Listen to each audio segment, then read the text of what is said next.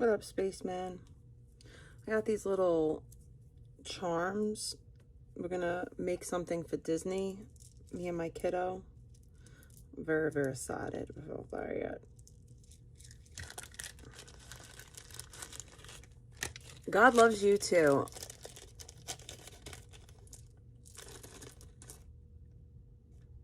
Yes, Jesus loves me, for the Bible tells me.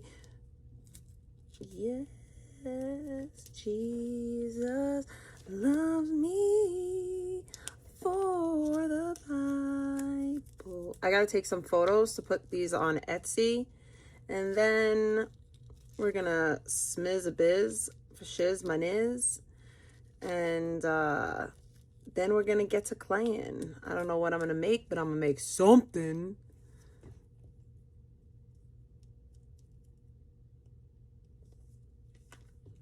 I'm from New York. New York, New York, the big city of dreams. Yes, Jesus loves me, for the Bible tells me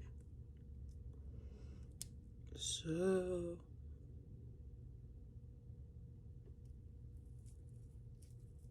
I don't know yet. Probably I'm going to make a cross. I got these glass beads, these rhinestones. So I'm excited to use these because let me show you what I made. This, is it dry? Yeah, it's dry. Look at how freaking pretty that is. Look at how pretty. New York City. I live in New York City. I live in Staten Island.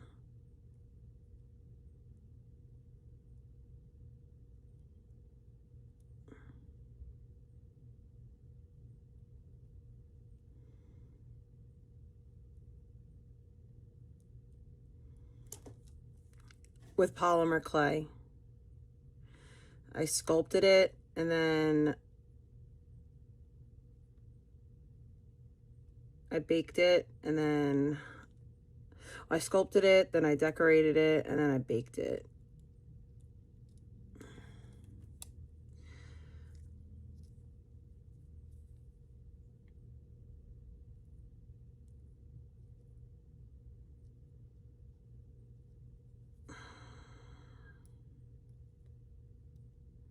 What up, Malice? Love you, boo.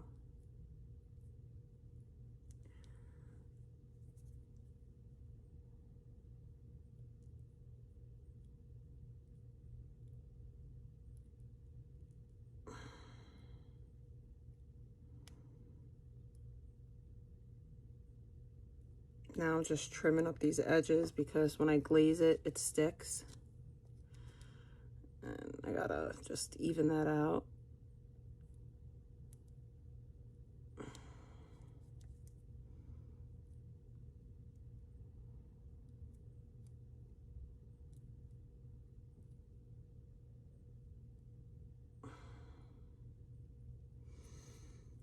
I am trimming the edge of this because I glazed it and there's like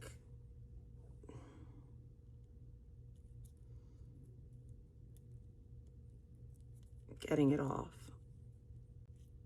Yes, I have. I've been blonde and never again. I will never bleach my hair ever again. I was born to be a brunette and I'm very content to be one. Never, ever, ever again. Did I sell what? The cake I said? Oh, no, I'm kidding. Did I sell what? The crosses? I sell them on Etsy. But nobody's bought any yet. I haven't made any sales yet. And I don't really think I will, but it's there.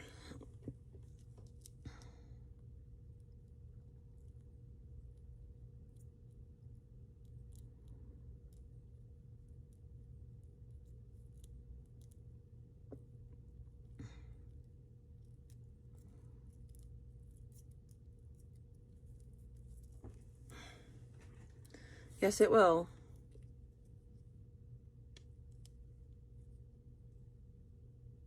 No, they didn't have any shower bombs, only bath bombs.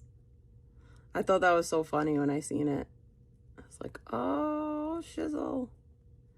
It's the vegan.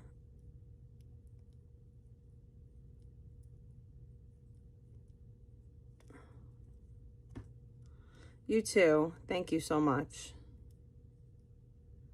I don't need luck. I got Jesus.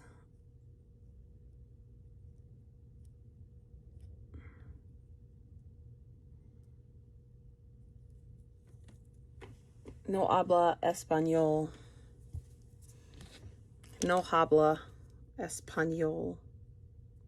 I really like this little set that I got. Look at that. We'll finish that up later. I'm going to glaze the back real quick.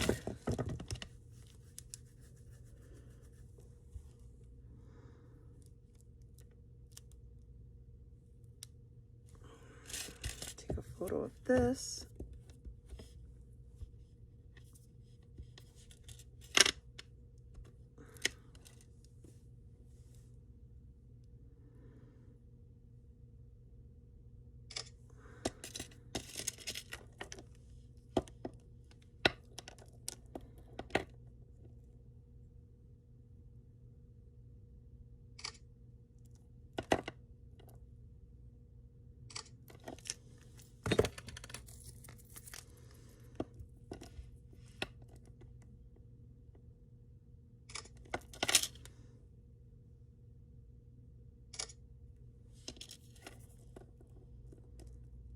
I am Catholic.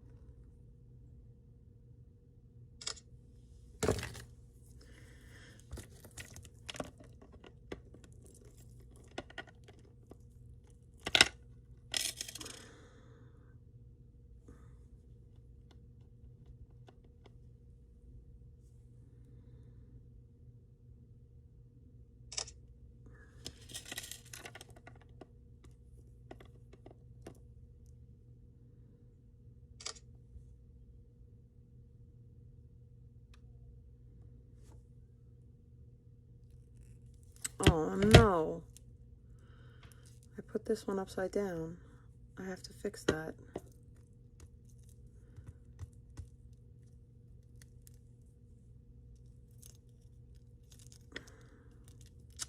I'm doing well. How are you?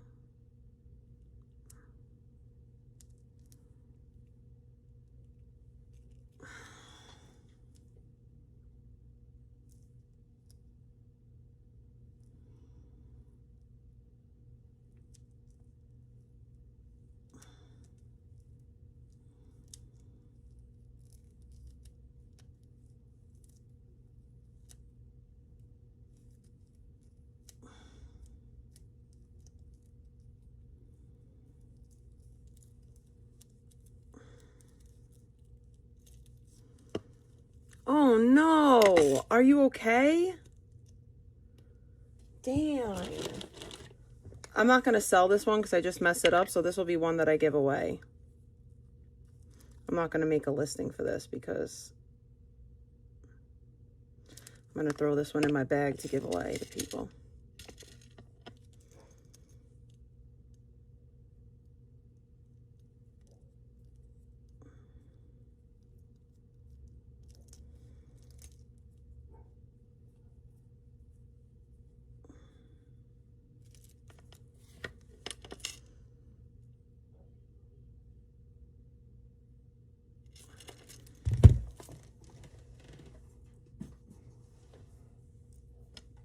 Thank you for the baby bacon. Thank you, thank you, thank you. Thank you for the baby.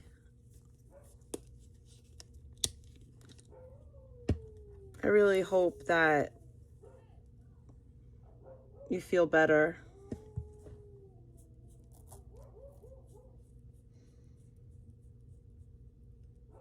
Lots of prayers and good vibes for you, Christine.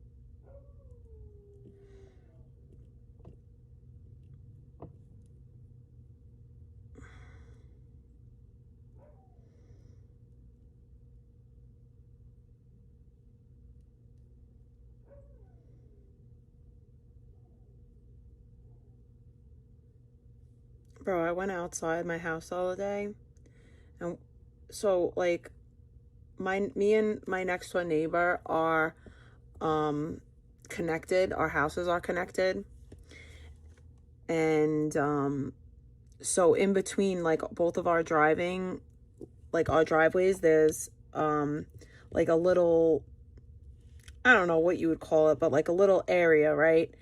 It's not, the space in between both of our driveways is not big enough for a car to fit. Like if somebody parks there, they're either blocking one or both of the driveways. So I come out of my house the other day, and there is a white Mercedes parked in between my driveway and my neighbor's driveway. So at first I'm like, maybe it's my neighbor. I'll hit her. I hit my neighbor up. She's like, nope, it's not me. She's like, and they must have just parked there because they weren't there a few minutes ago because I was just outside. I was like, they're blocking your driveway right now. I'm like, but I gotta go out. I'm like, if they're still here when I get back, I'll deal with it. I go out. My dad comes home. He parks in the driveway because there was no spots on the street and that person wasn't there. After my dad pulls into the driveway, this person goes and parks their car there again. So then I get home and I have nowhere to park and they're blocking my driveway.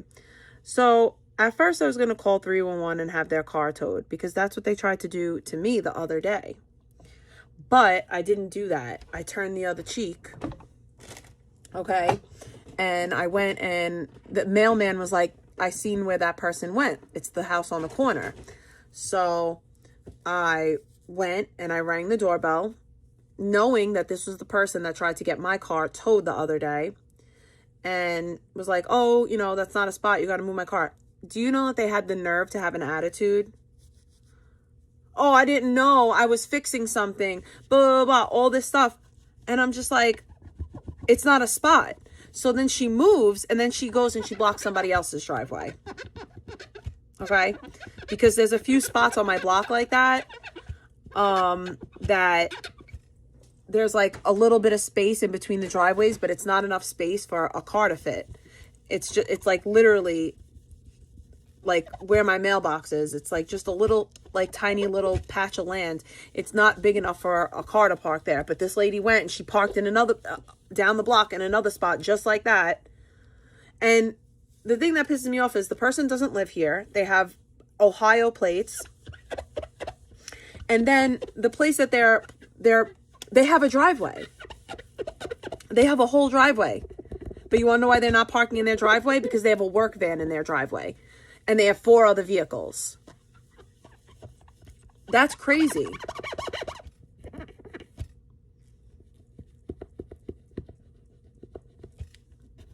And then they feel like they own the spot in front of their house.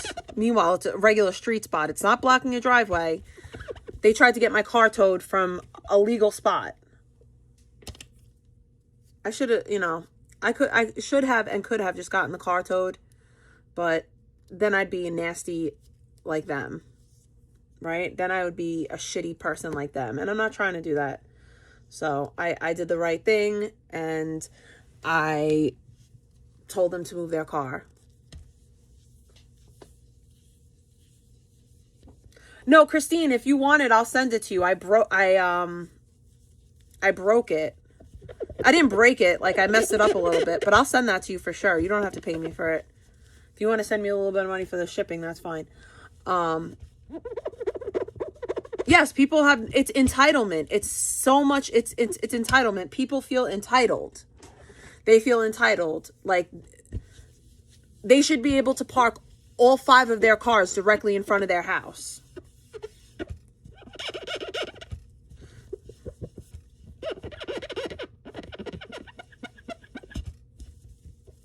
I just can't wait to leave this place. I really hate it here. I'm so unhappy with the people. It's the people. It's just so many things. It just makes me very unhappy to be here. I'm going to take this off because I got to redo my Band-Aids to fix my hole in my finger. And let me go rinse this out.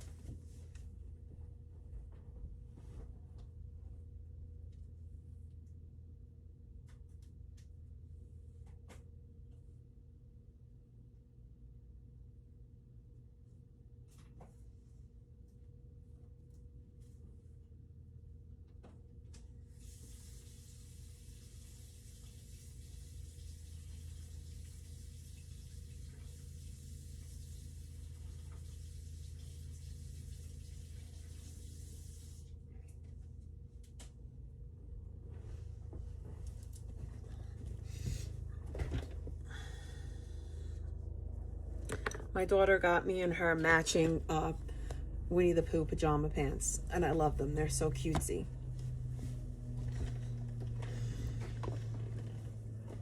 No, but like, they're so, but this is my thing, right? Once upon a time in New York, people, like, people cared about their neighbors. And now it's like, everybody's like out for self. Like, there is no neighborly, like, oh, I'm gonna look out for this person because they're my neighbor. Like, it's so gross to me.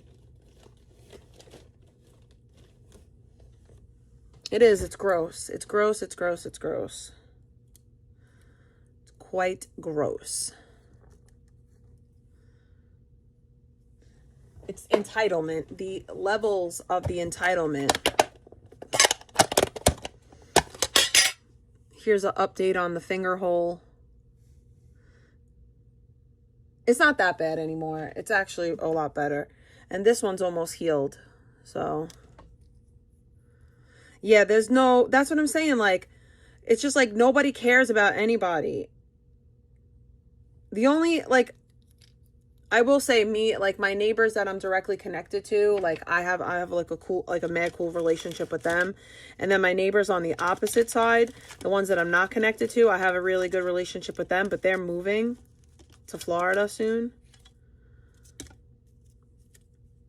Everybody's getting the F out. Everybody said, I'm out, ski 5,000. Everybody said, I'm done with New York City. I'm done with New York City. I'm done with New York City. I'm done. Let's do dogs and crap. Or, you know what? Let's do the suns and the stuff. We'll do the suns and the moons and the stars and the skies.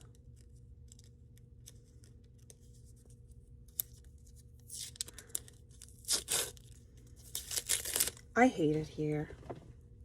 I love my family. I love, you know,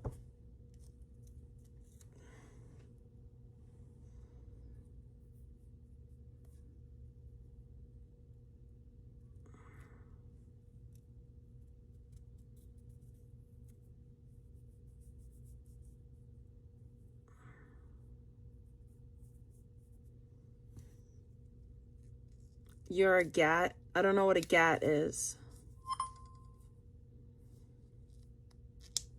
A gun? Pew pew? No, not. You're gay? Just admit it? Is that what you mean? You're gay? Are you calling me gay? I don't think I'm gay. If you mean happy, then yeah, like, I'm happy. Jovial, joyous, blessed and highly favored. But other than that, I don't know. Then again, I'm putting on finger condoms, so maybe I am gat. Maybe I am Gat.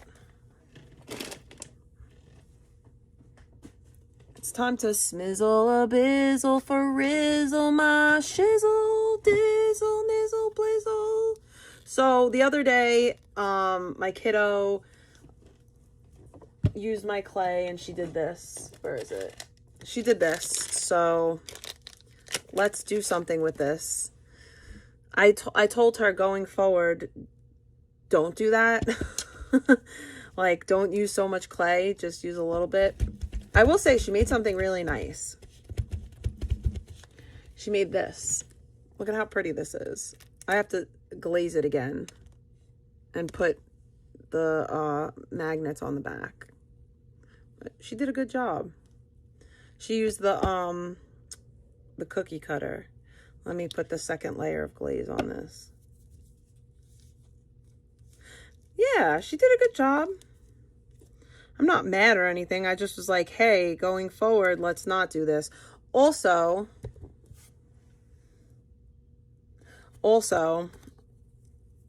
we had a hair fiasco, and I don't even want to get into it.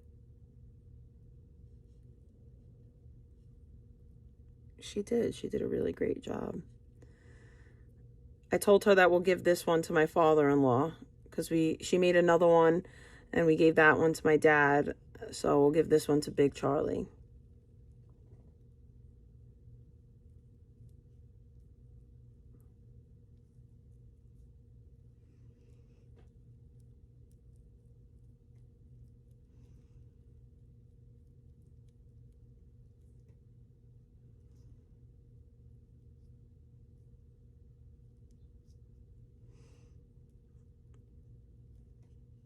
I will say this, I'm so freaking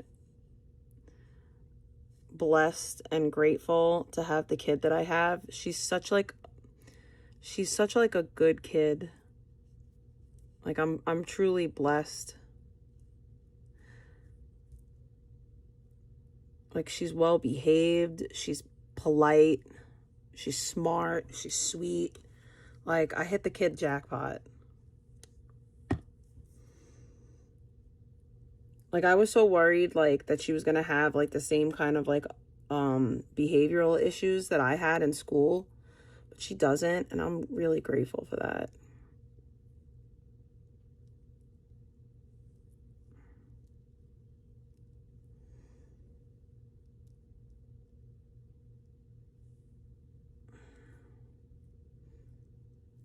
Sorry, I can't talk about her anymore because then people will feel like they're entitled to, like, mention her or something. I'm just being a parent for a minute. Hi, Schmelly. You're good. I'm just being a proud mama. I know I'm not allowed to do that on YouTube. I have to pretend that, like, my child doesn't exist, or else diddlers be diddlin'. Diddlers be diddlin'. Oh, she mentioned her kid. That means it's open season. Let's go be creepy. No, that's not what that means, babe. But I'm just really, really, like, blessed in a lot of ways. And I just wanted to say that.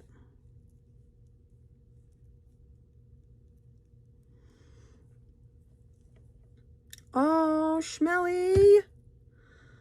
Prayers are with him through his boot camp. I hope that everything goes quickly and smoothly and his drill sergeant isn't too harsh on him.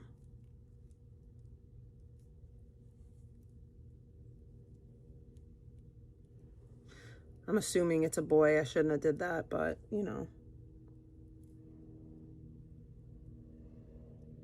How very sexist of me.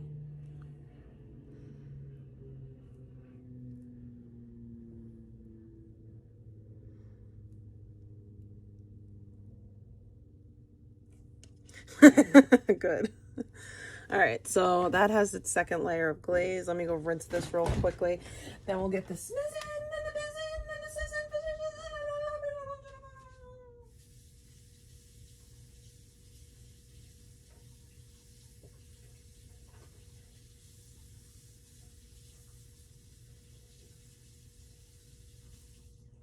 Oh, and if you want to, like, buy super overpriced clay that you can't find anywhere else, go on Amazon, because I don't know why Amazon is charging so freaking much for clay. Like, astronomical. Like, the markups are insanity. I really love these little jammy pants. They're so cutesy. Very cutesy, very demure. I'm very good. How are you, Sassy? Sassy? Sassy? Sassy? Sassy? Hip hop parade! Ho! Hey! Ho! I'm in a good mood. I'm in a good mood. I'm always in a good mood, though. Like, I'm always in a good mood, usually, most of the time.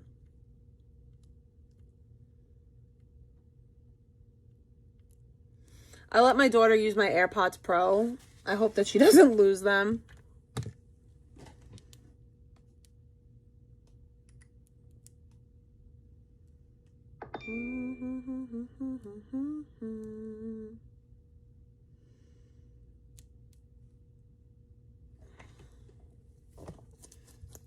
I got 3 keychains to upload.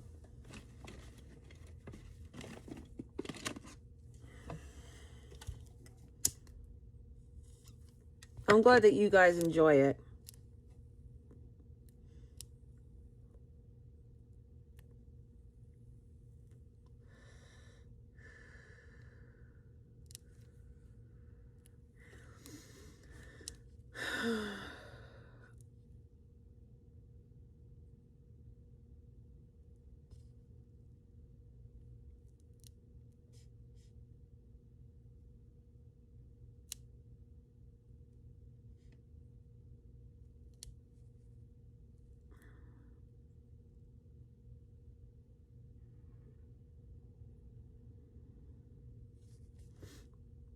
Who's Tim Curry?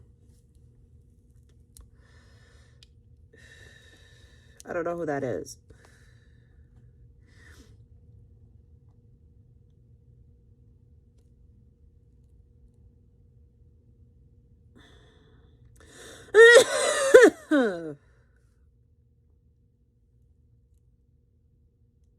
Oh, that stinks.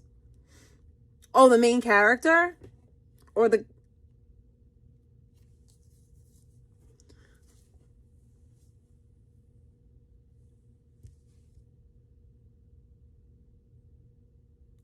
No, I don't have diabetes.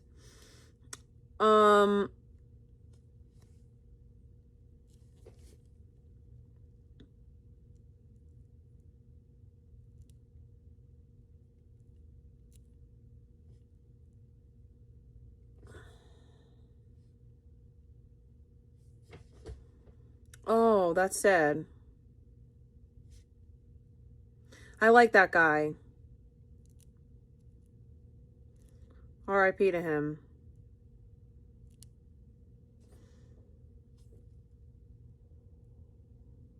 My kid is obsessed with the movie It. I'm just a sweet transvestite from Transylvania. I love that movie.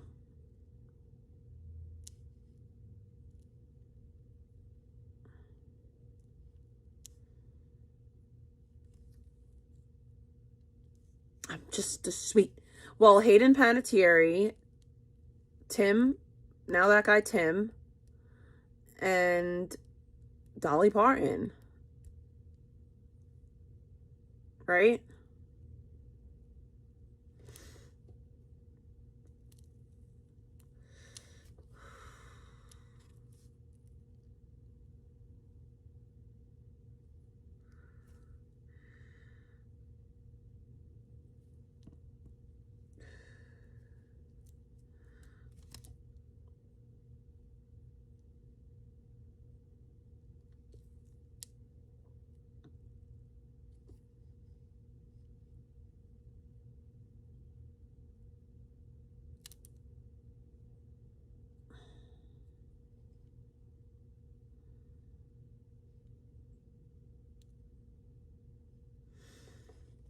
Sad.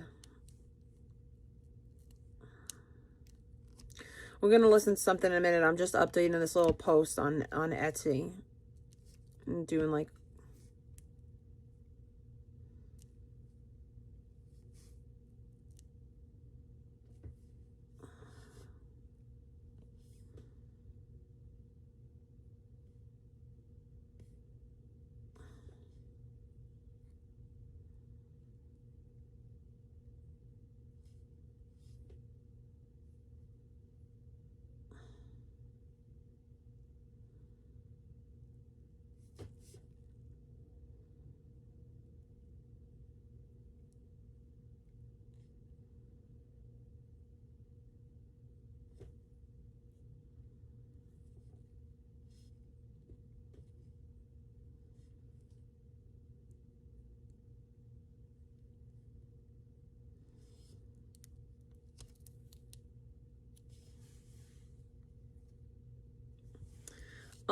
okay, here.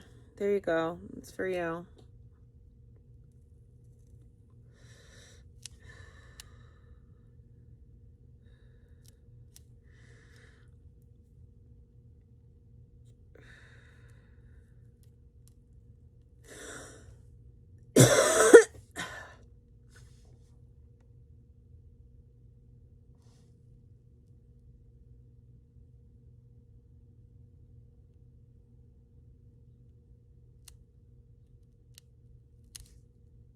Hello, Mr. F1.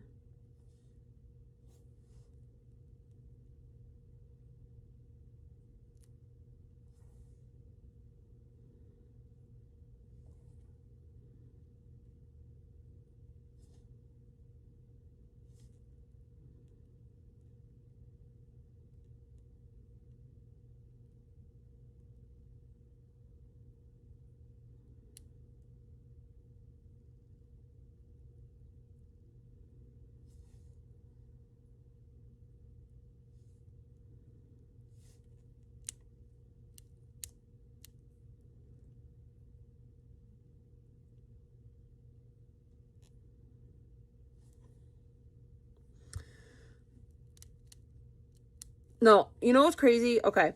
So when I was a kid, my mom had, actually, they lived in this house. My mom had two gay best friends. Their names were Matt and Ed. They actually lived here where I live now. And they lived downstairs, and my mom used to hang out with them on a pretty daily, regular basis. Like, I was always in this house in one form or another, like whether hanging out here or living here.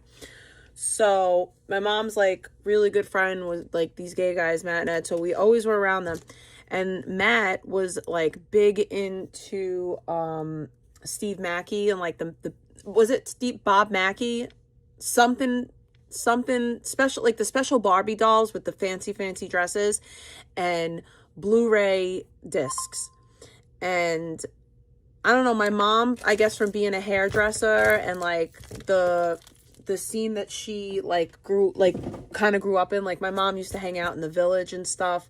Like my mom was like kind of like cool and hip type shit.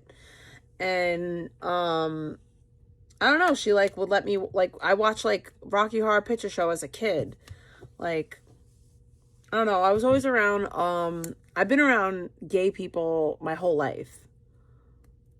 Since ever, as long as I can remember. So like, you know,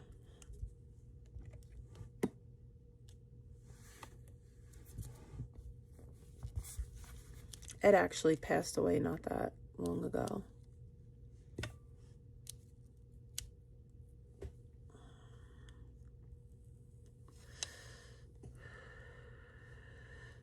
My mom's happy now.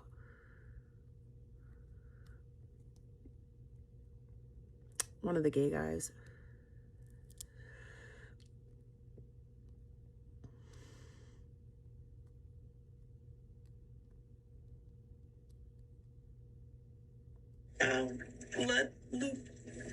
That is a weird way to spell little Gina, but that's different. Shout out to Z. Get this song. Shout out to one. Shout out to I love the video. Shout out to Are you alright, bro? Look at these stupid names, bro. Okay, you do take over. Let me take the lead. Blood loop.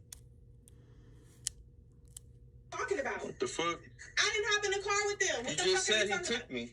He took him. No, I you never said he said took me. me. He I said never he said drove. I never left this house today. What the fuck are you So talking you about? didn't even take your son to school.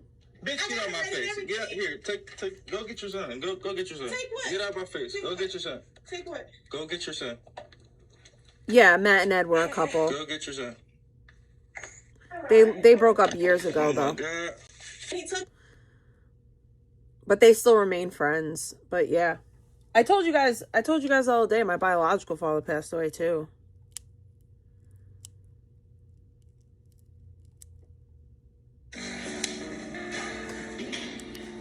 I told my dad, and my dad like texted me back something really sweet, and he was like, he basically was like, whatever you want to do, Carissa, like I support you no matter what. I guess he thought that like I was like saying like I wanted to go to the wake or something, but I wasn't. But his response was like, whatever you want to do, Carissa, I always support you. I've been there for you your whole life since the day that you were born. Like I was there when like he brought up how like he was in the hospital when I was born, and just like, you know, let me know that he has my back and he loves me. Yeah, he died from cancer. His funeral's today. Today's the 26th, right? Yeah.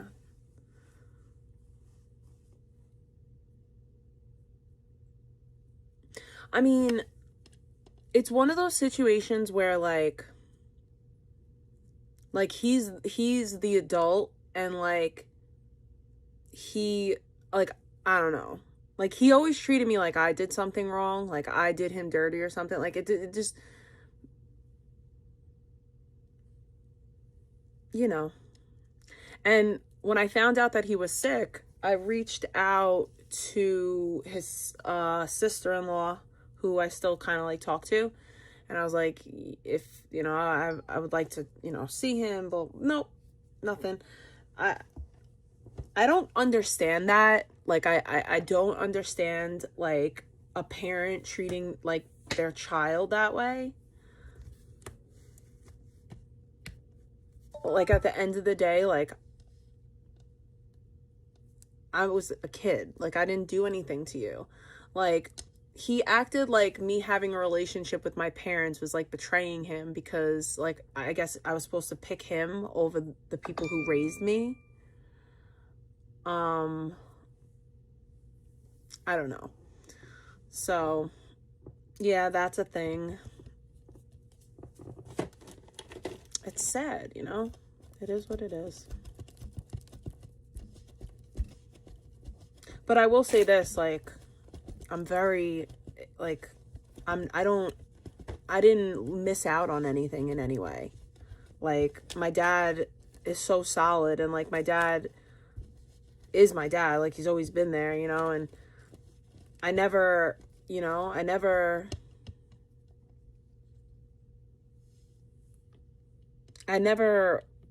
missed out on having a father, you know, and I didn't know that he wasn't my father until I was 13 years old. Like, I didn't find out until I was 13. That's a fucking long ass time, you know, like, and then like definitively like finding out that it wasn't a rumor. I didn't find out definitively until I was like 15. Yeah. So I grew up my whole life like thinking that my dad was my dad.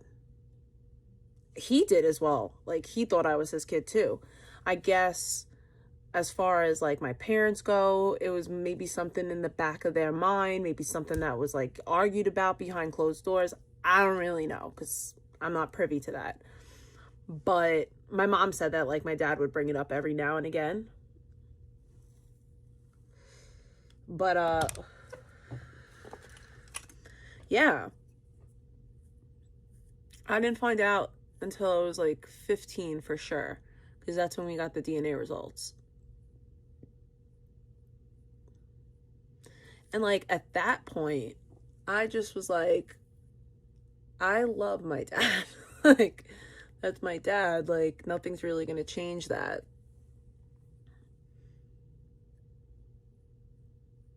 And like my biological father literally, like, he turned around to me and was like, you can't have your cake and eat it too. It's either me or your dad. Okay. Like, what? Is that even, like, are you okay. Like, that was crazy to me. And the reason why it was so crazy to me is because he wanted me to live to a standard that he himself didn't live to. He was raised by his stepfather, right? He was raised by his stepfather, and as an adult, he had a relationship with both his stepfather and his biological father. Like, why are you allowed to have your cake and eat it too, but I can't? So that was crazy to me, because he was raised by his stepfather. Like, his dad was kind of like a loser, not really around, not like a ton.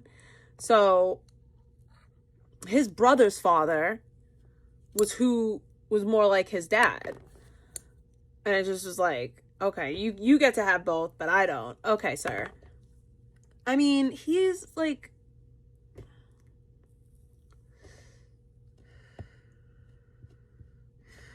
I mean, listen, he's taken somebody's life before. I've talked about that briefly.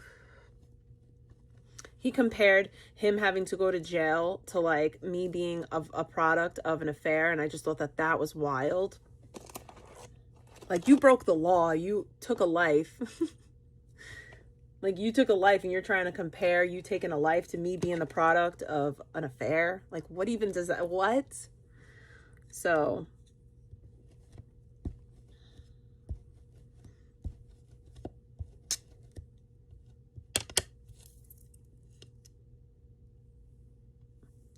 well, I feel very confident in saying he was not a good person. To me, especially.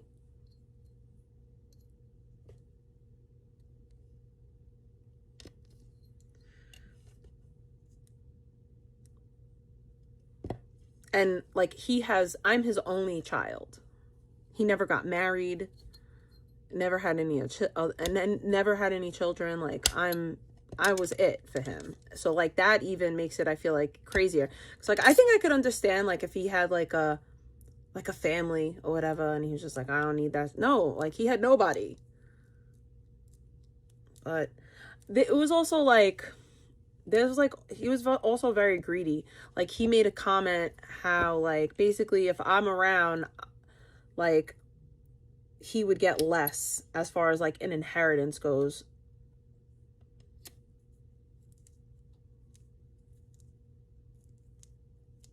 Okay. Oh no, not an inheritance. So yeah. I think the only part that annoyed me is that I met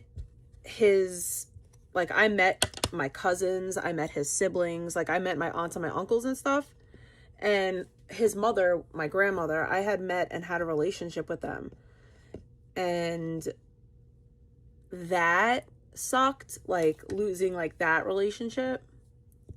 But it was his immaturity at the end of the day.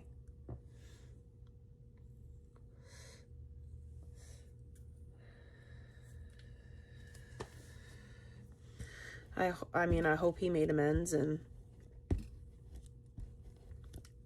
as far, like, I mean, not amends, but like, I hope he made peace before he passed.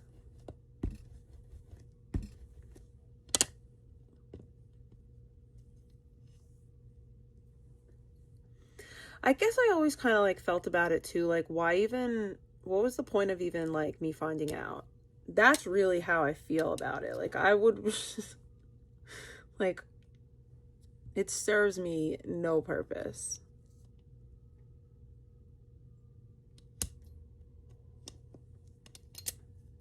Literally, like, never served the purpose for me knowing.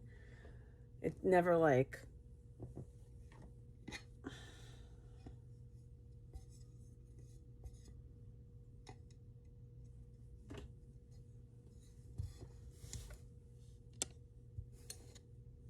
no, he didn't. He has a really wonderful mother, and he had an amazing stepfather. So he chose to be a fucking, he chose to run the streets.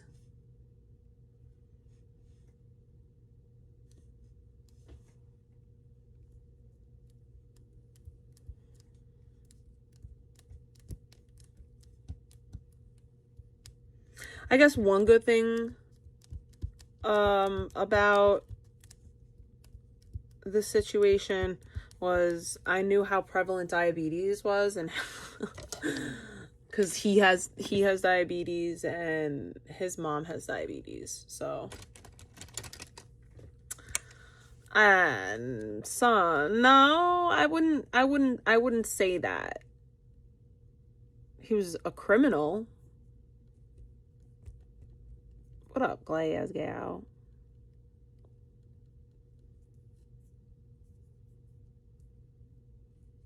No, I would not say that he was that. Like I said, a criminal, yes. A gangster or a wise guy, no. Nope. I wouldn't say that.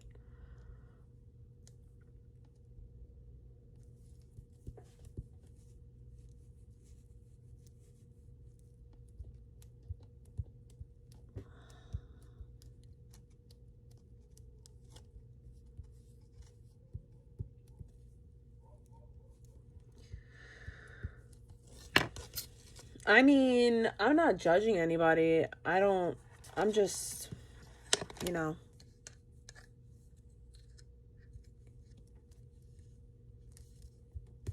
It's just like something that happened, you know?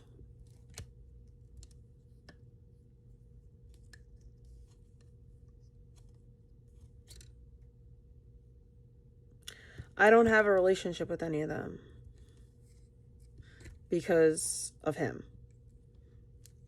Like, anyone that talked to me, like, had to, like, talk to me in private because he would get butthurt about it. Like, his brother before, because his brother passed away, like, I told you guys when he passed away. His brother passed away, like, a year ago, my uncle, and I was, like, really tight with, you know, out of everyone in the family, I was, like, hella tight with him because me and him were not that far apart in age. So I was tight with his brother, but, like, even his brother, like,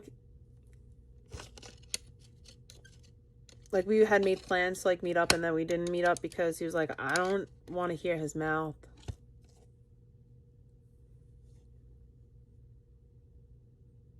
He's like, me and him are, like, on good terms and blah, blah, blah. So I'm like, no, I get it. It is what it is. He's very, like, immature and, like, whatever. But my uncle was an awesome person.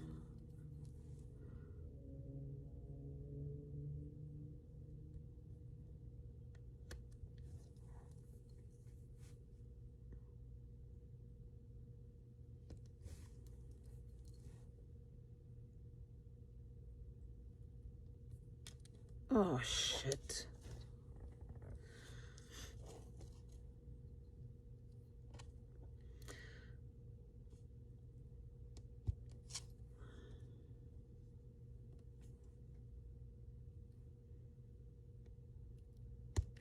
I think that, if anything, like, it just makes me, like, more grateful that I have my dad.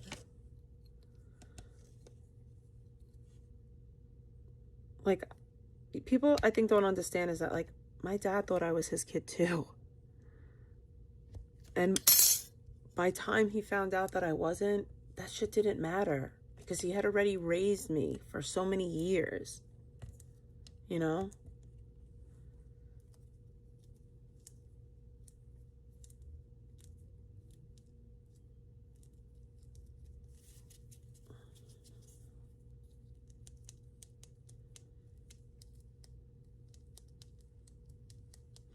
Like, even when I was hella little, like, and my parents would, like, get into it, my sisters would, like, leave with my mom, and I would always stay with my dad. Like, me and my dad were always hella close. I would go fishing with him when I was little, because, like, he didn't have a son yet. Like, I was just always with my dad. It's my ninja for real. And I think that people know that. Like, I think people know that, like, I have a close relationship with my dad. And that's why they try to, like, F with that relationship. It's very much, like, it very much shows that, like, people don't have that with their fit parents, their biological parents, let alone, you know.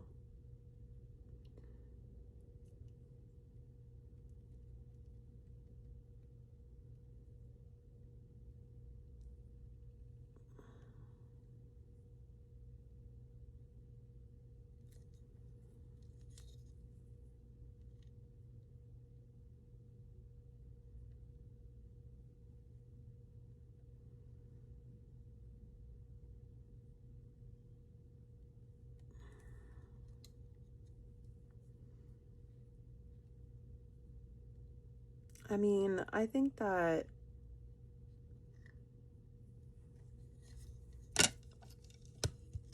biology only goes so far as like family goes.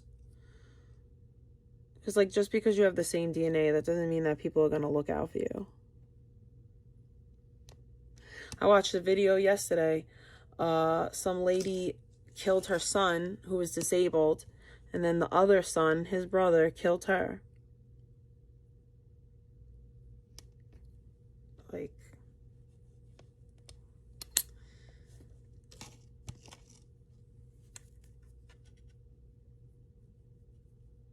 it doesn't, family sometimes really ain't like blood as far, like, I think it really depends. It matters who, you know, you're raised around too.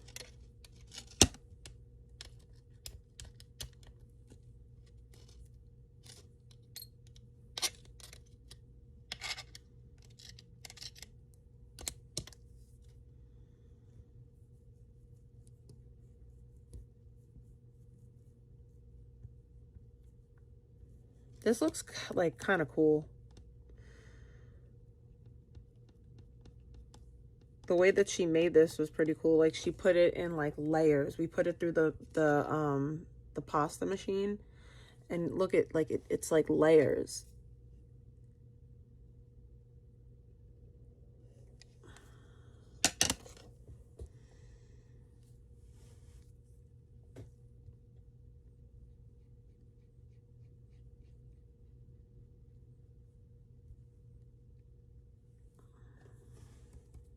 Nope, it doesn't.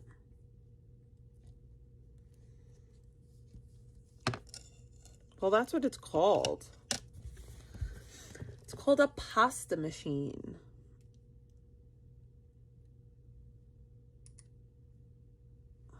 I'm cold, blue face, baby. I can't do nothing. I can't cook. I can't clean. I can't cook my hair. I'm too big mom. Blue face, get out. What's superior? What do I look like, a mother? Get out my face. I'm too big mom. Blue face, baby. My feet ain't dirty. Blue face, my feet dirty. My feet ain't dirty.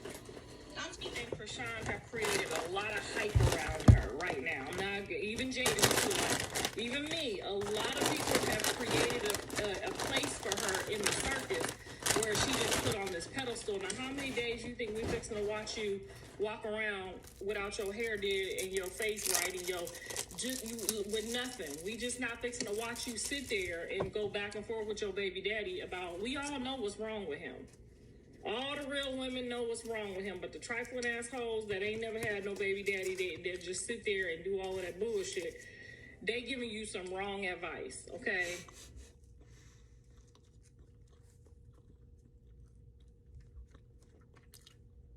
They need to get it together, girl. She's gonna get kicked out the program.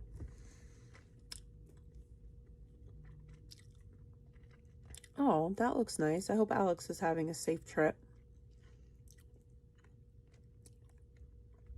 In the mugshot, but this woman flashes a huge smile despite crying hysterically earlier that night. And as I'm in my house trying to let my pit bull and my guard dogs out, they beat the out of him.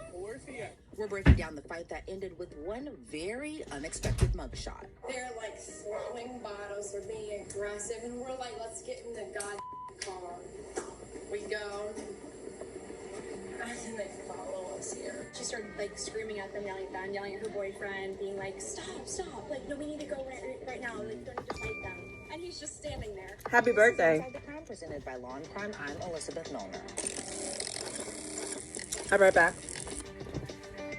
Blame it on the alcohol or blame it on the biker gang. She claims a group of bikers came after her boyfriend, but when witnesses talk to police, they paint a very different picture of how this whole altercation started. It's July 26, 2026. We're in St. Mary's, Georgia, a small city located just north of the Florida state line. Just before 8:30 that evening, officers with the St. Mary's Police Department were called to a local apartment complex after getting reports of an alleged assault. It's there officers met with the caller, 22-year-old Fiona Porter. Where's he at? They're right here. I'm gonna hang up, okay? Bye. Where's he at? He's inside. He got hit. The people that hit him left. Where's he at? He is in my house. Basically, we went to Breeze. I went to the Breeze alone. They basically were like, you want to take a ride on my motorcycle? You're a crazy. I cried. I left with my dog. I went to the bathroom to get towels. And then I went back, assuming they would gone. I'm assuming they would there, but I didn't drive. But like, went to I got get the a goods. drink, chill out. 'Cause I used to work there at the Breeze. Oh, the bikers come up and they start harassing me, so my person I'm dating defends me. We leave the bar. We go to Wee Pub. We leave the bar. They come to Wee Pub. Wee Pub. And then we're like, okay, I'm like, okay, let's close out. Let's go the home. We don't need to be fighting anybody. And then they I got that follow brick. us home. And as I'm in my I got the house, product. trying to let my pit bull and my guard dogs out. Oh my God, this is so pretty. Look at this. Turquoise. Like it's like a metallic turquoise. Metallic like orange. I had this one already. Metallic green. Ooh, this one's pretty. This is called Bordeaux. I'm sorry, I'm not hysterical. You're okay. You live up here on the left, right? You remember? I remember you. It sucks. And it's soft. I don't have to condition it, guys. It's soft. It's squishy. It is squishy. No wonder why it costs $4 a The freaking report states, while at the bar, pack. Miss Porter stated she observed a group of men got that wearing good. denim biker jackets and black pants and approached them to have a I got that conversation. good. Miss Porter told the males she saw a pink biker jacket she liked for one of her dogs and offered to buy the group of men matching pink biker jackets. According to Fiona, that's when the group of men called her a crazy B word. She says she left the bar in tears. When she came back with her dog and Wait for when I boyfriend, the drop, same girl. group of men were heckling her and broke a beer bottle and pointed the broken end toward her boyfriend. She says she and her I boyfriend know. left on Breeze to go to the Wee Pub where the same I shouldn't group have showed bought, well, up. The report I goes shouldn't have on bought to that state, purple one that I upon had leaving one of the bought men, yesterday, the group but it's chased so them out good. of the parking lot. By Fiona's account, she says Wow, this this is a group pretty went as big far book, as to bitch. show up to her apartment complex, so she went to get her machete from inside her apartment. Now, the incident report states Fiona admitted she was intoxicated, and officers noted they The could smell Bordeaux? the odor of That alcohol Bordeaux is coming from her person. What's his name? The left, Damon. The only thing is, We just met. where am I gonna put it? Starting today. I don't have anywhere to put it.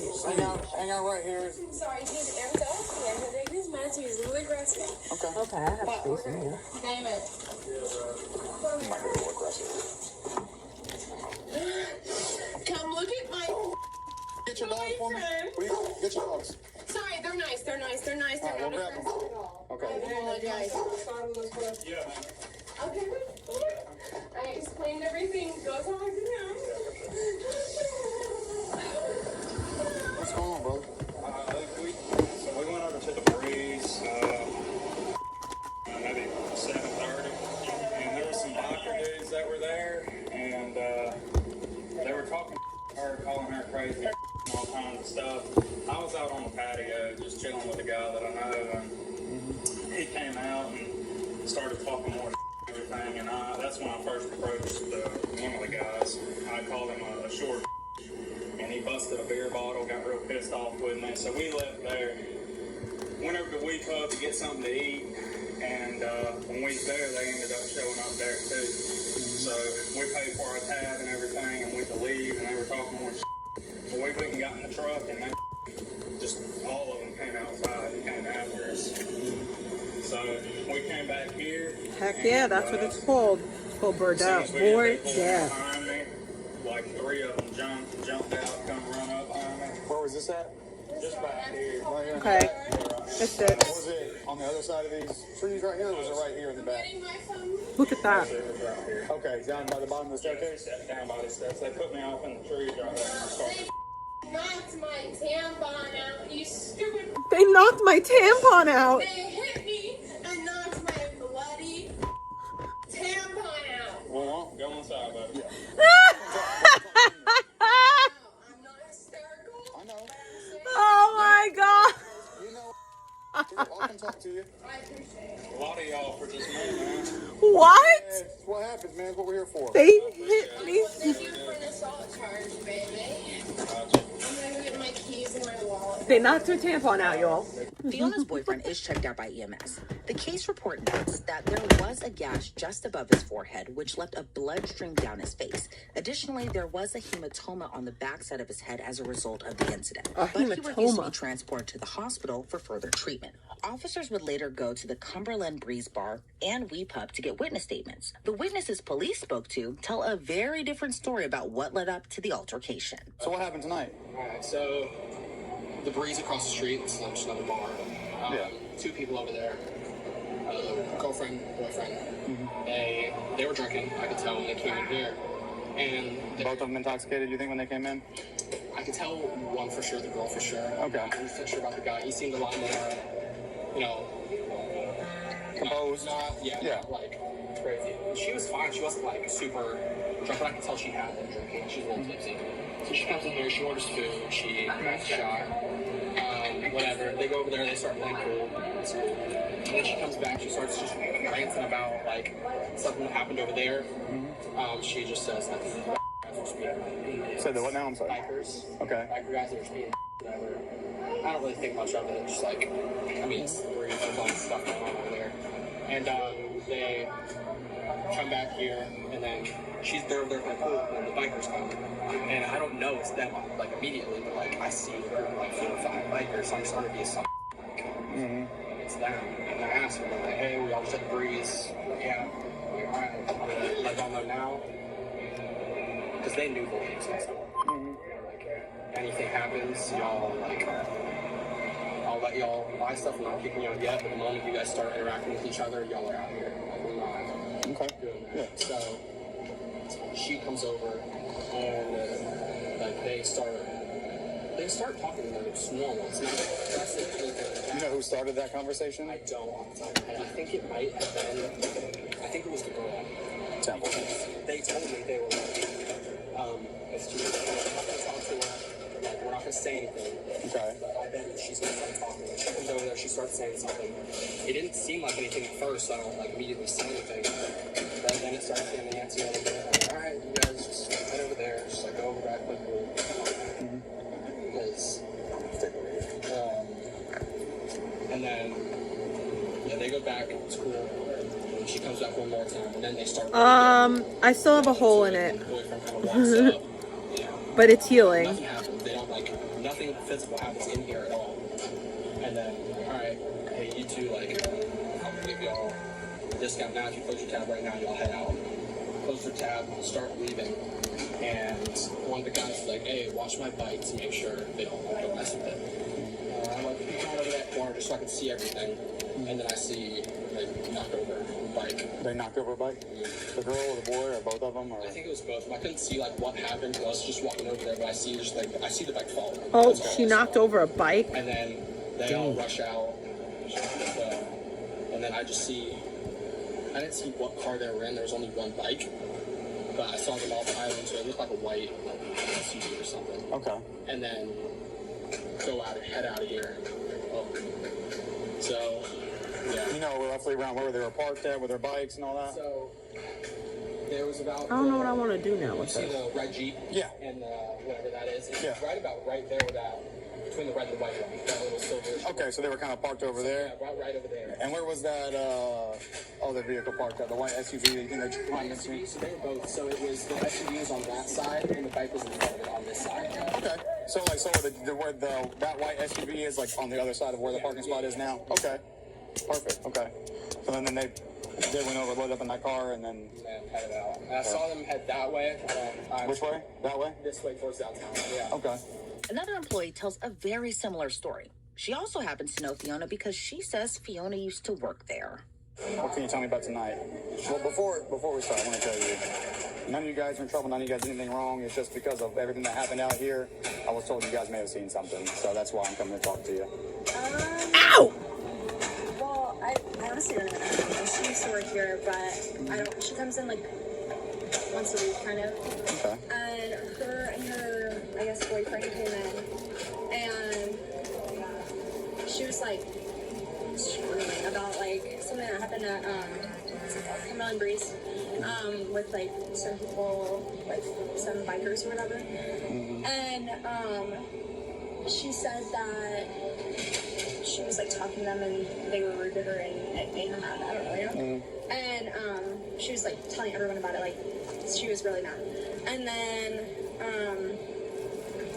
they were like playing pool over there, and then the people from Cumberland Breeze showed up here, but they were just like at the bar like getting drinks, and they were the girl and the boy were in there. And then like they weren't really doing anything. There was like I think like 6 of them. Okay.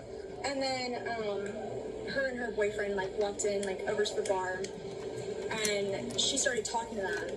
And so we're like, or I didn't think like there was anything up, but then she was like all over one of them, or her boyfriend was there, and I don't really know. And then You said all over, like in what kind of way? like hugging on him, and like it was, I don't really know. And then, but her boyfriend was here, so I was like, I don't know what's going on. And then she started yelling at them, and then I realized that it was the people from Cumberland Breeze, and she was like, let's all take shots, let's do whatever. And then she started getting like mad at them, and her boyfriend was just sitting there, and she was like, no. Any idea why she was getting frustrated with them? Well, she told me that she was going on and on about how she was talking about her dog, and they were like being rude to her and like saying like don't like stop being crazy, and that really made her mad. But I don't know why. She's kind of like Yeah, I'm familiar with it. okay. And so then like they were in here, and I don't really know what it was like because I was like doing other stuff, but then she started like screaming at them, yelling at them, yelling at her boyfriend, being like, stop, like no, we need to go right now, like don't need to fight them. And he's just standing there, and then they were like getting mad at her, but like, or like they were just getting annoyed with her. They were just kind of like, stop, like shut up, whatever. And then she like almost walked out a couple times, came back to say something else, and then walked outside, and they were like, one of the guys just like watched my bike, and so he walked outside and just like stood right here. Who? The guy? One of the guys? One of the biker guys. Yeah. And then she, I guess, pushed over the bike.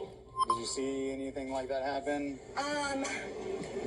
I walked over to the window, and the bike was on its side. When you got to the window, you saw it already on its side? And there was none of the bikers outside. It was just her and her boyfriend getting into the truck that was right next to the bike. Okay. So it's truck, bike, and then their other car.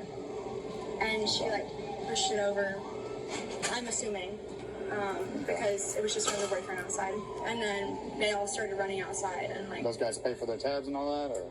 I don't know. Oh, okay. And then there's a third employee who tells police she saw Fiona kick the motorcycle over right before she left. What happened today? What can you tell me? I don't know when it started. I wasn't back. I work as the dishwasher here. I had a commotion, so I came out just to make sure like everyone was good and everything. Came out here, saw 2 bikers out here, the rest of them were inside. Next thing I know, I see a couple walk in, talking mad, well, the girl was. The guy was kind of here. The bikers were being aggressive. Are you familiar with them at all? The two, the couple? No, Were they both talking, or is it just one of them? Just her. Just her? She seemed very pissed off and just Okay. ready to scratch someone's eye out, basically. I think she used to work here. She didn't work here when I did, so like, I don't. Are you familiar with the bikers at all that were in here? No, I've seen them around at a few other bars, like the Breeze. But other than that, I don't actually know. But I came out here, was talking to them, just about bikes and stuff. They seemed really friendly, hard talking, stirring up the guys inside. They finally were like, okay, we're gonna get out of here. He went to go shake their hands. She went, nope, get in the car. As soon as they got to the truck, which was parked next to the motorcycle, she kicked it over. Oh, you saw her kick it over? Yeah, Okay. I was right out here with one of the guys, and she immediately just kicked it over, got in the truck. The guy saw it, grabbed his guys, went out, almost got to them before they drove off, but they drove off, they followed, and then went that way. Okay. Not sure where they went after that. Did you see both vehicles go that way, or Yeah. just... The bike, the car, because the other guys were in a car, not on a bike. So some guys loaded up in a car, one guy was on a bike by himself, nobody else on a bike? Okay, and then they followed them out. So which way did they go when they went out? They went that way. And then To the other side. everybody else followed the same way? Yep. Okay. I know it was a blue Harley Davidson. I don't know what make or model it was.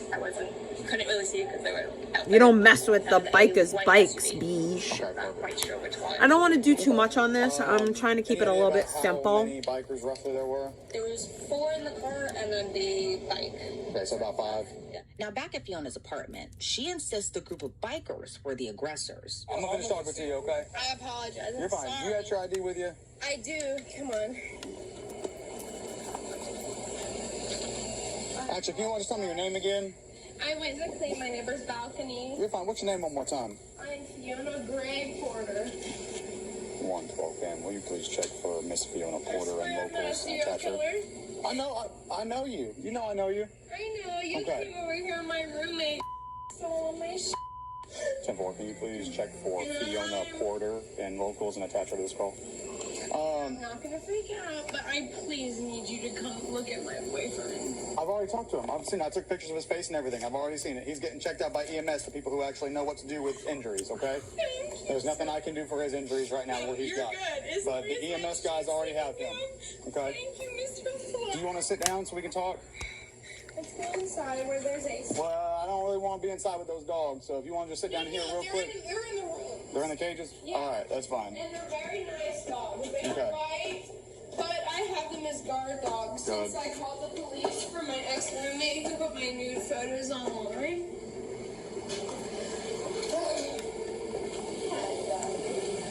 Alcohol is demonic. It opens people up to demons. I don't care what anyone says. And it's not just alcohol. Any substances. Put him up because I don't want to be around no dogs. Any substances opens you up to demons. All right. I went and I grabbed my machete because the boys were beating the shit out of him. That's what that is. Okay. Well, let's just keep away from that. All right. You're good. Don't grab My it. dad- Don't grab it. Don't grab it, Fiona. Let it go. You're fine. But my You want daddy... to sit down? Yeah. Okay. Can you please shut my door? Yeah. Let's sit down real quick, okay? Let me grab Hello, Paul Mazzola. anti-anxiety. Yeah. Go for it.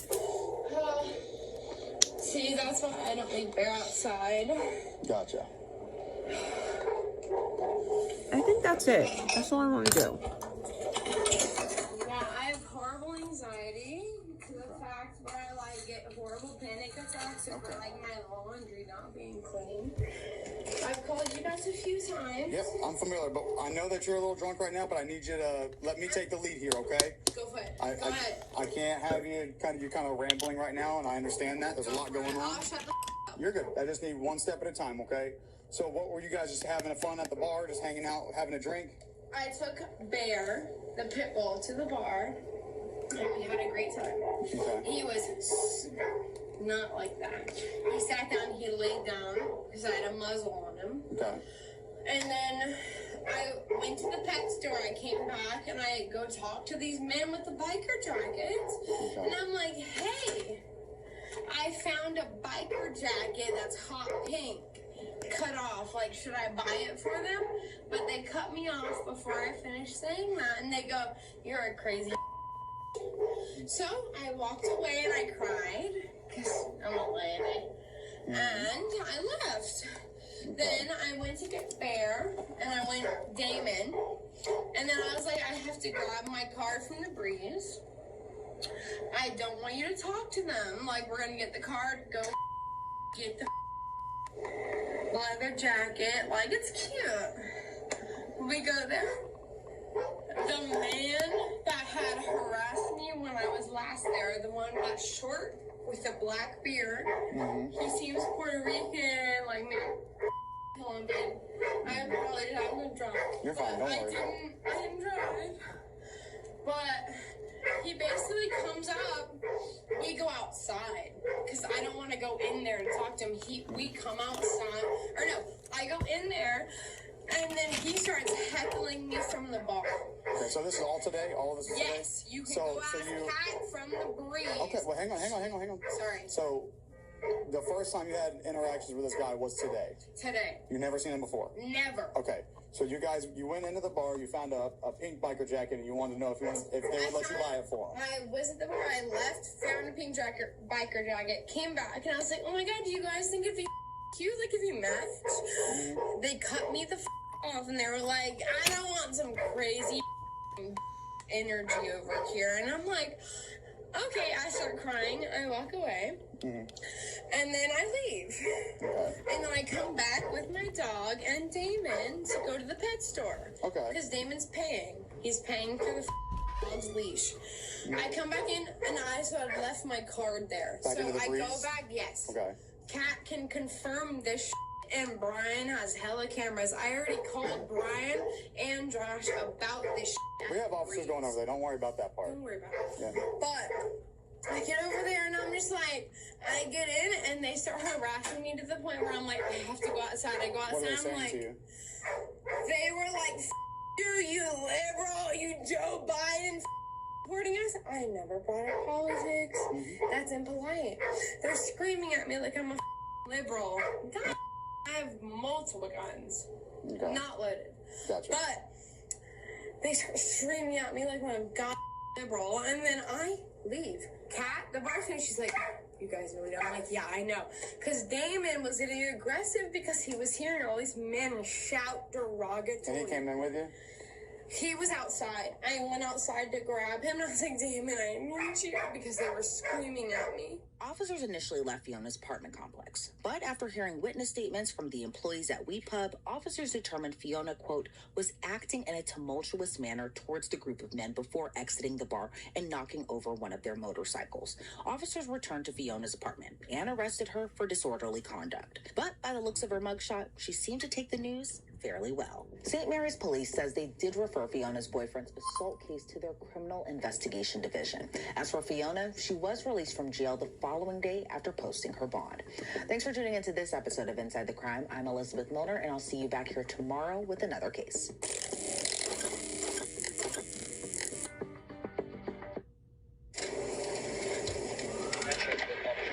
Wait up! Put your hands out the window! Driver! Don't move, man. Don't move. Stay where you're at. Don't move. Don't move. Shut, stop! Come on. Shut, stop! Come on, buddy. Please! Come on. In the early morning hours of September 19th, 2017, officers in Palm Coast, I Florida did. Do you want to responded listen to shooting. that? Let's listen to that. Know that this isn't Let's just listen to that, because I didn't listen to simple it. shooting. It's actually Soft white underbelly, fly soldier. Soft white underbelly fly soldier. Over our head. That's pretty much it. Make sure like the bills are paid. You guys didn't have a lot of money, I take it? Say that again? You didn't grow up with a rich family? You had No. You guys are struggling? I wouldn't say struggling. I would say, definitely struggling to pay the bills at the end of the month. I was the type of kid where I would have the same pair of shoes for the whole middle school, 6th, 7th to 8th grade. It was really tough because I would have rich friends and I would be jealous of them. I'd be like, what, is it because they have a dad? Yeah. Yeah. What age did you start getting into trouble? 13 years old, man. I jumped out the porch. 13, I committed a robbery and I didn't even know it was a robbery. and it was all because I wanted weed. You just want some weed. I was fiending for weed, and they say weed is not a gateway. Progressively, it went from weed to Xanax to pills and all that. That's how addiction goes. What should I make with the rest of this? And you and your brother, you guys were close? Always close. Always. I don't know. Yeah. What do you guys think? Twins are like, you we guys... got sentenced at the same time. Oh, you did? Yeah. We were close. We got testified against at the same time. Did the same time. I still have more of it. He did 3 months more than me because he fought at the wrong time. But yeah. I think I'm just going to hold on to this because I could use this as like a background clay to like put flowers on. 2 years as juvenile prison. I was tried as an adult. Did that change you at all? It did, big time. In what ways? In ways that I got a taste of, like, this is not what I want. You gotta understand, I was the only Hispanic guy walking into a... He's Hispanic? Family, black dorm, modules. It was. I don't think he's Hispanic. So you think about it, I'm living with black guys for 2 years. I started saying different words that I never said. And when did the Island Boys thing start for you guys? The Island Boy thing started. I came up with it. We decided to get Airbnbs because we had a lot of beef in the city, and my brother he needed help. So I said I'll go half and half with Airbnbs, and we were in a backyard. It looked very tropical. I said, "Yo, let's do this. Let's say we're Island Boys." And because it was a very Caribbean, Florida, we were in Florida, Caribbean style backyard, and he laughed at it, but we still did it, and it blew up. We got into a fight that night. Said, "I'll never talk to you again," and it blew up the next day. And I called him back up, and I said, "Hey, we gotta get to that money," So that's how it started, really. What fame came quickly? Fame came a little too quick, yeah. Tell me about that. That's not something that not many people go through. Well, it was a blessing and a curse. I want to say it was. I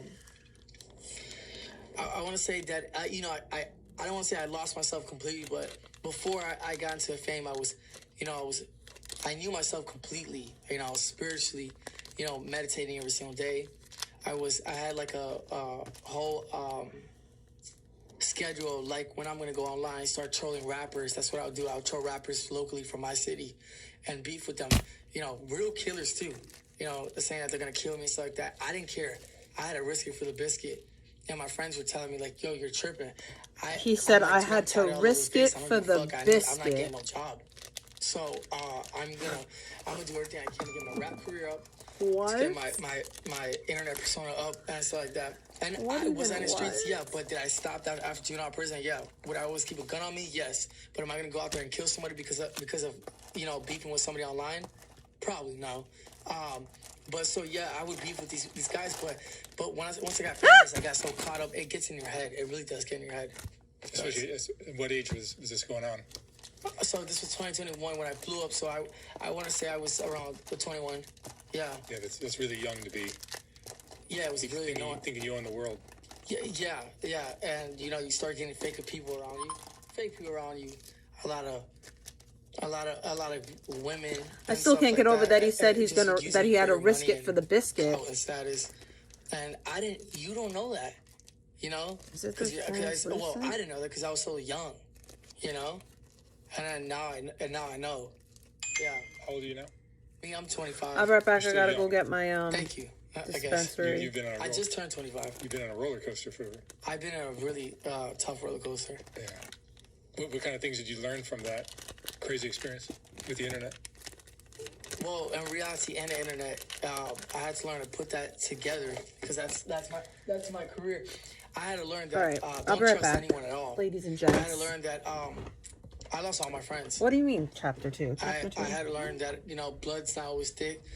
I had to learn that you're gonna lose sometimes. It's almost like a stockbroker. You're gonna hit the lows and then the highs and lows and the highs, and how do you? It's all perseverance. How do you deal with it? How did it make you feel? Well, sometimes I'll turn to substance abuse, and it was really bad. Is it because you took to drugs because you didn't feel like you deserved it, or what? No, well, good question. There was many times I didn't feel like I deserved it, but it was just because I wanted to numb myself from all the pain and why is things not working the way I was working, like for example, this year alone, I went to rehab 3 times. So you're still struggling with drugs? Am I not as bad? No. Not as bad as I was. No. What drugs have you messed with? Well, there was this guy that got me into. I was doing some kick live stream. If you know about that. Wait, I don't know why it started tatted, so late. Crazy. I've seen guys with more tattoos, I think. Sorry, we went back to the beginning. You're crazy. I got my whole body tatted. Your torso is pretty covered up. My whole body's tatted. This is. All right, Fly. What's up, man? Fly. Where are you from originally? Where'd you grow up? I grew up in West Palm Beach, Florida. Mm-hmm. And tell me about your mom and dad. My dad had passed away when I was 4 years old from a heart attack, so I didn't get to know him too much. And my mom, she was struggling to pay the bills. She's a hairstylist, but she would work from home. Strawberry or Mai Tai? And you have some brothers? I have 5 half-sisters from my dad's side before he passed away. So, he was a womanizer. And then my mom, I had a full sister, but I didn't get to know her too much. She had left the house when she was 18. She was much older than I am. And she actually moved to LA. And she went to school over here. Yep. Strawberry and you also have brothers. Or I have a Mai twin brother. Tai. Yeah. Twin brother. The closest I saw some other guy on the internet saying he was your brother as well. Everyone claims to be my brother. You're kind of caught up in a lot of social media craziness, aren't you? Yeah. Mai Tai it is. To know it. Is that something that you you recognize? And What's crazy? I picked Mai Tai before you said it. Recognize what? Just the viral craziness of social media. Well, no. When I was a kid, I wasn't into social media at all.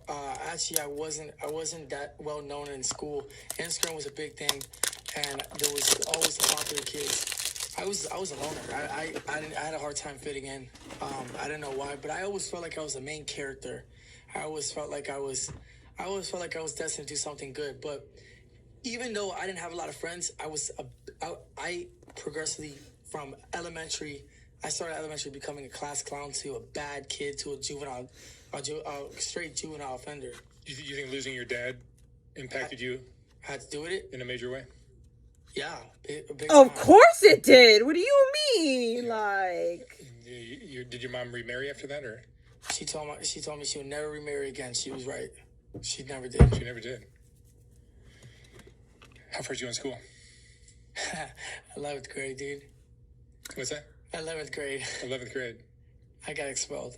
For what? Literally for sagging my pants, bro. No, my bad. I'm sorry. I got into a fight with a cop. And that'll do it. A school cop. I came out of juvenile prison. And what was your mom like? It was just, she had to work a lot, man. She wasn't really there. We had to take care of ourselves. My brother and I, my twin. Yeah, she wasn't. She was working it as hard as she could to put a roof over her head. That's pretty much it.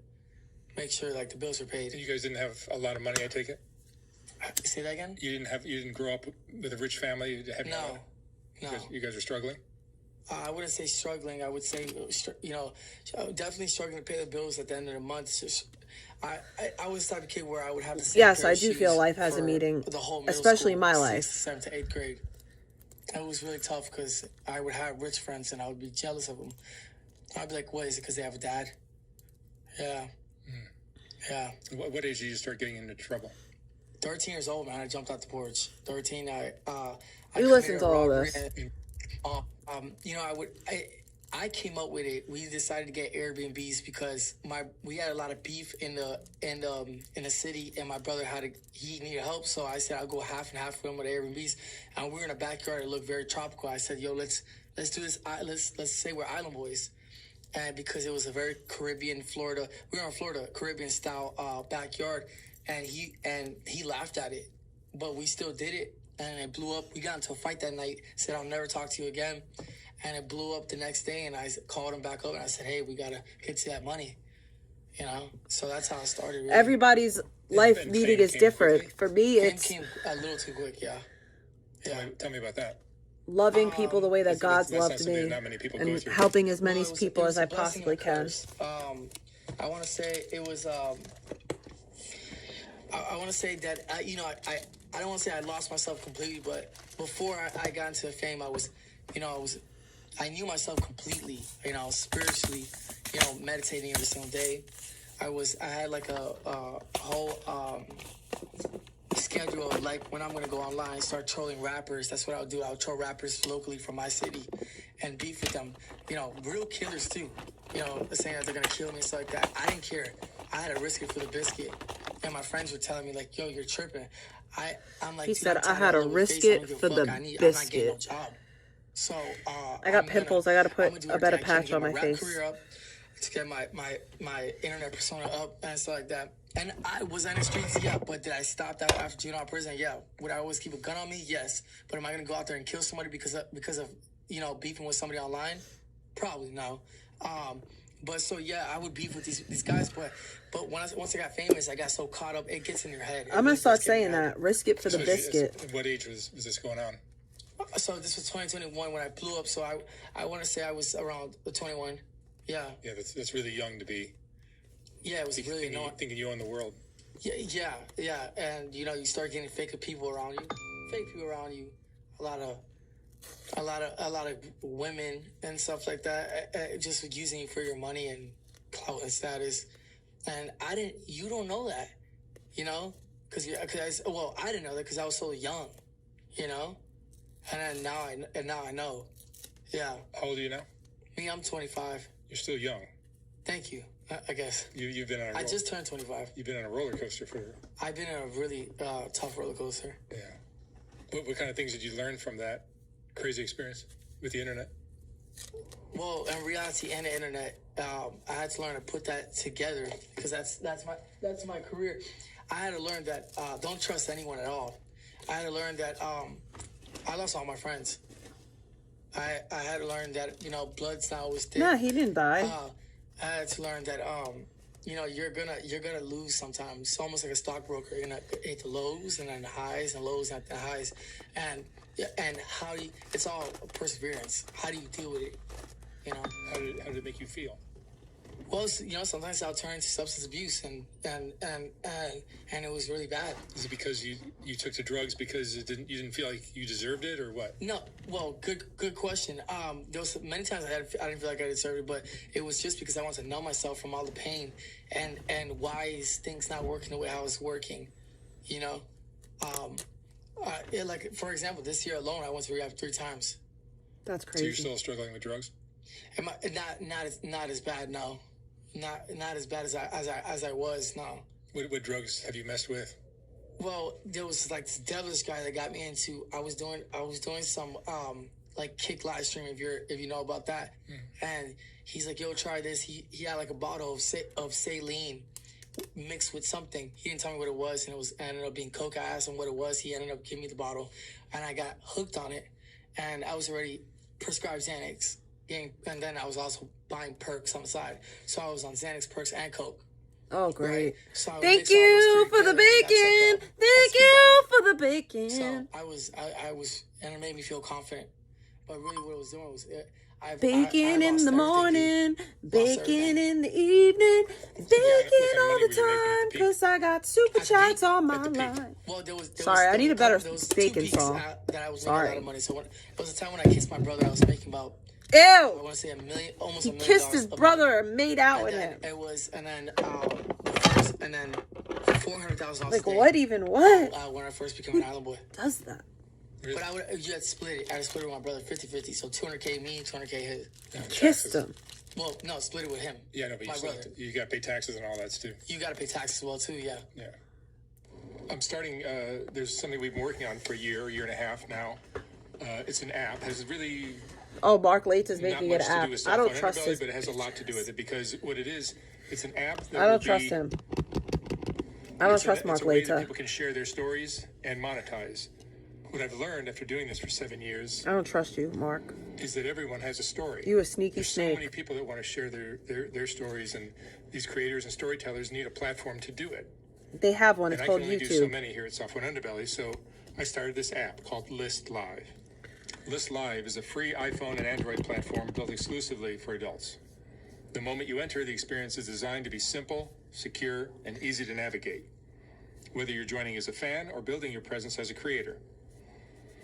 As a user, you can discover creators, watch live broadcasts, explore exclusive content, join communities, lighter and clays, interact boy. directly, all without having to follow someone across several different platforms. For creators, List Live brings the essential tools together in one place. You can publish new content, create membership tiers, offer premium experiences, receive virtual gifts, use pay-per-view messaging, So it's like and YouTube. manage your earnings and payouts directly through the app. It's YouTube. The Creator Dashboard puts your live experience at the center. Hub Live lets you connect and engage with your audience in real time, while Picture-in-Picture allows you to remain visible as you move through the platform. For gamers, SharePlay makes it possible to share gameplay while staying connected with viewers, creating a more interactive live experience without requiring multiple apps or complicated setups. To help protect our community, we work with Trulio to provide identity and age verification technology, along with tools to create a safer environment for both users and creators. List Live isn't just another social platform. It's a creator economy platform built to help you grow your audience, strengthen your community, and turn your story into a We sustainable literally business. don't. Especially one made by Mark Leta. List Live. I didn't pay taxes, so IRS came after me. Oh, my eyebrows are looking good, They girl. came after me. Were you spending the money Shout on out to my brow cars and- girl. Yes, it was. Jewelry. Cars, She be jewelry, waxing my cars. brow Yeah. and my bush. Prostitutes. Yeah.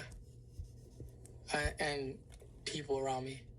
Did you have anybody trustworthy around you? No. I probably did. I just didn't know. I was just in a phase. I'm not sure. It was a blur. And being that famous, being that well-known everywhere you go, did it make you happy? No. No. No. I became very shadow-like. It was shallow. This side was empty. I was so empty. I thought it would make me happy. I had the mindset where I was like, if I get these diamond teeth, permanent diamond teeth in my mouth, I'd be happy. I'd wait a week later. I was happy, and then it would just go away temporarily. There's no happiness that brings with it. So that's the process that I'm learning now, is that happiness comes within yourself. You know, it's not. Becoming famous it's an accomplishment, especially when you become famous young, and that's your biggest goal. It's like, what is next? Becoming famous is not And the money you were making, hard or were you able to important. invest it or hang on to something? I invested it, and then I would spend it. So what's your financial situation now? He's My broke. financial situation now is that I make good money. I make more money than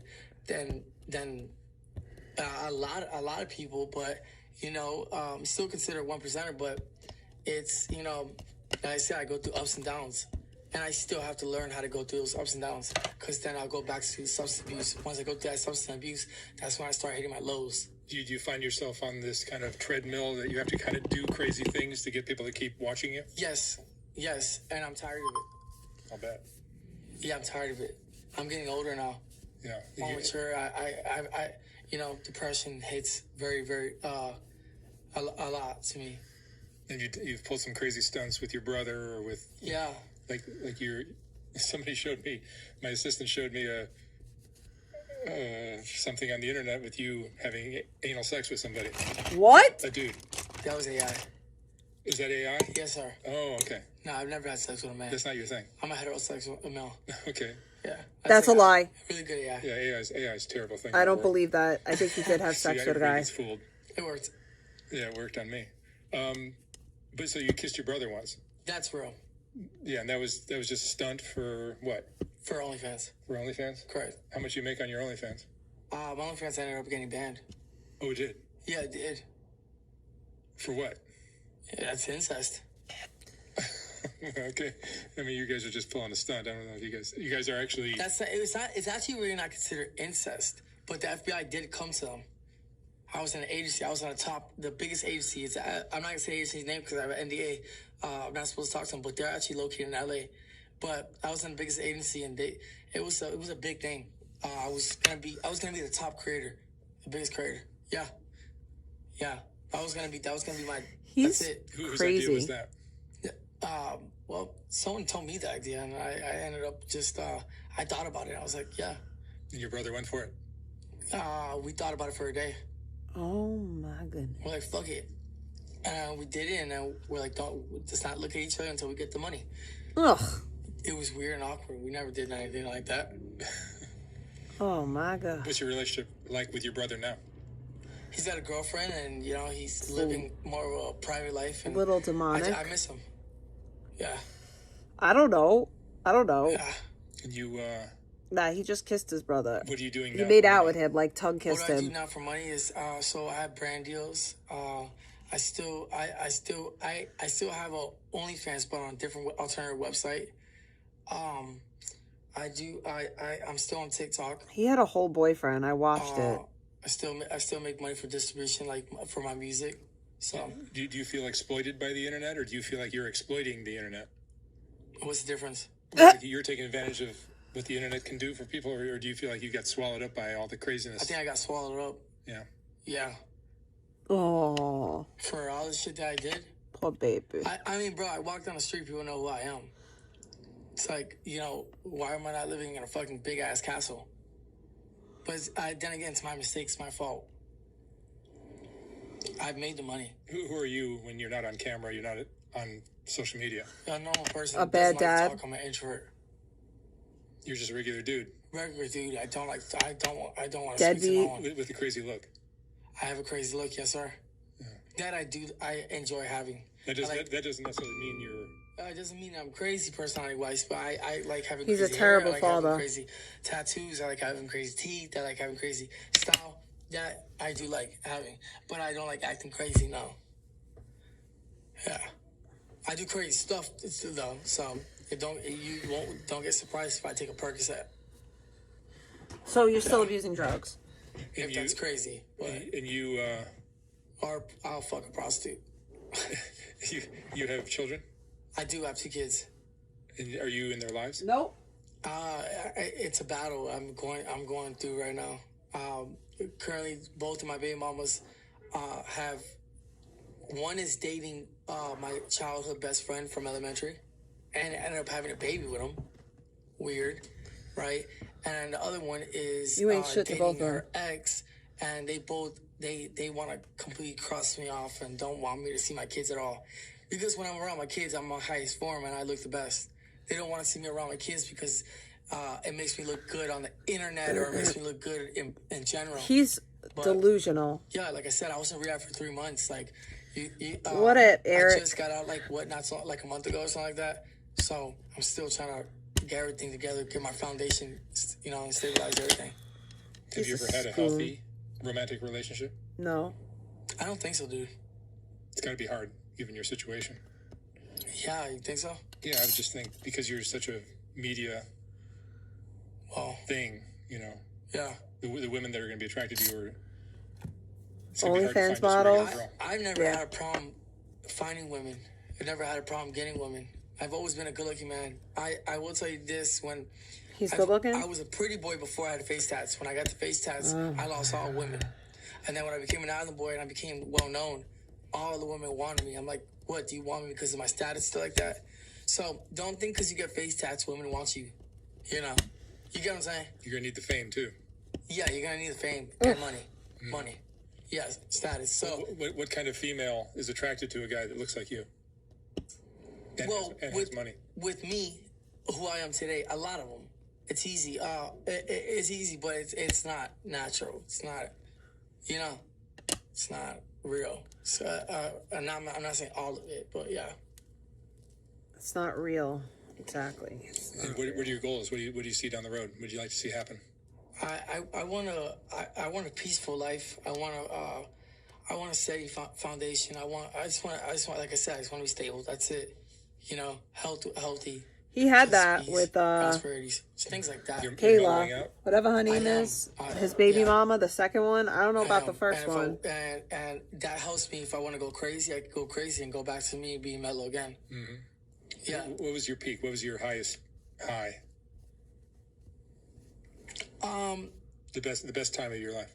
There was a time where I was running I had a house. Not when you were living with your son. Coral Springs in Florida, and I invited a bunch of island of course, nothing to do with your son. Boys, and I ran all of them. Not while you were living with your son. And I realized I'm a really good boss. Scum.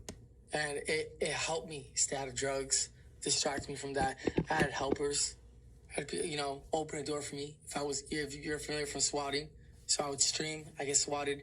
I had guys, basically boys, crash dummies, boosters, open a door for me, and deal with that. So I would say that was my highest. And what was your lowest low? Oh, when the Irish came after me. Yeah. How much did you owe them? They didn't say exactly how much. I have a business account, so I write out split. It was probably like it was a year I owed, a year or two, and it was about $250,000. Yeah. Wow. And they took my cars and took my they limited all my accounts and took some incomes, really important incomes. What do people misunderstand about you? That I'm a good guy, and they have me. You're not a good guy. They have me. You are not a good guy. Just I'm just a normal guy, and I'm just trying to make it. He's really not a good guy. I'm just an island boy. I'm just trying to make it. It's really hard to be a hard worker. I can't believe you just said I'm just trying to make it. For me, because it's like a lot of people think wrong. Oh, you're not a good dad. I'm trying. You're not a good dad. You ain't trying. I've went through a lot of trauma. Really? And I'm trying to fix it. Trauma in your childhood? My childhood. Give an example of what kind of trauma are you talking about? Well, I come from an alcoholic background. My grandma's an alcoholic. I would see, my mom. I would see my uncle that he had passed away recently beat up on his own mom, which is my grandma. And I deal with that. Cops every day in my house. It was, my family had a addicted personality, dude. So it was boundless for me to be an addict. It's like people, places, things, or inheritance, stuff people, like that. places, and things. How did you get clean? He ain't clean. He just said he's finna pop a perk. 12 steps, and then I did NA meetings, and then I would take the medications that they would make me take. Yeah, but relapse is part of recovery. So I would relapse here and there, but relapse is part of recovery. When I would take drugs now, compared to how I would take the drugs back then, I'd party back then. Now I'd be like, I'm getting in bed, I'm gonna fucking just hide from the world, and I would be ashamed of myself. What are you most ashamed of in your life? Ashamed that I'm if I take this tomorrow or I do this again, the same routine tomorrow, is I didn't do anything beneficial today. I didn't do anything great just today. Like self-destructing and being lazy. I'm self-destructing and I'm just isolating. So what are you proudest of? Proudest of what? In your life? My kids. Your kids? Yeah. Oh wow, he finally mentioned his kids. My children, yeah. They're happy, so that makes me happy. That's great. What do you want people to take seriously about you? I mean, I don't want people to take anything about me at all, but I want people to see from what I'm a living testimony. Of what? I've been in jail. I've had to fight a lot. I've always had to prove myself. Boy, bye. Like, literally bye. I get profiled just like a black person. Just the other day I had Oh my god. He said I get profiled just like a black person. Oh my god, what a dumbass. I had to fight a cop. You had to fight a cop? To get up off my ass. That's not normal! There was a false call. And I was screaming. He wouldn't get off me. But he didn't go after the other people. He came after me. You look like trouble. I don't give a fuck. I don't give a fuck if I look like trouble. Kid, stop touching me. Yeah, he had a hard time getting me down on the ground. He had to call for backup. You're proud of that? So, I had to fight at a young age, and I'll tell you what, I was always scared of fighting until I started getting to the juvenile delinquent system, and when I went up the road, there's a thing called TOH. When I went up the road. And when I tested my heart, and I realized that, hey, shit, I can fight. Just throw punches and just get up out of there. A punch don't mean nothing. But I'll tell you what, there's been one guy that I've gotten into a fight with, and he hit me like a freight train. Yeah, it was an OG. Where's the other metal? Yeah, blood. But, glass. He got me good. You're not the biggest guy in the world. I'm not the biggest guy in the world, and he was pretty big. He was pretty big, but I fought big guys before too. But there's a new Ali G movie. What? That just means he hits harder. I'm just letting you know. I fought muscular guys. That just goes to show you. I can't. Muscular guys are the ones like fight. Imagine an Ali G movie coming out now. People are too woke. None of his jokes are going to be looked at like he's. Skinny guy. Yeah. I can't imagine people getting the comedy of Ali G currently. With the way the world is. I actually thought about this the other day. What the fuck would I be? I would have to figure out how to go back in age and start passing CDs. Do you wish that you grew up in a time where there was no social media? It sounds like cool. It sounds pretty cool. Yeah. I mean, especially with my image alone, back in the day, I feel like I'd be big. I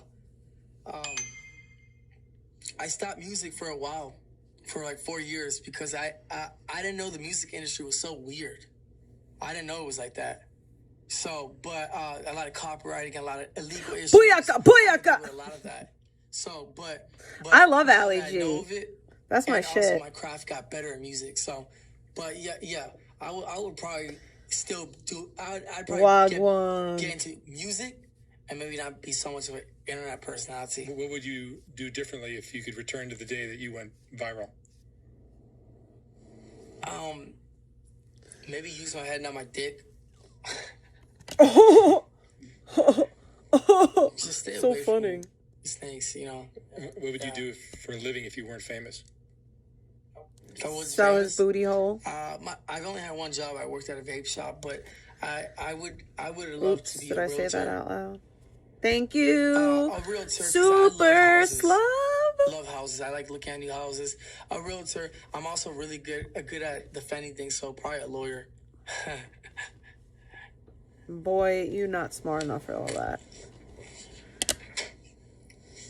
So you and your twin brother, how are you guys different? Even though you're twins, you're identical twins. We're fraternal. We look alike though. He's crazy. He's got a drug problem as well. I thought that they were identical. He's stabilized right now, but he dip and dabs in it. But he had a big drug problem where I had there's a thing called Marshman Act in Florida, where it's kind of like Baker Act, like in the psych ward, like a 5150. So something like where the two family members have to advocate. He's really comparing himself to his brother and acting like, oh, well, my brother was worse than me. And substance abuse, and cops will go, six cops will go to the house, snatch him up, take him to a rehab. I had to do that and the same thing had to happen to me too. It's not good. They take all the rights from you, and if you leave the rehab, you go to jail for 6 months. That's good. And you guys are Cuban? We're Cuban, full Cuban. Both sides. Both sides. When did your family come to the U.S.? So, my dad, I'm not sure. I think he was a little bit older. My mom, she came when she was only 2 years old. Yeah. Yep. Your young childhood, there was no crazy abuse or anything like that you went through?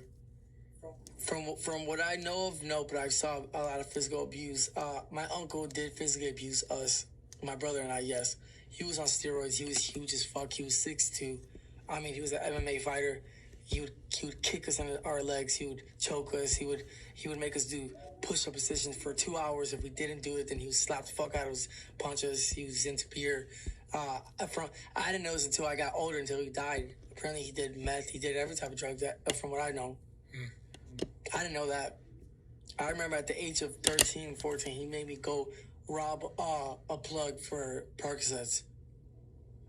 Me not even knowing what's going on. And I ended up taking one of the Percocets that I gave to him that he didn't know. I took one Percocet, and I took one around 13 or 14, something like that. Oh, great. I felt great. What's your idea of success? My idea of success You've seen a lot. You've seen financial success. Yeah, it's not all about money, but it's definitely, it has to do with fortune and wealth. I would say it would have to do with more like, you know, a stable foundation, 1, 2, family, 3, you know, having faith in something, like your higher up, which is, you know, and obviously transportation, all that. With success, I would say more like you don't need someone or anybody. You got yourself, and you know you're healthy. You're you know, you got money in the bank. You got your family that loves you. Money in the bank, shorty. What you drank? I would say Sorry. a success, and you have your fortune along lines where you could pass down inheritance to your kids. It's nice to see that you're a regular human being. Thank you. Because a lot of people just had this image of you as just being some kind of crazy internet freak. I don't know why. Well, I Money know in why. the bank, shorty. What Do you you drank? have insecurities and fears like all of us do? Yeah. What do you think? What kind of things are you afraid of? To become a loser, become a bum. I mean, that's what you Become kind of are now. If everything fails. Yeah. I mean, Failure. I still can't take failure. I don't know how to take that. Was that your goal, to just become successful? My goal was to become. You got into the internet and all that. That was it. You know, break generational curses. No one in my family was ever a millionaire, ever. What's your biggest regret? My biggest regret was, even though I have children, I was messing around with the wrong women and lust. Yeah, for sure. I wish I would have just steady focused on me instead of relationships that were. Look at me now. I'm by myself. What the fuck that I had to do with these fucking women? If you could go back to that time when you were riding that wave. Riding that wave, by the way. How would you have handled some of those relationships and opportunities? I would have told them, fuck off. I would have said, hey, listen, I'm gonna keep living my life, because I was fine. You know, when I was in that wave, I had my own shit going on, but I had such a good heart. I just want to help you out because you have demons that you're fighting. Yes, to bad life, and I want to give you everything I got. For what? And that's what I learned. It's like, and then I ended up having a baby with you because what? Because you're a vagina? Vagina? Fuck out of here. It's crazy. What are you hoping? Vagina, he said. He said vagina, just so we're all clear on that. He said vagina. Like you said, like when you asked me about what success, you know, from what I've learned, have the wrong people stay away from me and the right people be around me and live a normal, healthy life. And pull away from the social media presence and all that? If I could, I would love to, you know, somehow start a business or get into real estate, stuff like that, invest in the right things, and you know, I always had a passion for social media, so if I want to log in, kind of slim slow, log in and log out, but not, you know, all day just letting that drain me. Fuck no. If like a VH1 TV show was a person, it's this guy. You know, like one of those VH1 reality shows with the washed up celebrities. If that was a person, it would be him. Don't take everything for granted. Yeah. It's a good one. Yeah. All right, Fly. Thank you so much for sharing your story. I wish you all the luck in the world, man. This is amazing. Appreciate it. Much love.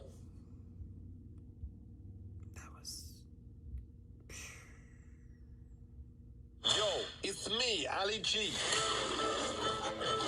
I've been gone for 20 years, chilling.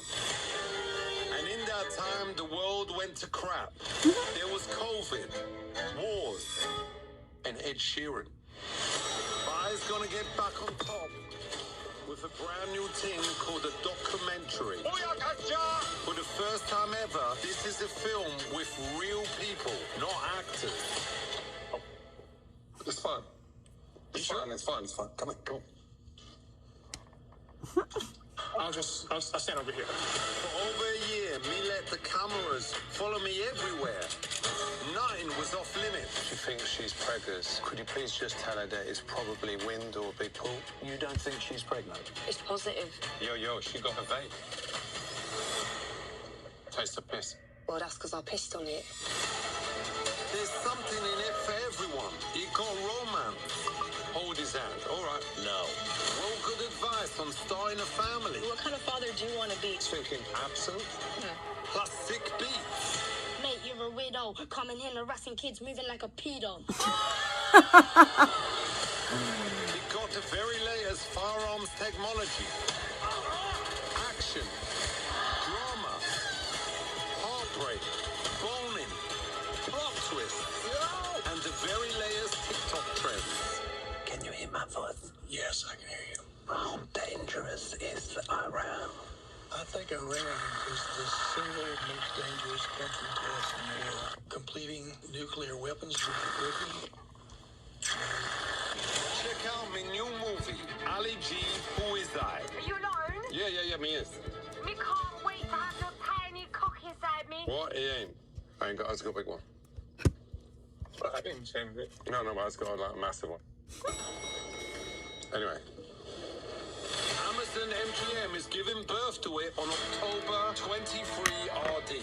Only in cinemas. I love Sacha Baron Cohen, but like Sacha Baron Cohen, whatever. But like, I don't know. I might go see it though.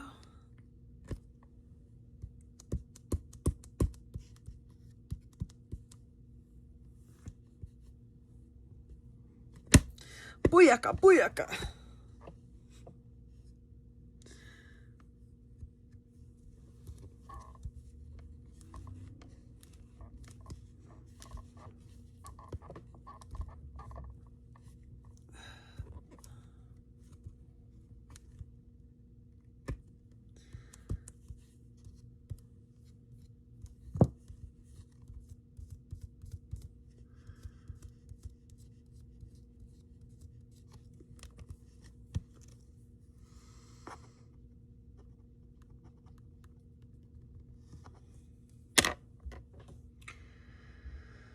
Oh,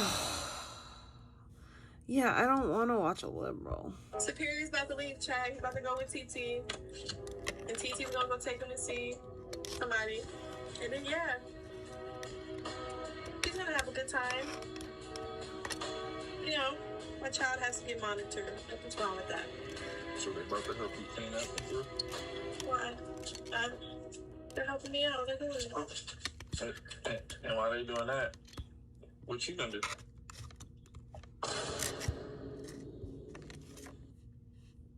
Superior's about to leave Chad. He's about to go with TT.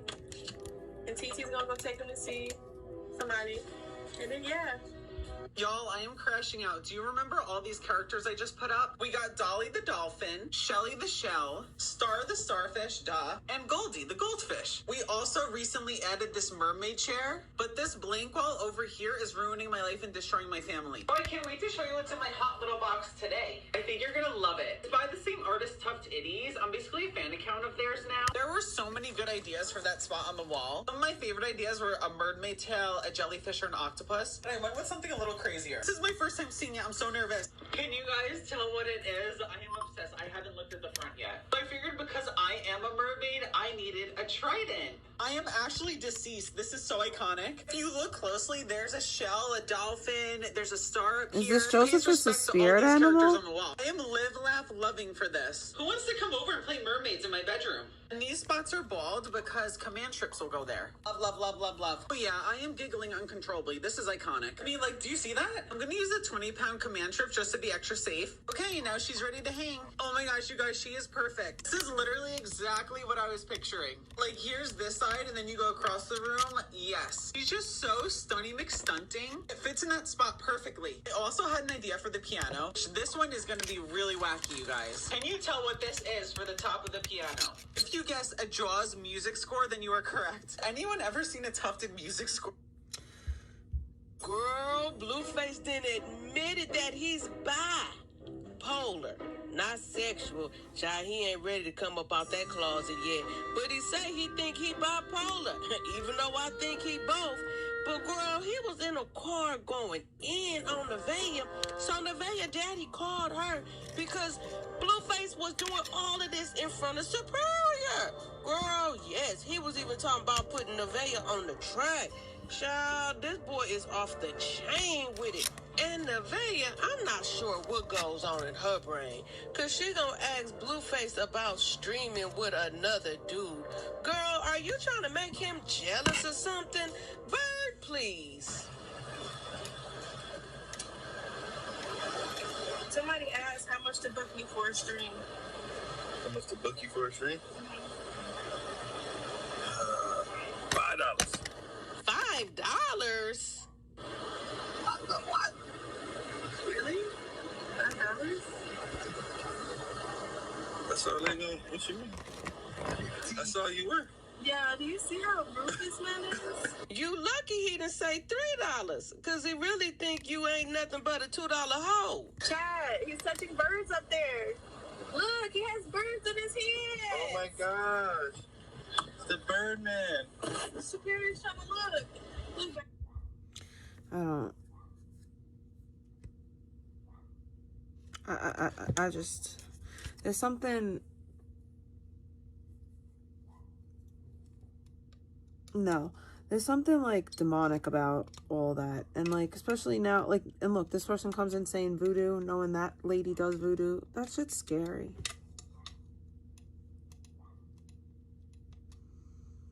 I rebuke it in the name of Jesus.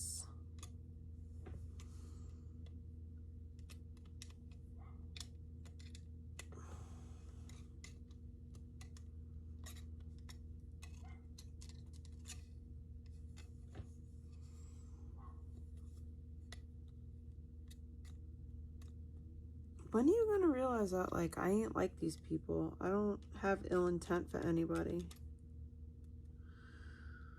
I'm just over here minding my business.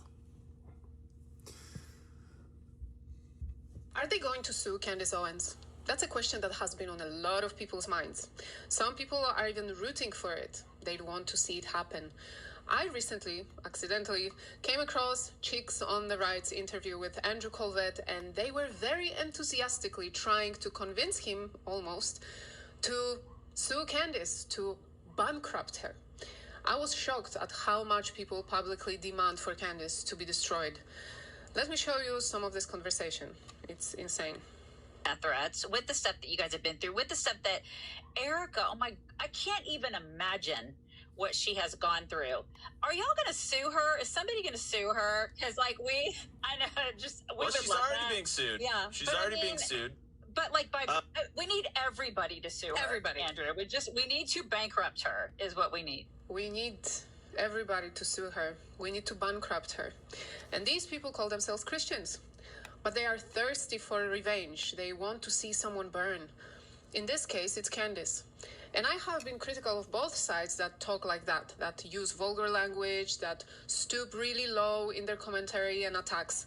Both Erica and Candace have been called insane names, and both sides think they are better than the other. We're talking about the extreme ones, okay? Not the normal ones. Before I show you Andrew's reaction, let me read you the post I made yesterday that a lot of people agreed with. It goes... It's honestly quite gross how some people online have been expressing themselves and attacking each other over Charlie's case. Fans of different creators, and yes, on both sides, have been completely unhinged. I'll say this, I don't really have intrusive thoughts like that. Like, the only time any of this stuff comes to my brain is when, like, one of yous comes in chat and mentions one of them. I haven't thought about that person you just mentioned, and I couldn't even tell you how long.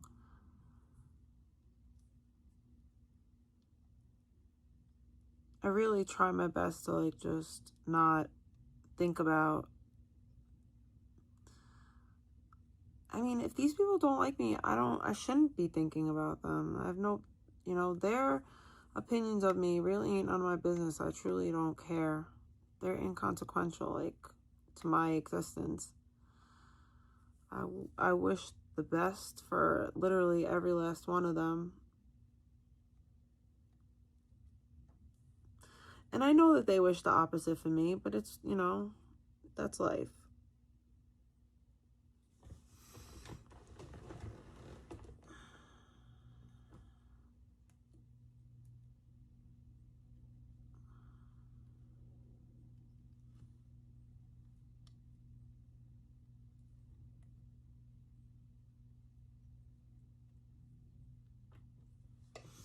My back's hurting. That's why I'm sitting so far back. I'm sorry.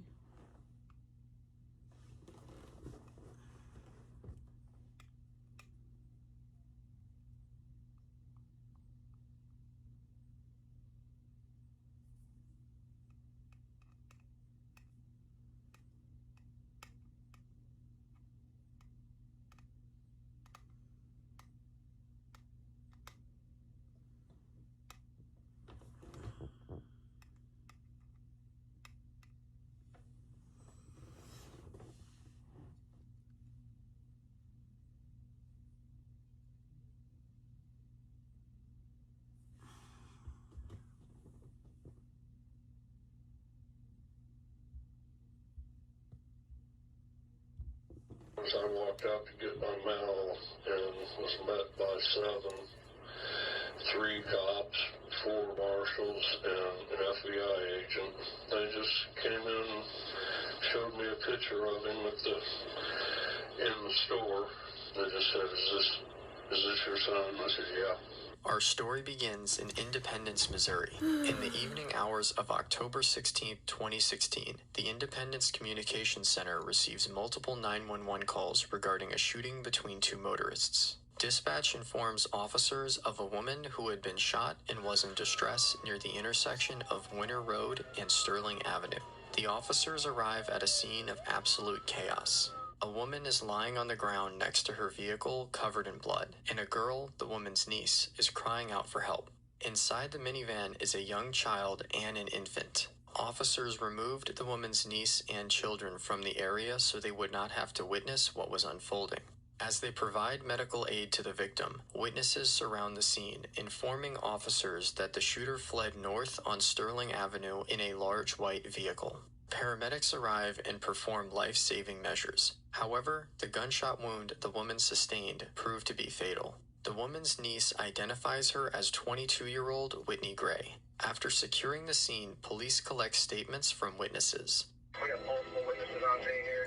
I only heard 1 gunshot. She was a driver. He cut her off or something, and then I heard the shot. I was behind him, and then I seen him speed off, and then I just pulled over. He was in a white truck or white SUV. Witnesses described someone in a large white vehicle opening fire on Whitney's minivan and driving away. Officers called detectives to the scene. Detective Steve Brashears said Whitney was shot in the middle of her chest. He said it was a bullseye, right in the middle. Detective Brian Draveling said Whitney's car was on the side of the road, partially in someone's front yard. There was a bullet hole in the windshield, and down the road, investigators recovered a casing. The shooting occurred roughly a quarter-mile south of where Whitney's vehicle stopped. Following the shooting, the minivan traveled across a set of railroad tracks and came to rest in the front yard of a home. Whitney's brother, Dylan Gray, received a call from his niece, the same niece who was involved in the incident. She was screaming, "She's been shot, she's been shot." When he arrived at the scene, there were people everywhere, ambulances, police, and babies crying. Dylan instinctively tried to get to his sister, but the police stopped him. He then went to comfort his niece and Whitney's children. Dylan said that putting on a straight face and telling the kids everything was going to be alright was one of the hardest things he ever did. Dylan then called his and Whitney's father, Sean Gray. Dylan said that he could hear his father break into pieces. Sean said that everything went numb. His wife and Whitney's stepmother, Connie, said she felt sick and wondered how Whitney's boys would react. Dylan said that Whitney was the glue that held their family together. 22-year-old Whitney Gray is a mother of 2 young kids. Friends and family describe her as a fun-loving mom who loved to throw elaborate holiday parties. She enjoyed playing with and caring for her kids. Back at the scene, detectives and officers knock on doors, asking if anybody has surveillance cameras on their homes. They found a house north of the incident with working cameras. Detective Todd Winborn searched through the footage from a few minutes before the 911 calls at 7:38 p.m. On the right side of the screen, Whitney's minivan comes to a stop on the side of the road after the shooting had occurred. They rewind the footage to a few seconds earlier. Based on witness statements, the suspect vehicle, a large white truck or SUV, would have been in front of the victim's car. As they play the footage, a large white SUV drives through the same area as Whitney's vehicle is coming to a stop. Detectives got their first glimpse of the suspect vehicle. However, the license plate was not visible. The footage is brought back to the station for further analysis. In the meantime, investigators sit down with Whitney's niece to get her recollection of what happened. Your mom and dad get in here, we'll talk, okay? Can I get you anything? You need water or anything? Water would be great. Okay, hold on 1 second, so I grab one.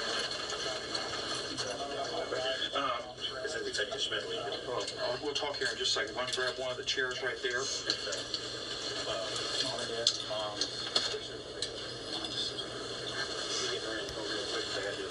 That's fine. That's fine. Hey, can I get your information real quick? I just need to write a report real quick that I brought you up here. You're 16? Yeah. And your birthday? Guys, I'm sorry we're here on this. And my understanding is our victim is your sister, and I apologize for that, okay? We are going to work very hard, and we will find out who did this, okay? Again, I'm Detective Schmedling, and I kind of got thrown into this. Actually, I was doing something else when they called, so, and I apologize. What was your sister's name? Whitney. Whitney? Gray. Spell Whitney for me. Whitney. And her last name, Gray? Gray. You were with Whitney, and that's your aunt, correct? Okay. And you were in her minivan. What were you guys doing this evening? Tell me a little bit about that. Tell me where you guys had been or where you were coming from, okay? We were coming from Price Chopper. Price Chopper there at 23rd and Sterling? Yeah. So you just left Price Chopper? Who is with you and Whitney? Just the two boys. Okay, two boys. Who are they? 3-year-old and how are they related to her? They're Whitney's children. Okay, they're Whitney's boys. Yes. Okay. All right, so it's just you four, correct? Okay. Whitney's driving the minivan, correct? You're in the front passenger seat? Yeah. Okay. Boys are in the back? Okay. Okay, so you just left Price Chopper. You get out onto Sterling there, okay, and you're going north, okay? Okay. When you pull out of the lot, any issues with anyone? No. Okay. You pull out, you're going north. What happens? Some guy starts getting real close to the car, so she gets mad. She brake checks him a little bit. Okay, so Whitney brake checks him because he's getting too close. And when you say getting too close, he's tailgating you at that point. Did he come right up on you, or was he there? Did you guys? She noticed it. I didn't. Okay, so you didn't even notice it at that point. Okay. Did she tell you someone was tailgating her, or did she make a comment? Yeah. What was her comment? Someone's riding my ass. And at that point, did you look back? Did you see who was? I turned around, but... Okay. What could you tell what type of vehicle it was? I just saw it was white. White? Could have been an SUV or a truck. Okay. Well, we'll get to that here in just a second. Okay. So it's tailgating. You look back, see it's white. And your aunt had told you someone's riding my ass. Okay. You're still driving northbound from 23rd Street from the Price Chopper there. What happens? I mean... we get up to a light. Okay. And he comes around and he's like parallel to us. Okay, so he's side by side. Okay, and I think that intersection we're talking about is there at Winter and Sterling. Okay, so do you come to a stop at the light? Yeah. And he pulls alongside you, okay? And so he's on your passenger side. Yeah. What goes on at that point? Was there any words exchanged? She yelled, "I have kids in the car," and he leaned his head out and said, "I don't give a." Okay, hang on 1 second. Okay, so you're in the front passenger seat. She's driving. Okay, so your window goes, did she roll it down or was it already down? It was already down. Okay, so window's down, and she said, "I have kids in the car."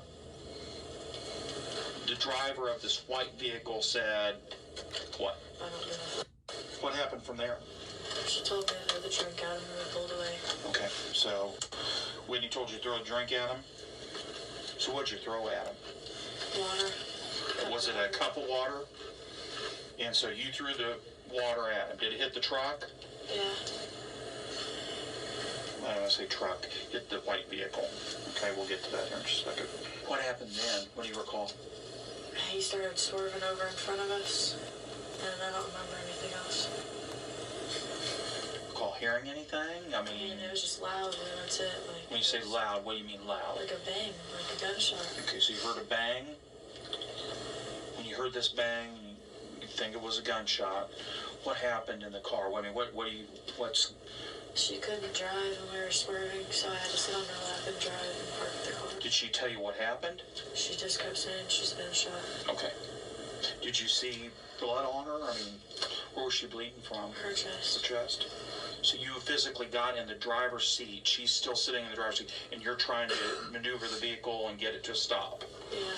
As he was pulled up alongside you, I say it's a he. Did you see the driver of the vehicle? Yeah. Okay. Describe him to me. He was white. A white male? Yeah. Okay. Younger, older? Early 20s. Early 20s, so like 20 to 25? Okay. He was kind of skinny. Looked like he had a skinny build? Yeah, he had blue eyes. And why do you say blue eyes? Because I saw him. Okay. They stood out to you? That's one thing you noticed. Anything else? What about hair color? He had a hat on. Had a hat? What did his hat look like? Like a baseball cap? Kind of like a fedora. A fedora? So it was like one of the hats that has a brim all the way around it. Gopher's hat. What color was it? Okay, that's fine. Do you recall seeing any hair coming out from underneath the fedora? No. What about facial features? Mustache, beard, goatee? Scruff like he just shaved. Okay, so unshaven? So when you were side by side and Whitney had screamed at him, did he lean out the window or anything? And leaned his head out. Leaned his head out. Okay. Know about was he wearing a shirt or anything? I don't recall, but a fedora, like a fedora hat. Okay. Skinny build, blue eyes, unshaven, white male, 20 to 25. Okay. Let me ask you this. If you saw him again, could you identify him, do you think? Yeah. Had you ever seen this person before? So this was just a random act then. Never met him before. Never met you didn't have any issues with anyone inside the price chopper or anything. Describe the vehicle that he was driving. You said it was white. You know, when you pulled up, what did you think it was? I mean, do you recall? I don't know. It could have been an SUV. Yeah. Okay. Was it as big as the minivan? I mean... Yeah, pretty even. Okay, so it wasn't a passenger car then. So you think it was possibly an SUV, maybe a truck? Yeah. Anything about that vehicle that stands out to you? Islam that you is can false. think of? Was it dirty? Was there damage to the truck? Anything, anything on the side of the truck? Was it newer? Was it older? Newer, older, anything? And that's fine. You had a lot going on. At least to me as a Christian. But that's probably the best description we've had so far. I believe in of what this Jesus guy Christ. looks like.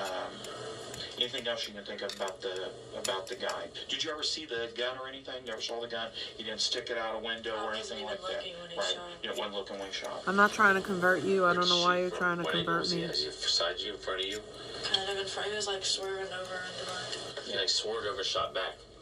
Yeah, my understanding is, from what our witness is saying, was that They were side by side. You guys were in the turn lane as if you were going to go west on Winter, and he was in the center lane, and as soon as the light turned, he started to go. As soon as he moved forward, I think that's when the shot came. So I mean, he had just started forward and fired the shot, because I think it came through the front passenger window, and it must have hit Whitney from there. Anything else? Hello, how are I need to know you? about? Okay. Again, I'm sorry about everything. I wish. Are there cameras at the intersection?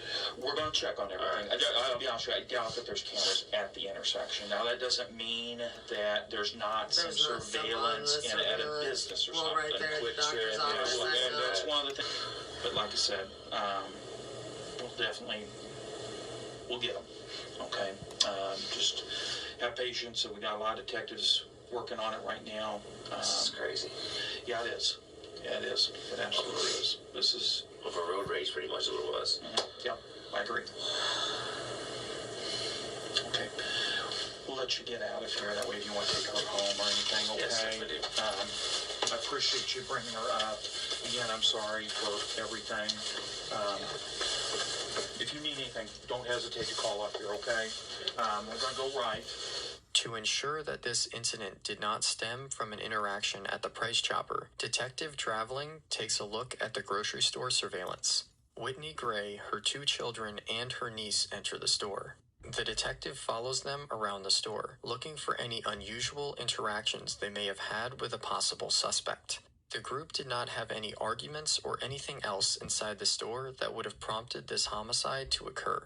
Detectives move to the exterior cameras. Whitney's niece had brought the minivan to the front of the store. With her 3-year-old already in the car, Whitney handed the groceries to her niece in the front passenger seat, then strapped her 8-month-old in the car seat. Detectives follow the minivan through the parking lot.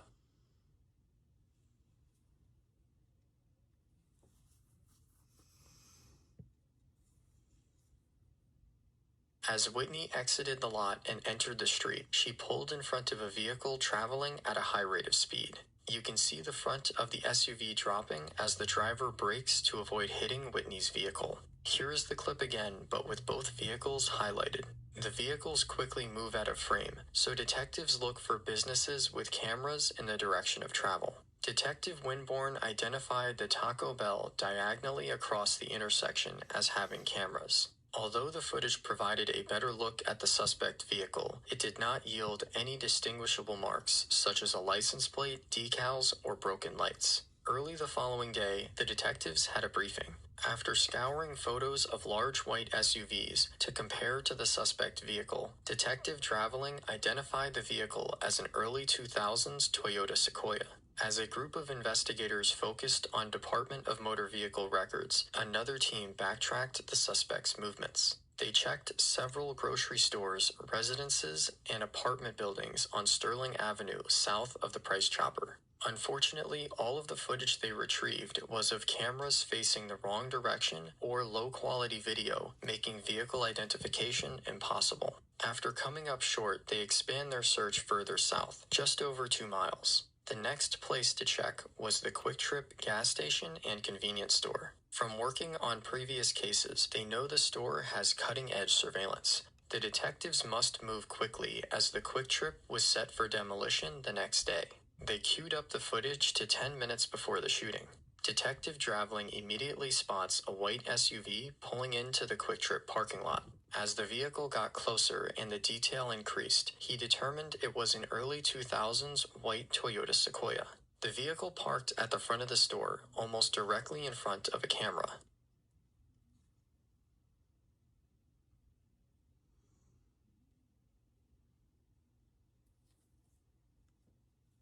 A white male exits the vehicle. He is wearing a flat cap or golfer's hat, just like Whitney's niece described. Detectives follow the man on the footage as he enters the store, hoping to get a better picture of the suspect.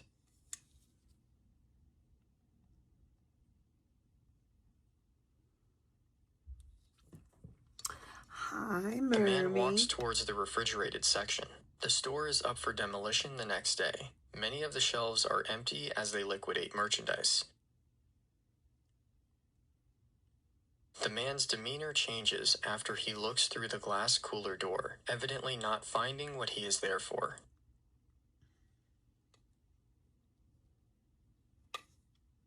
He does not select anything and leaves the store empty-handed.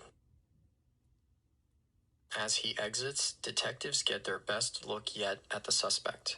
The man's build and clothing were consistent with Whitney's niece's description. He is a white male with minimal facial hair, a skinny build, and a golfer's hat. From the video, they can tell the man is upset. He stormed out of the store. Based on the video's timestamp, this was just minutes before he encountered Whitney Gray at the intersection of 23rd and Sterling. Detectives send screenshots of the suspect and his vehicle to the station. They watch as the man enters his vehicle, exits the parking lot, and heads north on Sterling towards the area of the Price Chopper. Investigators ran the license plate, and it came back to an apartment in Independence, Missouri, and to a person named James Taylor. Police set up surveillance outside the man's apartment. As the subject exits the apartment, police can tell that the man is not the suspect, but approach him carefully anyway. As the detectives speak with James Taylor, he informs them that they are probably looking for his son, Chris Taylor. James voluntarily agrees to come to the station to speak with Detective Brashears and Dravling. And he went to Lee Summit High School. Did he have any hangouts down there that you like to go to? No, he used to like to go to a bar out in Lee Summit. He didn't drink, but they had open mic, and he'd play guitar and sing. Well, like I said, we're just trying to get your brain in different directions. Yeah. To think, stir something up. Yeah. Has he ever had any periods like this where he'll not answer the phone, or is this unusual? He has had periods where he wouldn't answer the phone. Oh, God. Never in a million years would I have thought this. I just, like I asked earlier, hopefully he won't ever know that I'm the one that turned him in, or not turned him in, but gave up all this information. He didn't come over to your apartment last night or this morning or anything? No. Does he have a key to your apartment? Yes, he does. I forgot about that. Do you think he'd go to your apartment? I don't know why he would. I mean, that'd be pretty risky, wouldn't you think? Of course, you don't know apparently he wasn't thinking straight anyway. I know he knows, or he probably thinks that he knows what I would do if I knew that, he had done right now I only have these on because I have cuts on these fingers. I think he knows that. And we knew that we needed to But come here, not really. You guys are suspicions.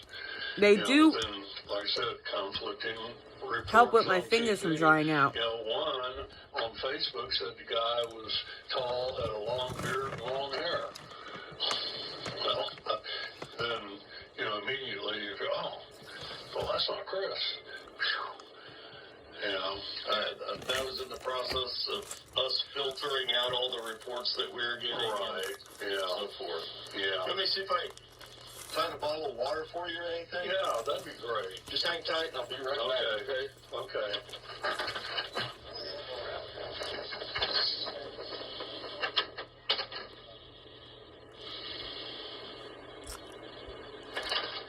Hey, how are you? Okay, how are you? Good. I'm Sergeant Howell. That's him. Okay. I just wanted to confirm. Hang on. Where did you find him? We haven't found him yet. Oh, okay. This is a surveillance video, but I wanted to make sure. Oh, okay. Give me just a second.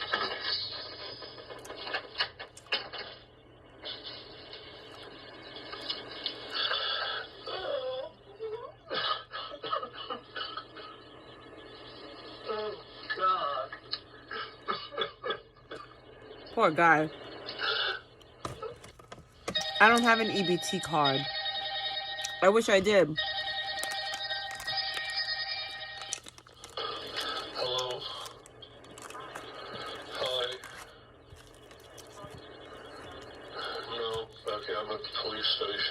came and got me.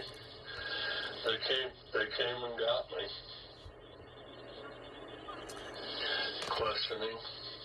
As I walked out to get my mail and was met by 3 cops, 4 marshals, and an FBI agent.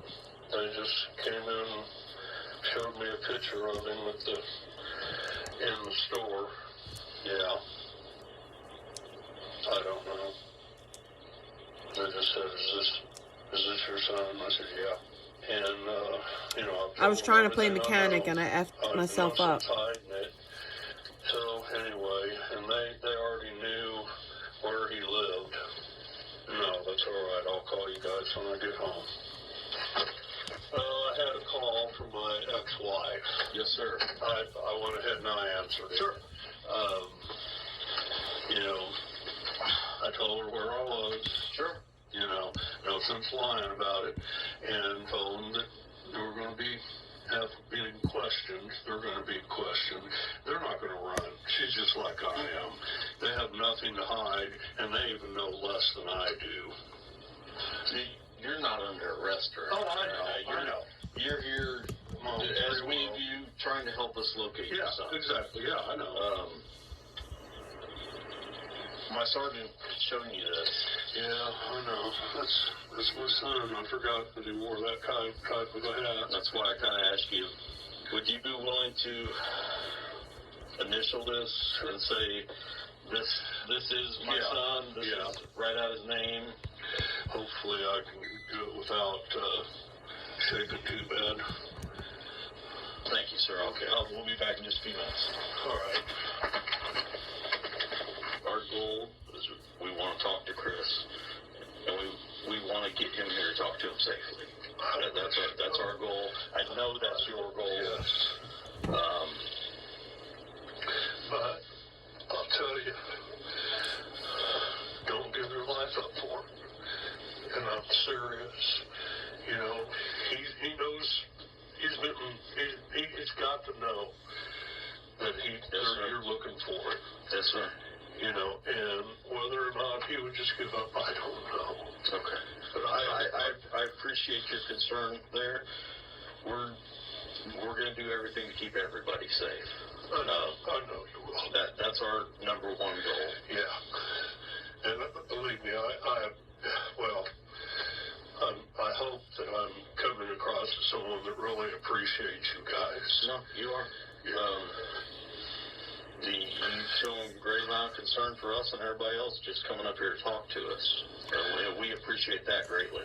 Well, you're welcome. You know, I wish it was under different circumstances, but, you know, I told him years ago, man, that you get yourself in jail, I won't get you out.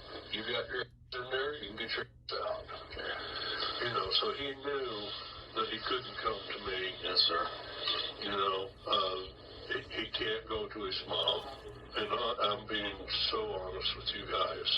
I keep thinking about that poor woman where the kids in the car, too. God, why would he do that? You'll probably never be able to answer that. I know that. You'll never know what was going through his mind, or I won't either. Yeah. Who knows? I know. You know, it's just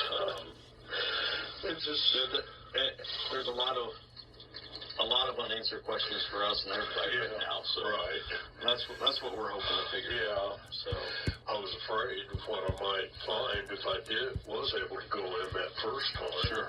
I was afraid I'd find him dead because he's always been so remorseful about anything. You know, hurting a little animal. Right. You know, but people change. Yeah, and you don't know what his state of mind was yesterday, or what was going on, or what wasn't going on. So, yeah. I don't know, you know. Are you going to be okay to get out of here? Yeah, I think I'm going to be fine. At this time, we don't have any more questions for you. Okay. You've helped us out a lot. You've given us some things to work with. Yeah. I've been working since about 4:08 last night. Oh, so God, you're exhausted. This is what we do. I know it is. We're going to keep plugging away at this, and hopefully Hopefully the best case scenario comes out. I know. Okay. You know, it's so hard for me to think that I have a son that's wanted for something like this. You know, and he's an adult. He's been an adult for a long time, Mr. Taylor. I know. And I keep telling myself, you know, that once he left the house, I had no way of stopping what he did. Look at your daughter. Yeah. You raised her, right? Yeah.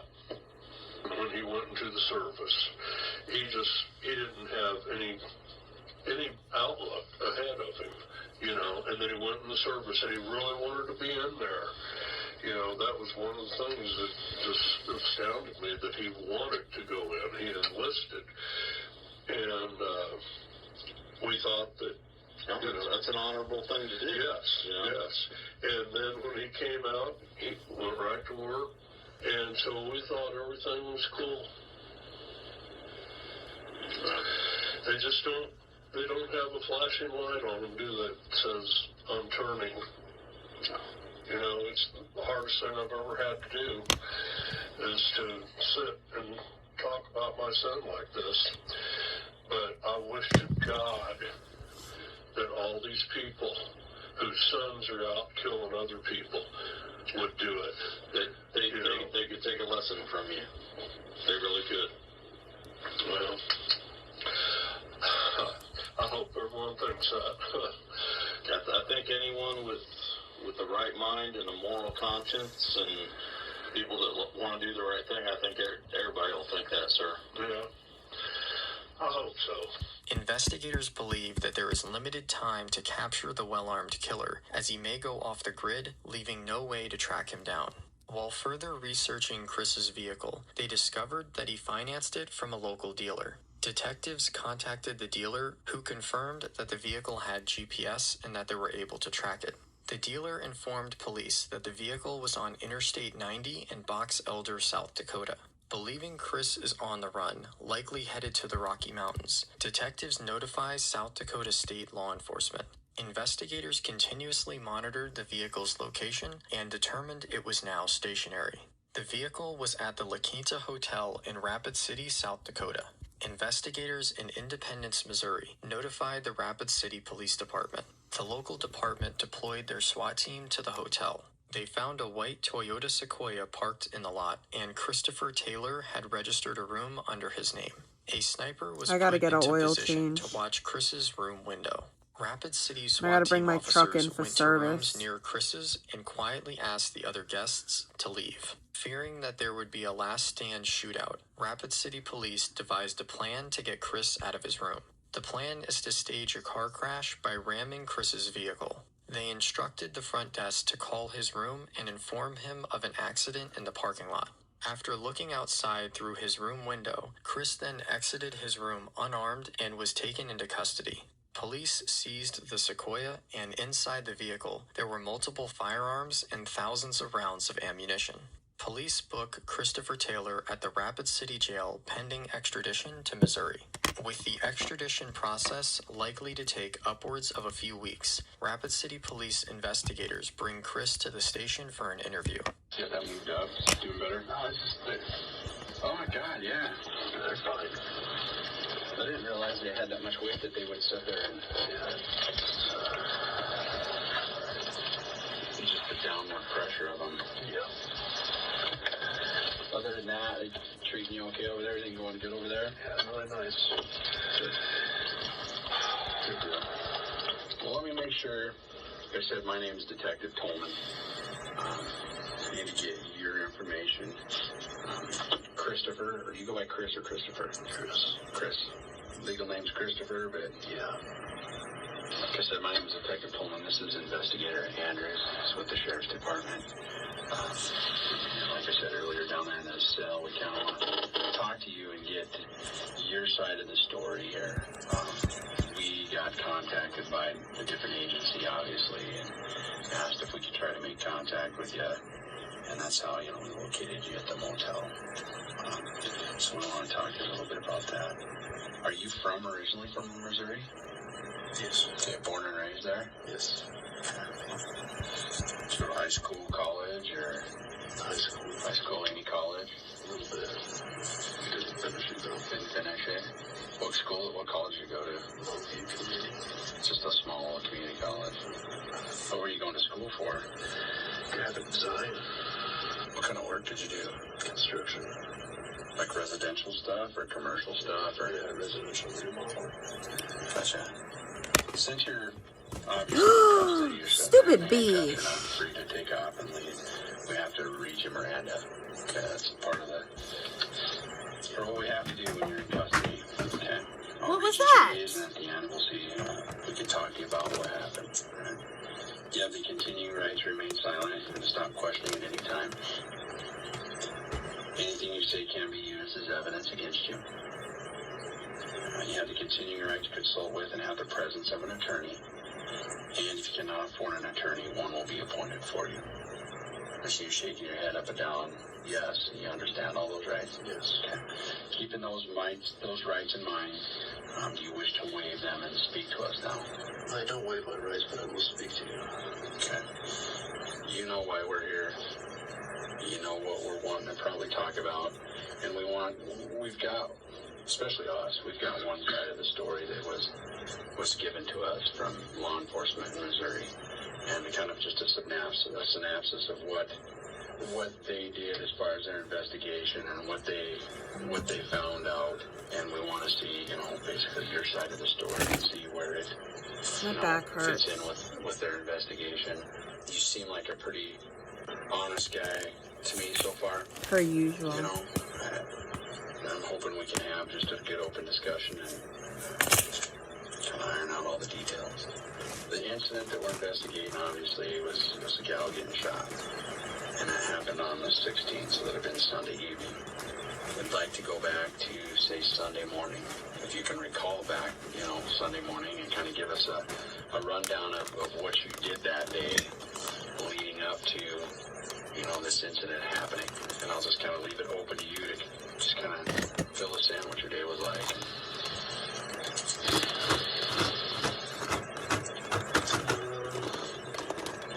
Drove into Lee Summit towards the Chiefs game. Watched the Chiefs game. Left there. And whoever it is, possible, death. Our story begins in Columbus, Georgia. On the morning of January 4th, 2016, Columbus 911 received an alarming call. Columbus 911.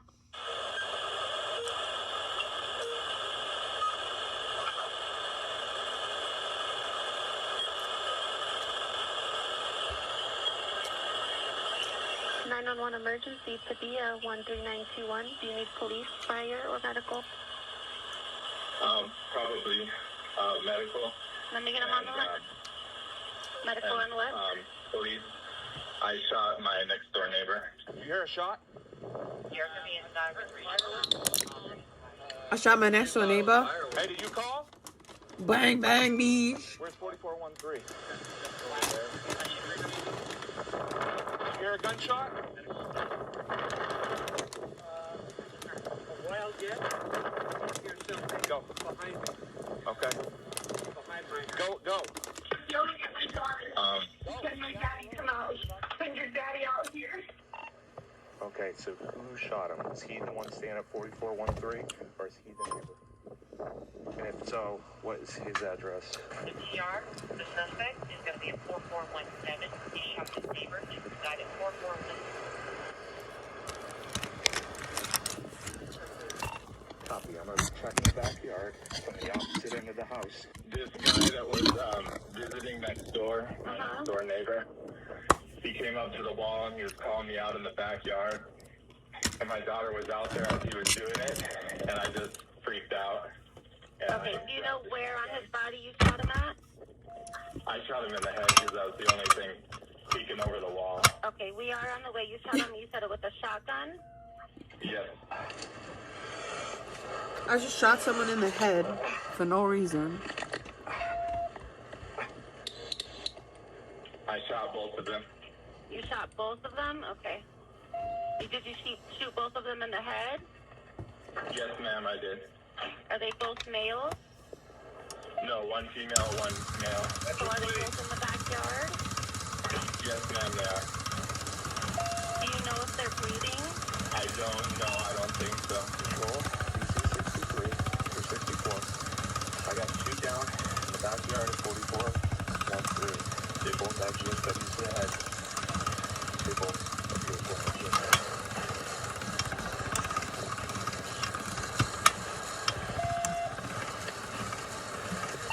I'm just going to hold this backyard and try to keep an eye on the suspect house until additional units get here. We're going to just move That's up too skinny.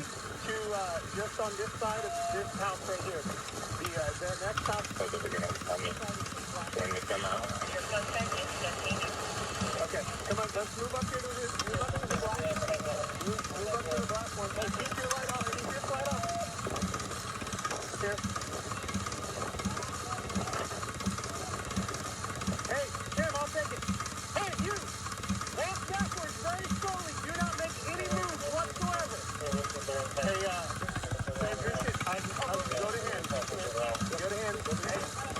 Hey, Pastor, stay on the... Stay on the phone. Stay on low, Rico. Nice and slow. Stop. Stop down on both feet. My name is Andrew. False red. Okay, COTE. Here, go out there and hold the house. Hold the house. Hold the house. How many? Okay. Take him over on the side of that house. Just turn that corner. And then come back. You still got low leaves? Who else is in the house with you? My dad, my wife, and my 3 children. Turn away and stay there, ma'am. Turn away and face the wall.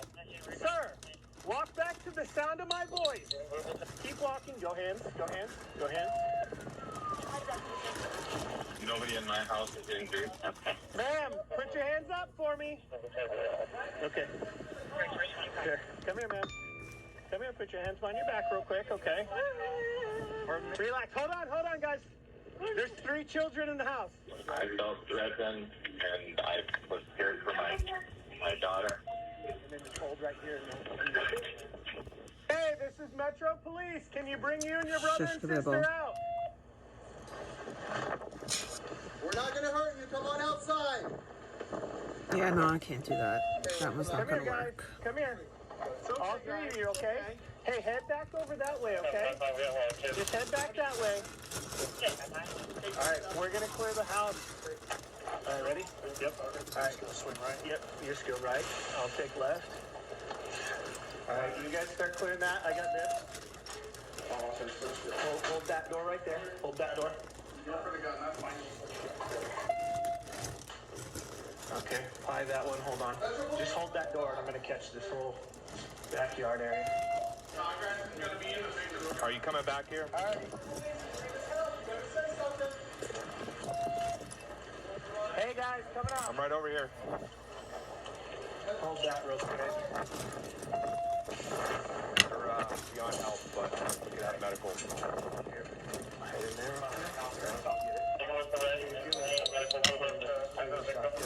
It's small, bro. All right, we got one.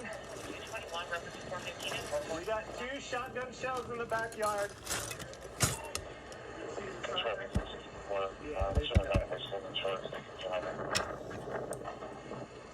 We got 2 shotgun shells here.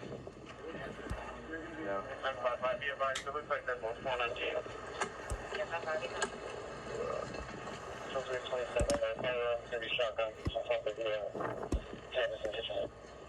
Holy shit. I'm a pastor. And where are you a pastor at? Mountain View Baptist Church. I was ordained in 2010. I went to a college called West Coast Baptist College. Where's that located? That's in Lancaster, California, high desert, LA County. Did you at some point get married? Yes, I did. When did you get married? I got married in 2007. I got married in Vacaville, California. That's between San Francisco and Sacramento, and that was at the church that my wife kind of grew up in. How do you find yourself after you get married here in Las Vegas? So I had been acquainted with a ministry here in Las Vegas, a church here in town. through the Bible college that I was attending, and I was actually able to come out during the summer of 2003 after I was a freshman at Bible college, and I did a summer internship here in Las Vegas with that church. So I had been affiliated with that ministry here in town, and then by the time I graduated and got married, that there was an opportunity for me to come to Las Vegas to be in charge of the Spanish ministry in that particular church. I was officially brought on staff, I believe it was February or probably more like March in 2007, and then I got married about 3 months after that and brought my bride here to Las Vegas. We purchased our home in 2009. That home was 4417 Court. Why did you select that home? Well, for the most part, because my wife liked it. Happy wife, happy life. And she liked it for the reasons that it had a high ceiling. I also liked it because it had an open floor plan for like entertaining guests and being able to have more people into the living room area. I'm going to show you what's been marked and admitted as State's Exhibit number 12. Do you recognize this person? Yes. Who was that? That's Timothy Hansen. Mr. Hansen, he was a chef. He was a pit master for a place called Rollin' Smoke, a barbecue place some of you may have eaten at. Best beef ribs in Vegas. Obviously, in this picture that we have here, Timothy Hansen is smiling photographed. Yeah. Have you ever had a normal conversation with Mr. Hansen prior to June 25th? No, I have not. Ever? No. Okay. So with regards to him smiling in this picture, is that what you recall of your experience with Mr. Hansen? No, it is not. Why is that? Because I had only ever seen him just as a guest coming and going from next door. And then beyond that, him screaming at my house. Did you do anything at all directly to Mr. Hansen? No, that caused him to scream at you? No, I did not. Did you at any point ever know of any reason why he would talk to your daughter with the tone that he did on June 25th, 2020? No, I don't know of any reason. Have you ever spoken to your daughter before? No, he had not. Have you spoken to your wife before? No, he had not. Or your other children? No, none of my children. We had come back from our trip to the mall, and we were there waiting for my father to call us to tell us he would be there shortly, because my father was driving in from out of town, or actually from Reno. And so once I got the call that my father was on his way to the house, we had a conversation about whether or not we were going to go get something to eat at a restaurant. And we kind of decided that because it was as late as it was, and we had the 3 kids, it would probably just be better to bring something to the house. So we decided between me and my dad that I would just go grab some pizzas and bring them to the house for us to enjoy with him, spending time with his grandkids. It was kind of a special night because they got to stay up later than normal. So we all sat down at first at the table to eat the pizza, prayed over the food, started enjoying our time together. And then, after 10, 15 minutes, the kids are all done or not wanting to finish eating or whatever it is, eat your crust or whatever, and they don't want to or whatever. But the kids have now gotten up from the table after we've been sitting down. They're now back in their bedroom playing. They're excited because Grandpa's in town. They're kind of giddy, jumping around, running around. And then it's just me and my wife and my father that are left there at the table. We're just conversing. We're talking roughly about 10 o'clock at night right now? I believe so, yes. And they're still up? Yeah, it was a Grandpa's coming to town tonight, special night. They would have been in bed already. Did you at any point during this time period ever feel that there was something wrong? Yes. Well, and why did you have a feeling at that period? Because I began hearing screaming outside of my home. Alright, these need to be skinnier. They're too thick.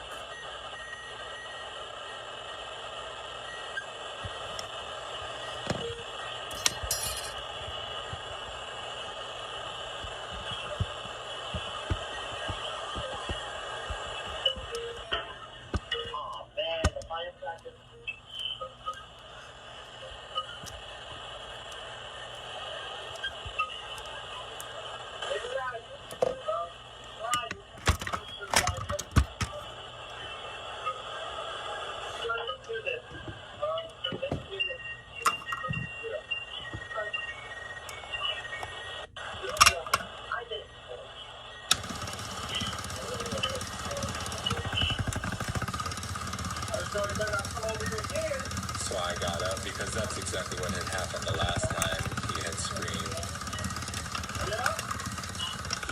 He began screaming at us, yelling at us, beginning at the driveway, walking all the way up for a period of about 45 seconds. Walking all the way up to her front door. He was yelling at us the whole time.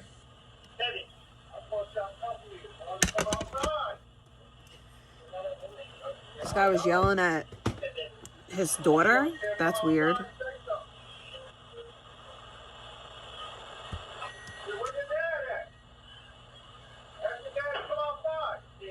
Now, you're saying that you recognize the screaming. Is it because of the voice? I assumed that I knew who it was based off of the same pattern as what was about a week beforehand. The previous incident, though, did you ever go outside when that happened? Not when it was happening, nor even within 15 minutes of it happening. And what happens next? So I get up from the table. I walk to the back of the house. I walk to what would be the street side. I walk to the bedroom where the surveillance cameras are in. So this is the monitor up here. We had put it in up high in the closet because it was kind of an out-of-the-way place. Okay. And so you hear the noise. I hear the noise. Okay. Do you know specifically what the noise is about? No. Okay. But what makes you believe that that noise is something you have to be concerned about? The similarity to a previous event. And what happens then? So I guess I hurry myself over to the monitor, right? So I get up, I go, I check my monitor. I recognize the same vehicle that's there, which belongs to Mr. Timothy, the man who had been yelling at us previously. So now I'm able to identify who's next door, who's doing the screaming.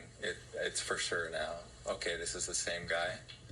And then what I did from there, I turned to make sure that to check on my children, to make sure they were all safe, that they were all where they needed to be, make sure my little chicks are safe.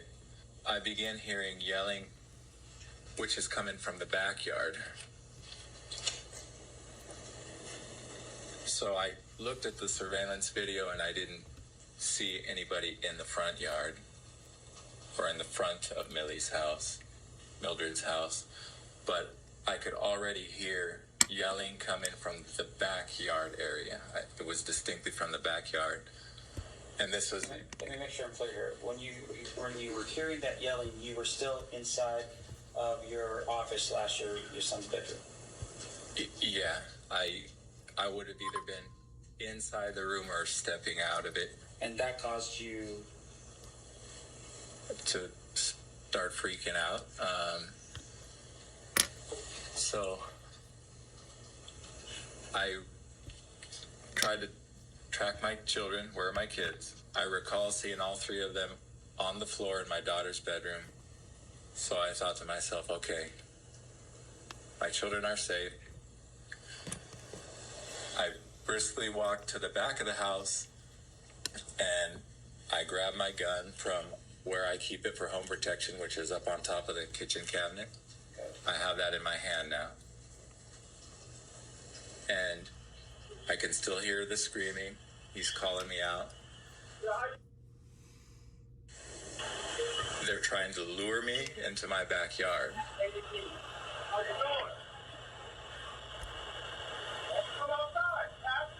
this is what I perceive to be taking place. My wife's freaking out, and she's saying stuff. I don't recall what exactly she was saying. I remember my dad standing up and walking around trying to get a peek out into the backyard, see what the heck is going on. And then to my utter horror, I see my daughter outside. Now, you just told us a second ago you looked down and you saw your 3 children playing in a bedroom. I mean, how is she all of a sudden outside in the backyard? I don't know how she got out there. I don't know if it was while I stepped into the kitchen to grab my home protection. I think she would have had to run behind me outside with the dog. I had to make a split-second decision to get out there and to protect my daughter. So I stepped outside with a gun in my hand.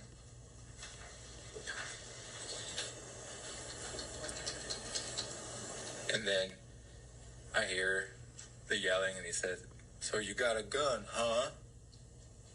And that made me say, "Dear Lord, this is really going to happen. I didn't want to have to use this. And now, me stepping outside to try to defuse the situation, or at least show that show what would hopefully dissuade the threat, and it only increases the threat." Where's your daughter when this is happening? She's outside, and so I gotta get out there between her and the threat. I look Why is white. she outside? I'm purple. Get it right. I don't know. Our dog Buttercup was out there with her. I'm magenta, actually. So you go out there and you have the gun and you hear this man say, I hear him say, "Little girl, go get your daddy. Get your daddy out here." but you were out there by this point, right? Yes. And when that happens, what did you hear this man say? "You got a gun, huh?" And then how did that make you feel? Just extremely afraid. Just petrified. He appeared to be trying to get into my backyard in some way.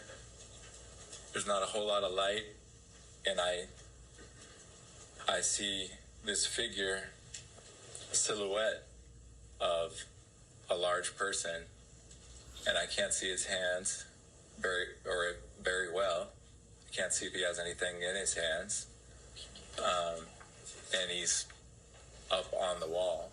And as I shoot him, Well, that's where he fucked up. He shouldn't have had his head over the wall. he goes back. If his head wasn't over the wall, this guy wouldn't have been able to shoot him. Right a little bit. This guy's not wrong. And then I see the next What do you guys think? individual coming towards me.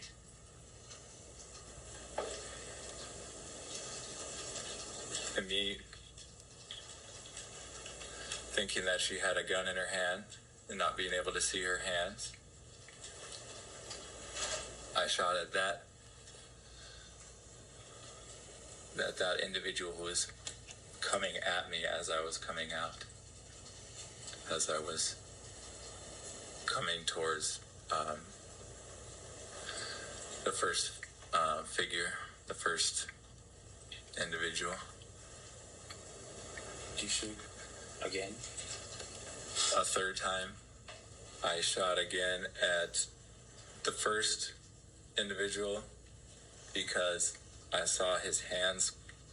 At that point, I was one step closer to the wall, and I could see to the point where I could see him do this with his hands, and I was assuming he was going for a sidearm in his pocket, and so I shot again. Did you ever, as you're standing there and you're shooting, did you ever stick your rifle over the wall to shoot at any of these two people? No. Did you think when you were walking out the door with that gun in your hands that you were going to use it that night? I was hoping not to. When you moved into the house, did you at any point get to meet your neighbor, Miss Oliva? Yes. Mildred Olivio, Millie. She was in her 70s.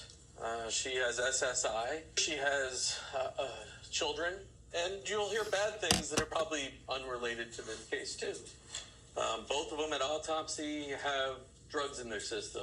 Methamphetamine, cocaine, marijuana. Okay, so they were doing drugs. But ultimately, at the end of the day, and that's harassing not their what the case is neighbor. gonna be about. The case is going to be about this gentleman killing the two of them. And is that justified? I think or it murder? is. I think it is justified. They were doing drugs and like trying to get at his kid.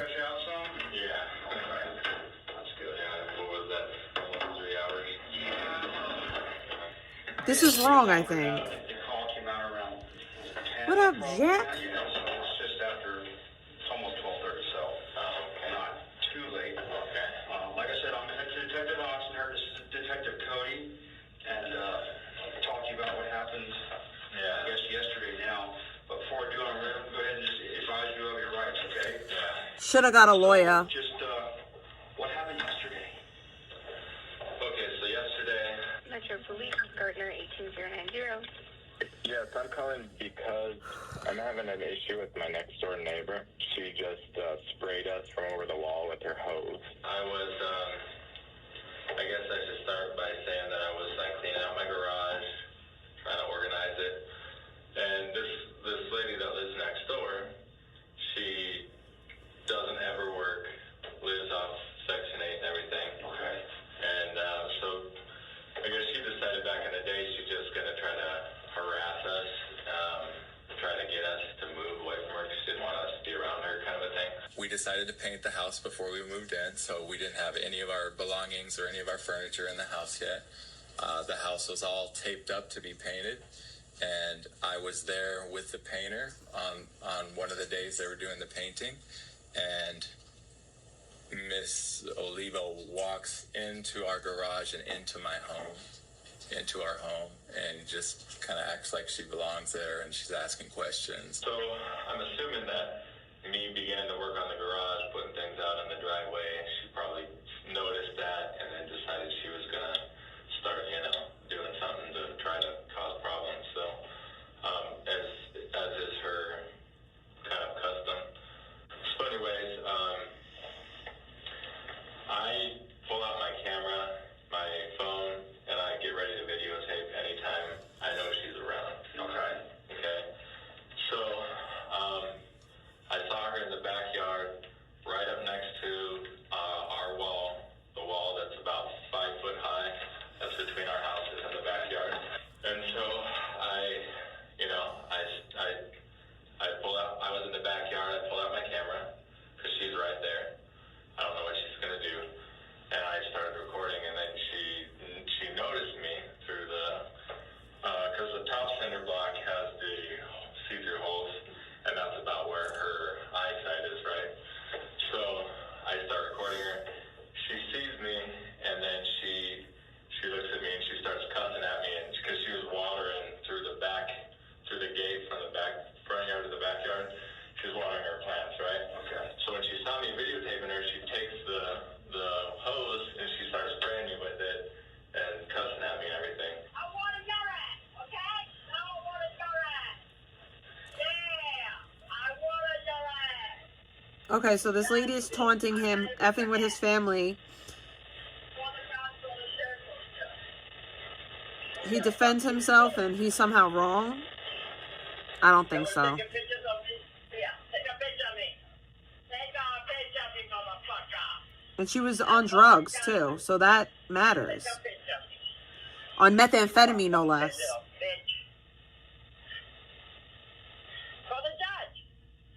If this guy goes to jail because of this, that'd be some bull crap.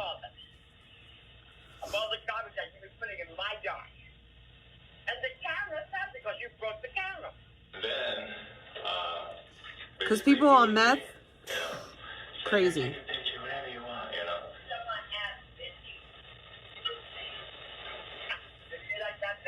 so, because we have a active restraining order against her, I thought, well, They have an active restraining order against this woman. she's not supposed to talk to us or anything, you know what I mean? She liked our dog, Princess.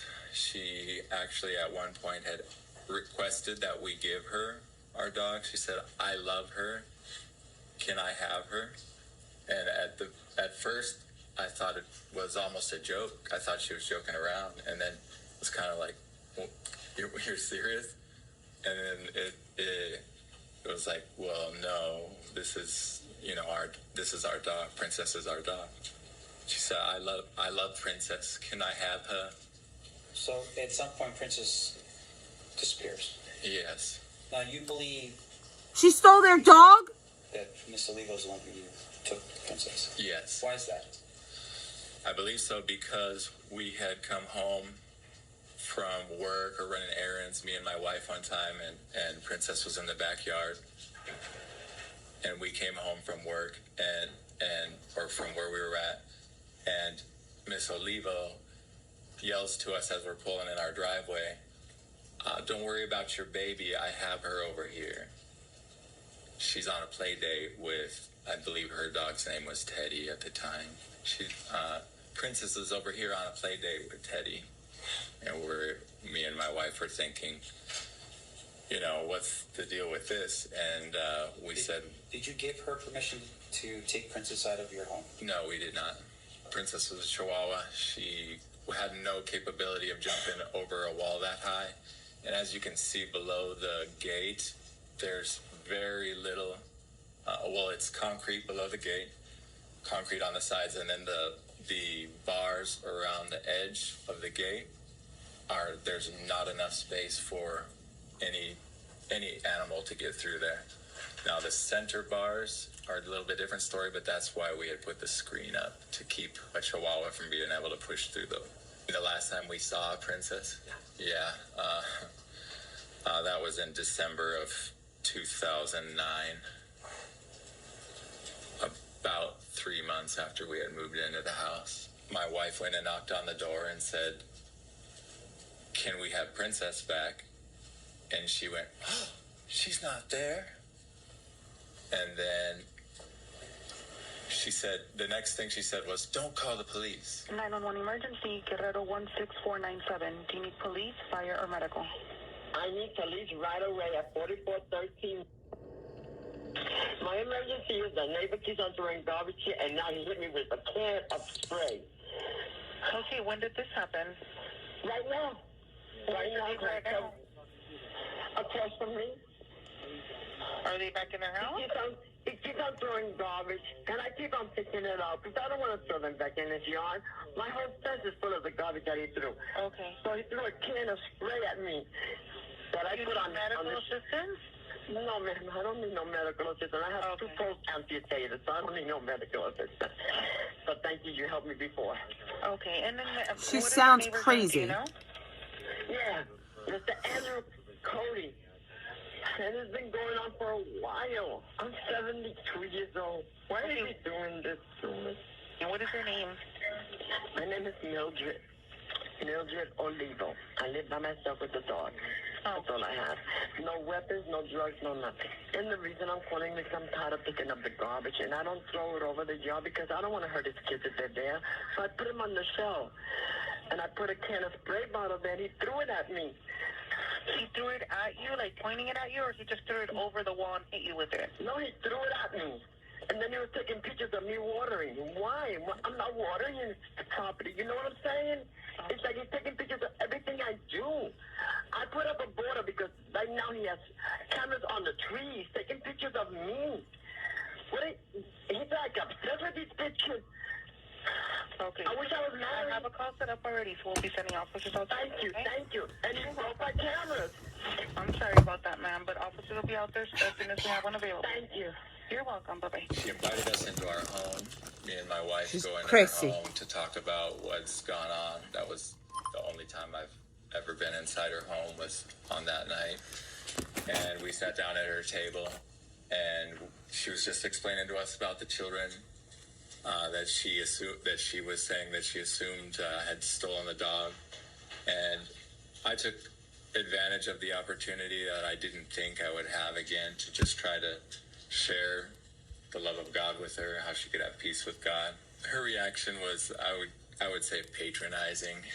When I finished, she looked at me and she said, "Oh, that's so nice," and she reached out and she tapped my hand like that and kind of gave me a strange look, like almost as if you're one stupid person, aren't you?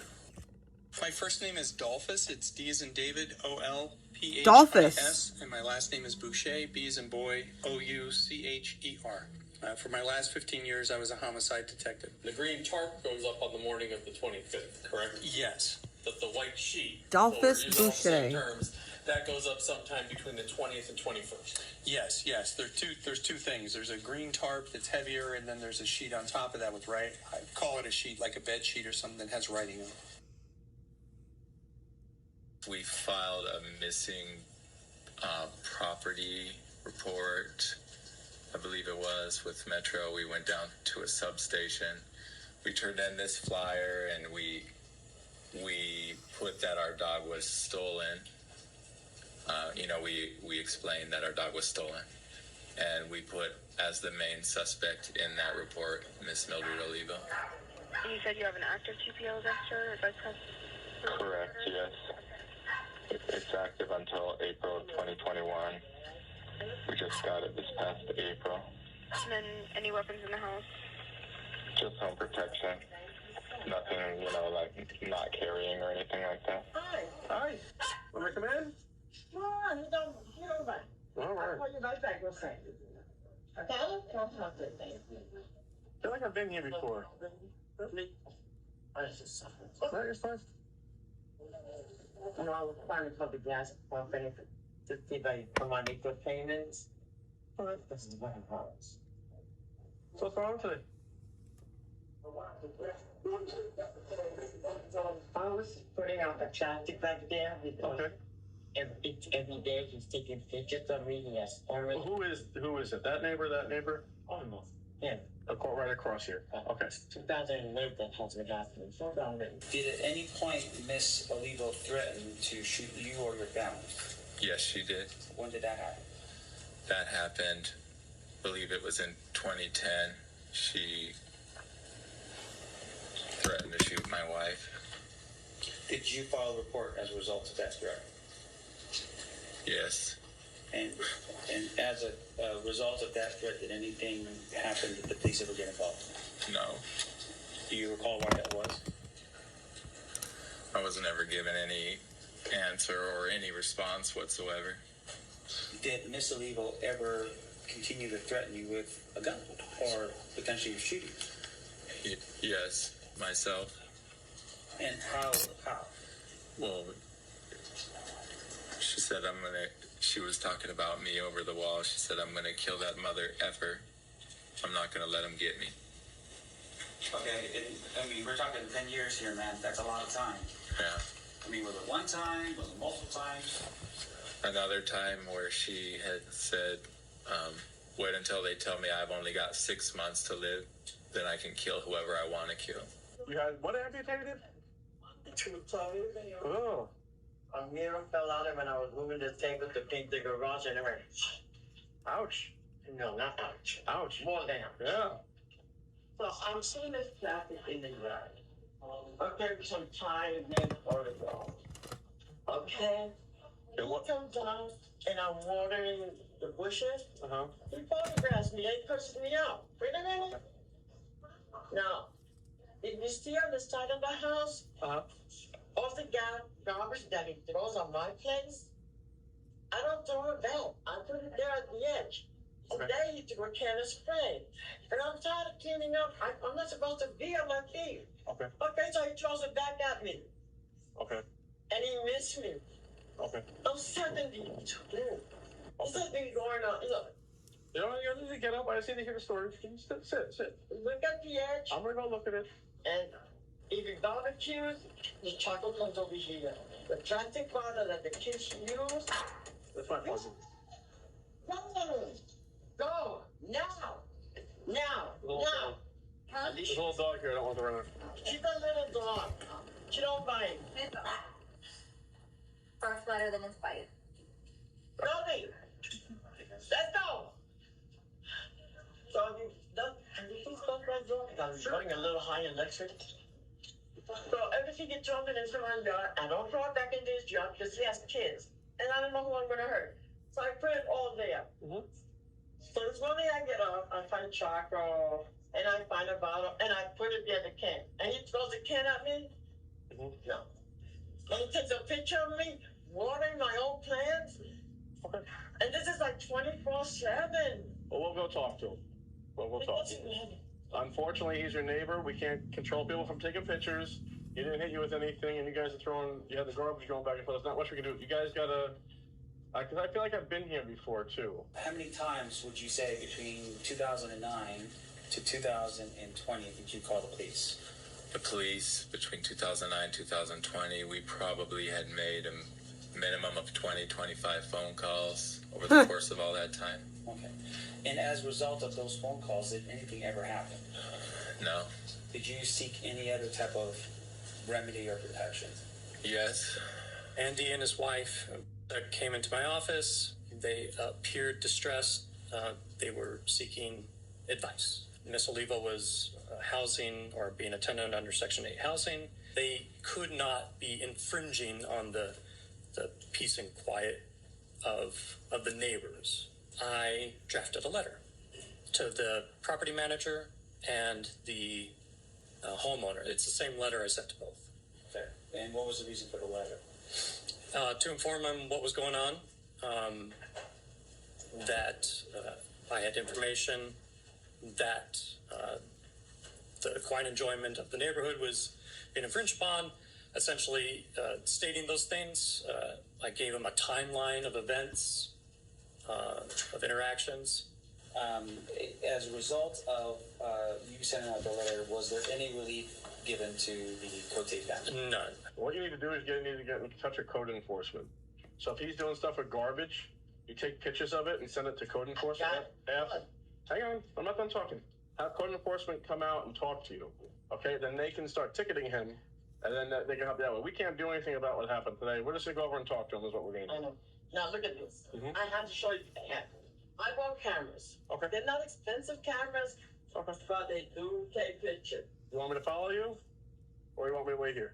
Okay. Shoot it. I'm gonna get better. I'm gonna be walking straight. It's up to you. Okay. Okay. I bought these cameras. You can't damage them.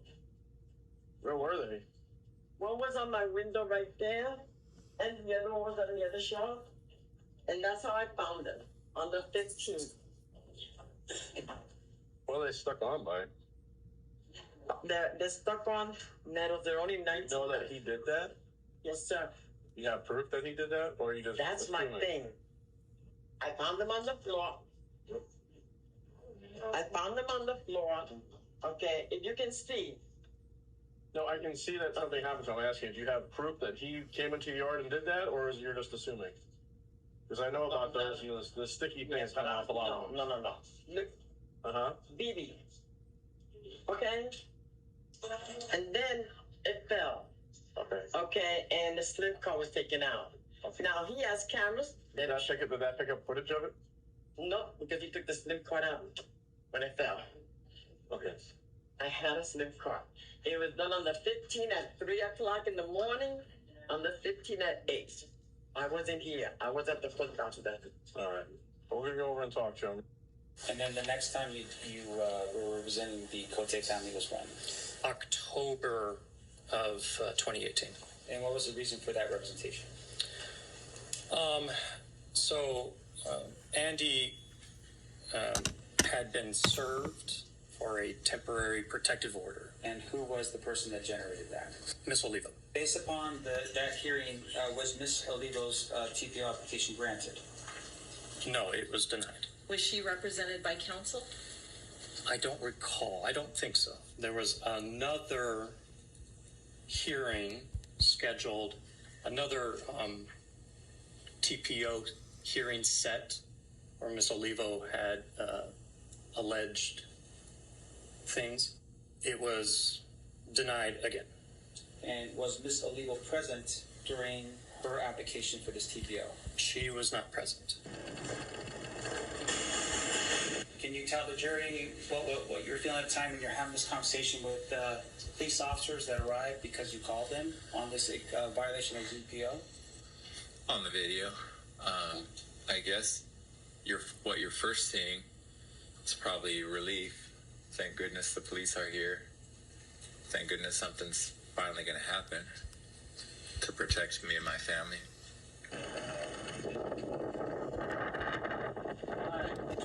How are you?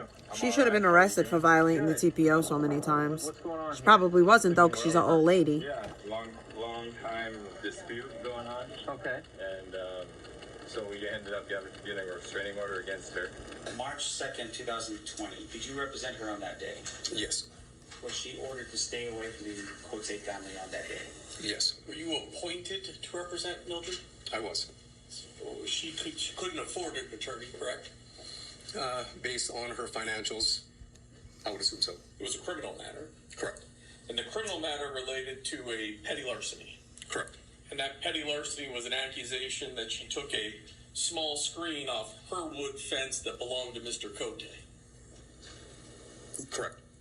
And ultimately, the court ordered her to stay away from the Cote family as part of that criminal case. Correct. And then today I was in my backyard and she decides to spray me and my daughter with water. So. When I'm outside of my house and she's around, I just pull out my camera and get ready to record, you know. Okay. Because, you know, we never know what she's going to do. Okay, what's the deal like throwing trash over there?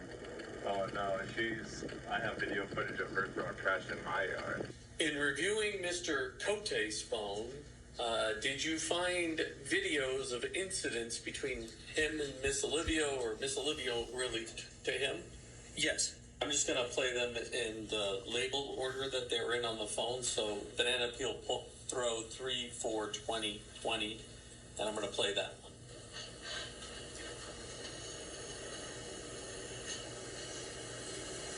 Egg and Scorpion 217 2020.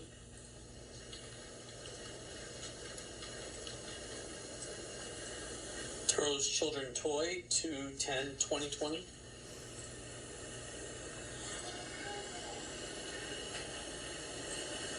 Trash in Backyard 32 2020.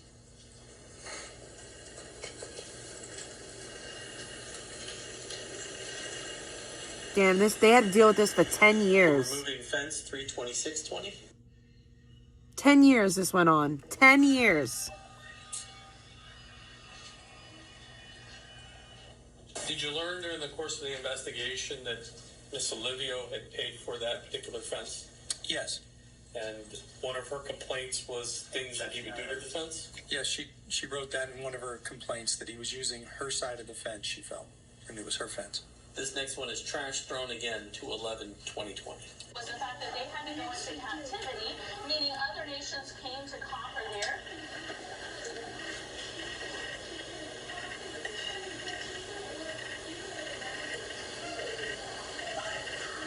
She's walking around in front of our house. This one's called Fries Thrown 22620. This one, yeah, so habit is something that we do without thinking about it, because we've been practicing it over. The woman that's on this video does not appear to be Miss... Oh, let me rephrase. The woman picking up whatever she's picking up does not appear to be Miss Olivia. She appears to be standing on the... In that lower left corner, it appears she's the one by the car.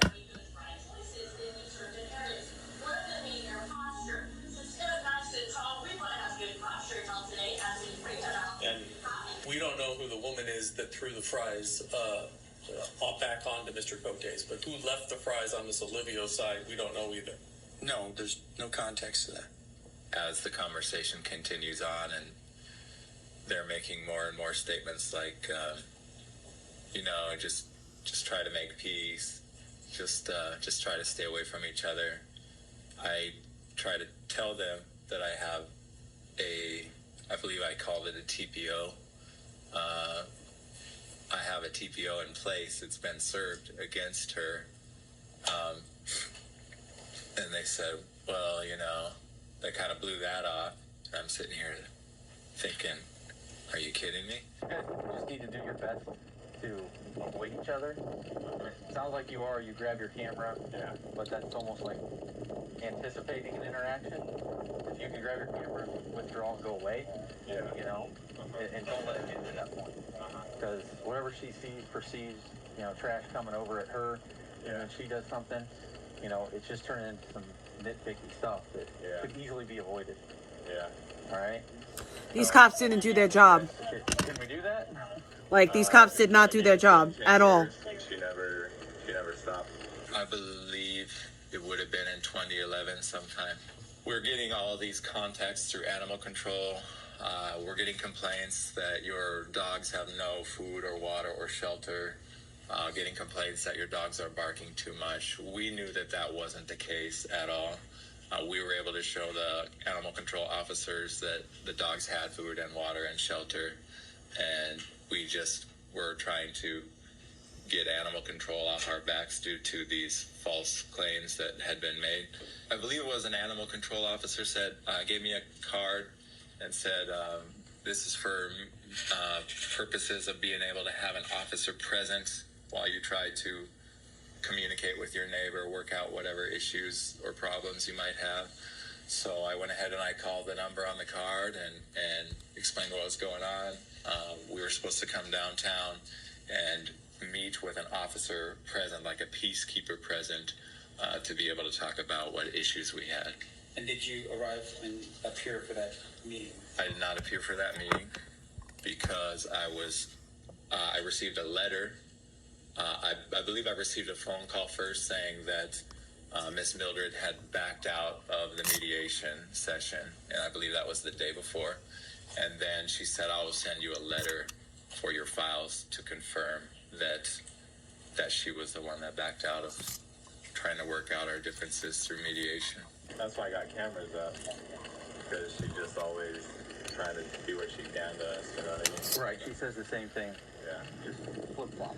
Yeah. So She said she had cameras up, they were shot down with BB guns by them, so. That's, he said, she said this, you guys didn't know how to get along. And I said, I have video footage that I can show you right now of what happened. And they said, well, it's only water. And so I'm sitting there dumbfounded, just amazed that Metro could come out after having counseled me to get a TPO to protect me from exactly what These cops did nothing. This is what cops kind of do all the time. basically tell me just try to play nice, try to get along, and we're gonna go now. Video footage of her spraying me. It's only part of what happened. It's not before and after. Right. So we don't do that. We're neutral. These cops are assholes. Sure it doesn't escalate to any violence, you know? No, because that's still battery. Spraying somebody with water is still considered battery. That's still a crime. Not to mention he has a TPO against this woman. I don't care how old she is.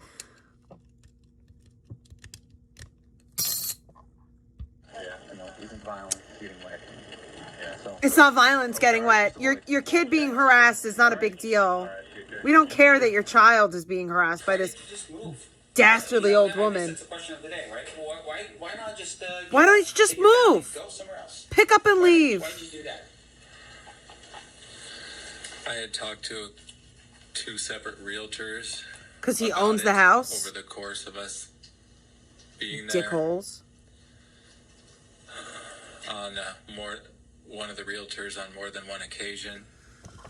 And it just was not something we could economically feasibly do. What happened tonight is kind of backstory by... I feel bad for this person. About a week ago. So the guy was... For those of you who are just coming in, this guy wound up shooting the lady and her friend. Andrew, you have to understand, we've all seen the tape of you in this meeting, in this interview with this detective, right? That's correct. Your demeanor, your tone, your emotion is vastly different between this interview that takes place a couple of hours after the shooting to 2 years after the fact as you're sitting here up on the stand talking to the people. Yeah. Can you explain the difference and why that is? I was just in shock. I was, as I would say, on like an autopilot mode. We're sitting there eating, and then I hear some screaming outside, which is not unusual with her living next door. So I go check the surveillance. I see the guy's vehicles out there. I know what it is. When I found out that last week, I saw he was military.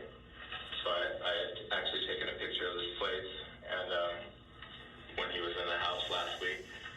So I know he's military. He's a big guy. Last week he's yelling at us, better not do it again. What is he telling you to not do again? So the best I can come up with is I put a tarp up on my backyard, okay, on the patio, because we got the house and the patio covering. Right. Patio covers probably maybe 8 to 10 feet away from the wall. So she had set up some surveillance, right? And the 2 cameras that were facing like into my backyard, right? Essentially looking into my backyard, 2 cameras. So I put up a tarp, and this is covering up most of the backyard, so she can't. The patios probably correspond. She had them on the patio, and so most of my backyard is kind of protected from the vision of these cameras, right? And so I'm assuming she told him, complained about it or whatever, because I don't know what she's trying to monitor me for. I've had surveillance on my camera on my house for, I think, maybe 7 years now. Okay. I heard him in the front say a couple things. That gave me enough time to go check the surveillance. I know who's there now. I saw him last week. I know his car. Then, next thing I know, I thought he was going to go in the house and just, that'd be it, okay? But then next thing I know, I hear yelling from the backyard. And he's yelling, come on out. Come on out. You get out here, What was the physical threat he made to you? Something along the lines of, get on out here. Let's see how tough you is. Okay. Did he say anything else physically threatening? Other than that, it was apparent to me that he was wanting to fight. It was you discern that from the darkness and looking over the wall that he was wanting to fight you? Tone of voice. Mm-hmm. Did he ever say anything about him physically harming you? On a prior night when he was yelling at... No, not a prior night. That night. That night? Let's see how tough you is. Okay, anything else besides that? You mentioned that. Come on out, Pastor. Right. My question is, did he ever threaten to physically harm you?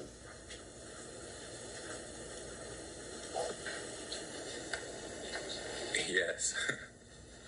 That night. With those words. Come on out. Let's see how tough you is. Okay. Yeah. Other than that, did he say anything else? That's So a threat. Is a threatening thing to say to somebody. Other than that, no. Right about the time when That is a threatening thing to say. was going on, for some reason, my daughter decided she was going to run outside to go.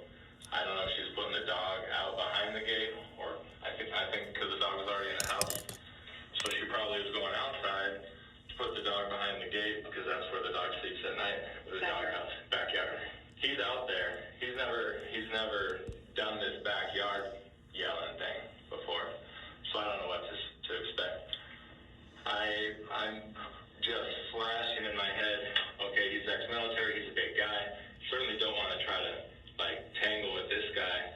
There's not going to come much good out of any kind of verbal confrontation at night in the dark outside in the backyard over the wall. Detective, there were questions, both of you, and throughout this trial about the lighting conditions in the backyard. Do you recall questions being asked to you about lighting? Yes. There's also been questions asked about doing perspective shots. Do you know what I'm talking about when I say a perspective shot? Yes. Did you direct anybody to do perspective shots in the backyard? No. Why not? there was a number of reasons. The first one was there was no suggestion through any of the evidence or Mr. Cote's interview that he couldn't see the victims and the victims couldn't see him. There was, in being there, we could see the lighting. You could see each other in the backyard. There was ambient light around. There was light in their backyard and the other backyard. So those kind of things would be done if it was so dark that we couldn't see things. We would have taken shots to show that, but we could see one another over the wall and in the backyard. Do they have any weapons that you could see? Not that I could see. You never saw her with a gun for the 11 years you lived there, right? No, I did not. And that night, Ms. Olivo never said she had a gun. Not that I can recall. Okay, and Mr. Hansen never said he had a gun. Never said that he had a gun. Okay, Ms. Olivo that night never, in that exchange, in the few minutes before you shot them, she never threatened physical harm to you, right? I don't believe so. So your daughter's outside, you go inside, you get the shotgun. Do you ever think about just grab your daughter and go inside? No, because I was already inside. Okay. I was inside. I had not stepped outside yet. I don't think I would have, except for my daughter was outside, you know. She's by herself, right? She's by herself outside. So, so I just went into like protective mode because I didn't want to take any chances. I didn't know he was going to pull up a sidearm or something, you know. Are you making the jump that he's military, so he might have some training? Oh, Is yeah. that what you're thinking? For sure. Yeah, for sure. You're saying it because Mr. Cote says that there was no weapon in their hands, right? There was no weapons. They didn't have weapons. Okay. There was no interaction with the people before they got shot. There's not a single word said by Mr. Cote. He walks out and murders them. All right. And then you said in his statement to your partner, I didn't go out there to talk or something like that. One of his primary statements is when he's like, did you think of anything else you could do? And he says, I didn't intend on going out there to really talk with them, you know, to have a reasonable conversation. I didn't walk out there to have a conversation. That means he went out there with the intent to shoot them. He had been dealing with this for years. Well, when I had a gun in my hand, I was going outside to protect my family, protect my daughter who was outside, and to use the gun. So he suggests that he's going out there to protect his daughter, but he offers no reason why his daughter's in any danger other than the fact that there's a man in the backyard yelling and he doesn't want to fight with them. Self-defense would require they have a weapon, they're threatening to harm him. None of that happens. They just take him outside and he wants to have an argument with them. But I mean, I really can't. I'm not that kind of person where I'm going to go outside to use the gun. But I mean, I was ready to use it if I needed to. You know. Did you think about scooping up your daughter and taking her back in the house before you left the shotgun and aiming and pointing and shooting? No. You get that there's other things that you could have done. I mean, not a whole lot, because sort of grab your daughter and go inside, which probably would have been the best thing to do. Yeah. You get there's other things that you could have done instead of shooting these folks. Oh yeah. The killing of another in self-defense is justified and not unlawful when the person who does the killing actually and reasonably believes that there is an imminent danger that the assailant will either kill him or another or cause him or another great bodily injury, and two, that it's absolutely necessary under the circumstances for him to use self-defense or force in order to avoid death to himself or to another individual. Okay, so let's say that the block wall is right where my partner is. How far away was she? She was probably about right where you are. Okay, about right here. Yeah, I would say probably no more than 4 feet away from the edge of the wall. Okay. So if you're facing the block wall, you've got a clear sight of her. Can I sit down? Yeah, absolutely. Please. So if I'm facing the center block wall, yes, that would be So you can see over the wall down to her.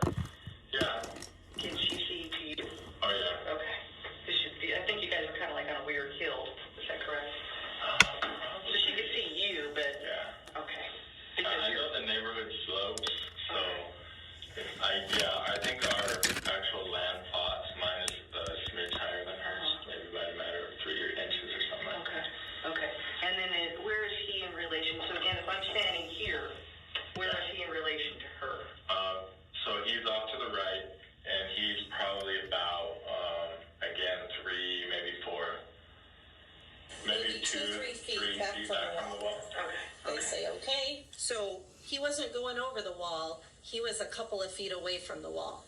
Oh, I know. You're suggesting what you told the detectives was wrong? No, he was up on the wall, and I don't know which part of the statement maybe you're referring to, but once he got hit the first time, then he was back from the wall. I just went outside and I saw him standing there like this, and so I just shot him in the head.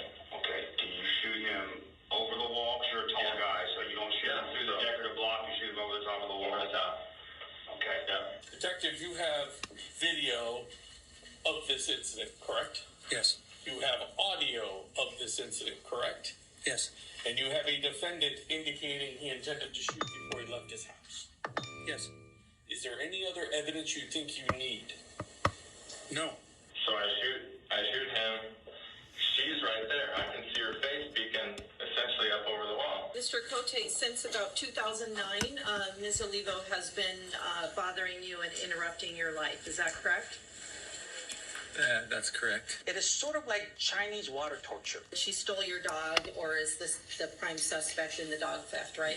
That is correct. The idea of a single drop of water in a specific spot on your body, over. She sort of rebuffed your attempt to introduce your religion to her.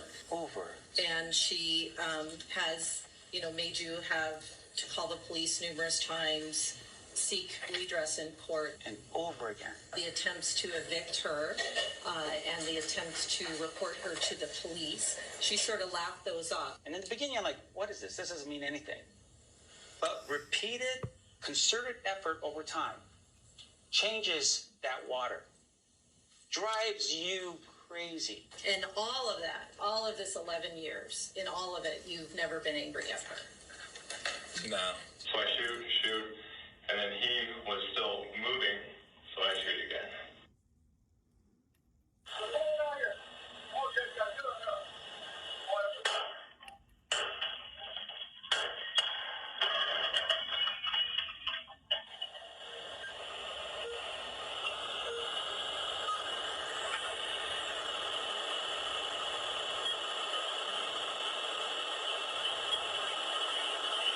District Court, Clark County, Nevada, State of Nevada, plaintiff versus Andrew Martin Cote, defendant, case number C-351491, department number 12, verdict. We, the jury, in the above entitled case, find the defendant, Andrew Martin Cote, as follows.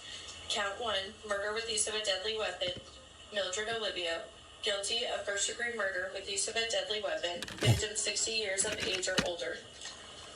Wow. Count 2, murder with use of a deadly weapon, Timothy Hansen, guilty of first-degree murder with use of a That's deadly effed weapon. up. Dated this 12th day of May, 2022. Guilty. My father, Timothy Hansen, was a class act. Born and raised in Akron, Ohio, he was a bright light in my world. Akron. And I have so many others who now live all around this country. Funny, charming, caring, and strong, and charismatic. Just a few words that encapsulate the man who raised me into who I am today. After a bad day at work, I'd call my dad to laugh it off. When I needed advice or a bright idea, he was there for me with something clever. When he'd come to visit, his hug melted away my problems, and his strength unwavering. Growing up, he was a foster child, but he didn't let the cards he was dealt hold him back. He pushed through boundaries, and he claimed the life he wanted and went after his goals until he reached them. A veteran of the U.S. Marine Corps, he was also proud to have served this country and be able to support other veterans throughout the Las Vegas area in his own way. I always told my dad how proud I was of him, and more importantly, he did the same for me. He just calls sometimes to say, I'm proud of you, or I love you. What a treat to have had a father who cared so unconditionally, to let his children know those things so freely. I'm thankful that I still have voicemails of those, but they are just that, voicemails. The last time I physically saw my father was on my birthday, June 10th, 2020. He drove to LA from Vegas to cook for me all day, breakfast, lunch, and dinner, and spend time with me, my husband, and son. It was such a beautiful day. He flew kites with my son while I finished work.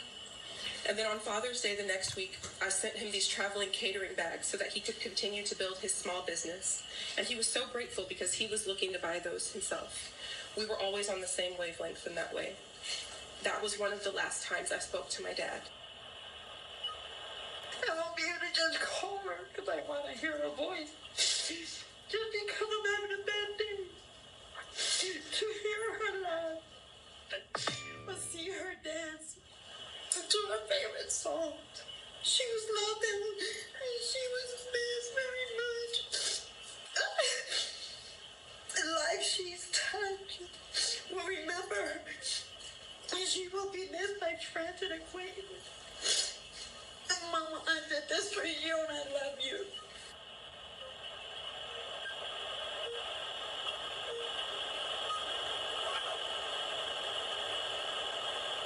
I think you want the night to talk him out of it.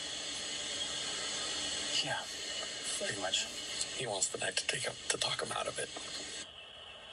We've already been talking of how and when we're going to move, kind of a thing, you know what I mean? Especially now that the kids are getting older. And they literally cannot play outside in the backyard without being supervised at any given time. And so that's not a good environment to live in, you know what I mean?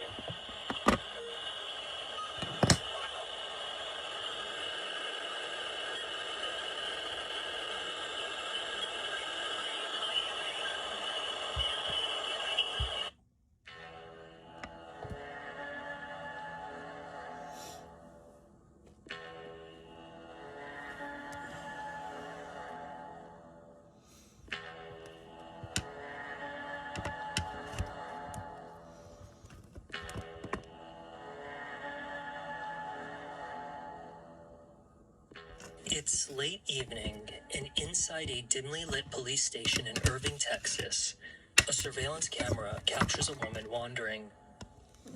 Wearing glasses, a surgical mask, a sweater, and shorts, and clutching some personal items in her left arm, she appears confused. There's no one at reception to help her. The front desk of Irving's South Station is not staffed at this time, so she walks off camera and circles. At some point, she's told if she needs to make a police report, she can use the phone that's hanging on the reception wall. After about 13 minutes of pacing, at 10:09 p.m., she finally locates it. Earlier that day, Madison McDonald was home with her two girls, 6-year-old Archer and 23-month-old Lillian. She had taken the day off work and called the girls' school to keep them at home. All day, they watched television, played games, and ate their favorite foods. At around 9:30 p.m., she grabs some paperwork, including birth certificates and some electronic devices, and gets into her white Chevy Suburban, drives about 20-something minutes south to this station, and picks up the phone to make an extraordinary admission. April 5th, 2021. The report she'll make, her subsequent interaction with police, and her prior contact with the system will challenge you to analyze the evidence and then contemplate the answer to the following question. Will this woman be held culpable for the tragedy you will learn about? Because this isn't a mystery, it is not a whodunit. This is about a 30-year-old woman who goes after the ones she sought to protect in The Conspiracy. Irving Police, Logan, may I help you? Hi, I was told to use this phone to call dispatch to get an officer to make a report. What kind of report and which station are you at?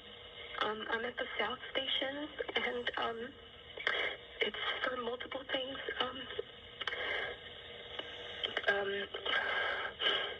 Child pornography and murder. Did she just say child pornography? Police Sergeant Christopher Ryder was first inside the locked apartment at 715 Calvert. Pornography, is that what you just said? The front door opens immediately to stairs on the right, up which was the main living area with a kitchen in the right corner. These bitches need to be sterilized. Adjacent to the kitchen was the master bedroom, its door slightly open, and inside, the room unlit. Sergeant Ryder's handgun flashlight illuminates the room with a bed that looks like it's been slept in. He pulls on the blanket to reveal a little girl lying on her right side. Yeah, I've got one in here. God damn it. His words suggest he was expecting to see a child, and that's because he was. And who was murdered? My children. The sergeant then calls up Irving Fire, but it looks bad. Where you at? Over here. I got one right here. Yeah, hey, what? I don't think so. I was trying to shake her. She's not moving. She's not responding.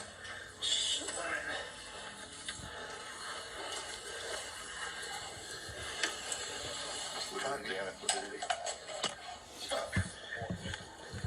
Where's the monitor? We gotta get a... 6-year-old Archer was showing the telltale signs of death. Firefighter Jeffrey Manderville knew immediately there was nothing they could do because of the widespread reddish-purple color indicative of lividity, which starts anywhere from 30 minutes to a couple of hours after death. The patient care report said it all. Obvious death and no resuscitation attempted. Near Archer's body was a pillow with some blood and a clear indentation, suggesting this was likely used to kill her. A toxicology showed she had a high amount of hydroxyzine, which is an antihistamine with sedative properties, and sertraline, more commonly known as Zoloft. What the F? Both of those were prescribed to the little girl. What? Archer was a very active child. Her father, Tim, A described little her as girl bit was of a prescribed handful, Zoloft? as she had a lot of energy and was tough to keep up with. That's not normal. Nicknamed Monkey, he said she loved running around, climbing things, playing with other kids on the playground, school, and loved being a big sister to her half-sibling, Lillian. How many children you have? I had two. Susan Marshall was also a sergeant with Irving PD. As soon as she's up the stairs, she takes a left opposite of the master bedroom and enters what looks to be a child's room. That one. I'm checking over here. Oh, Jesus Christ. Yes.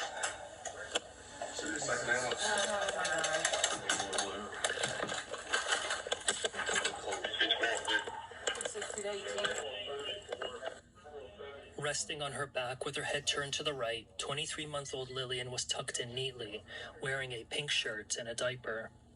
She had long passed away. She had what's called a foam cone, which is body fluid coming out of her nose and mouth. Medical examiner Dr. Emily Oh, I know what that's like. I've seen that before. Involving respiratory depressants, that's terrible. such as Benadryl and alprazolam, more commonly known as Xanax. Lillian had high amounts of hydroxyzine, Xanax, acetaminophen Tylenol, and cough-suppressant dextromethorphan. She gave this baby The medical Xanax. examiner said she would have been very sleepy and had slowed breathing.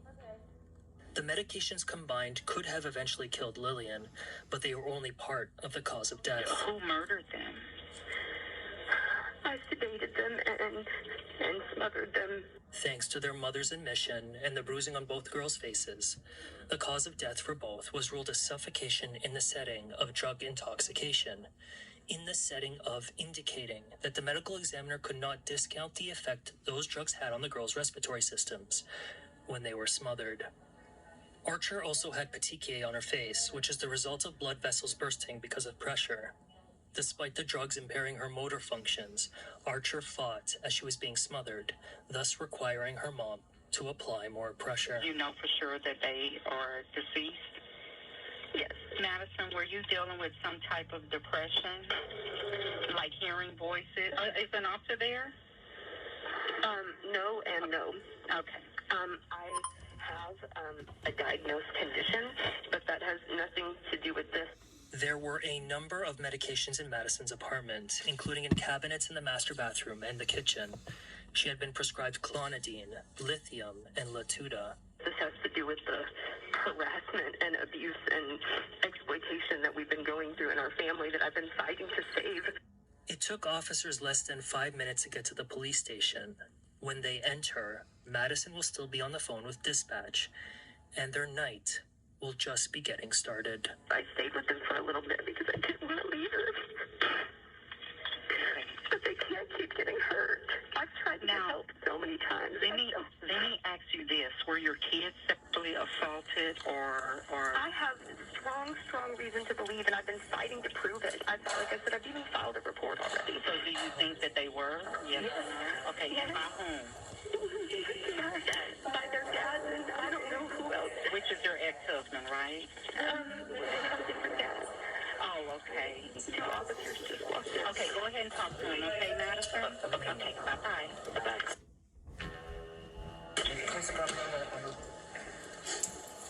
You don't have any weapons or anything on you? No, sir. Okay. Place everything down. Okay. So what's going on? We've been going through a very, very traumatic and scary situation in the family for about a year now, and I've been trying to prove that there are people that are hurting my children, and everyone keeps shutting it down or saying they're not going to talk about it or won't help me get help. Roughly 0.3% of the U.S. population suffers from a chronic mental illness called schizoaffective disorder. And Madison is one of them. That's a scary thing. Born in Knoxville, Tennessee, she was one of 2 kids to parents who had divorced when she was 6. She was considered an advanced child because she talked and walked early, and was later found to have an above-average intelligence. But her mom, Julie, a nurse by training, said she noticed something off about her daughter at a very young age. One unforgettable example being when she deliberately burned her skin at 13. The little girl, who received counseling after her parents' divorce, told her mother that she had intrusive thoughts about harming herself, and was thereafter taken to the partial hospitalization program at schizophrenia and bipolar combined, where she was diagnosed with depression and, 4 years later, with bipolar disorder, modified at a later date to add schizoaffective disorder. She would also be schizophrenia and it with comes and attention goes. deficit hyperactivity disorder and generalized anxiety disorder. Madison reported that her father, who was in Afghanistan with the military, was a paranoid, raging alcoholic and a scary man who allegedly said he never wanted her to be born and that her mental health issues made her defective. Her mother, who believed her ex-husband had his own mental health issues, claimed that he was emotionally abusive and distant with her, but not with her little brother. Madison also alleged that her father had a severe porn addiction and would openly watch in the living room. As she described it, the real turning point in her life came when she was attending Weatherford High School, where she began partying, smoking weed, and drinking alcohol. At 15 years old, she reported to police that she was raped by 3 individuals after blacking out at an older teen party. She said she had a rape kit done, but the police never brought charges because the boys said it was consensual. She said her life went downhill after that. She began partying heavily, became disinterested in school, and flunked out of the University of North Texas after 2 years. She later attended North Central Texas College, got a dental hygienist assistant certification, worked for 1 year at a dental office, and then started a series of jobs including bartending, during which she said her alcohol consumption and drug usage spiraled out of control. She said she started abusing pain meds and dabbling in drugs like ecstasy, cocaine, and weed to numb the pain.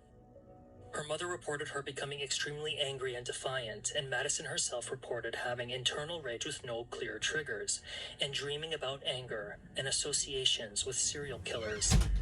In 2017, she reported having seizures, which were determined not to be biological, but psychological or stress-induced.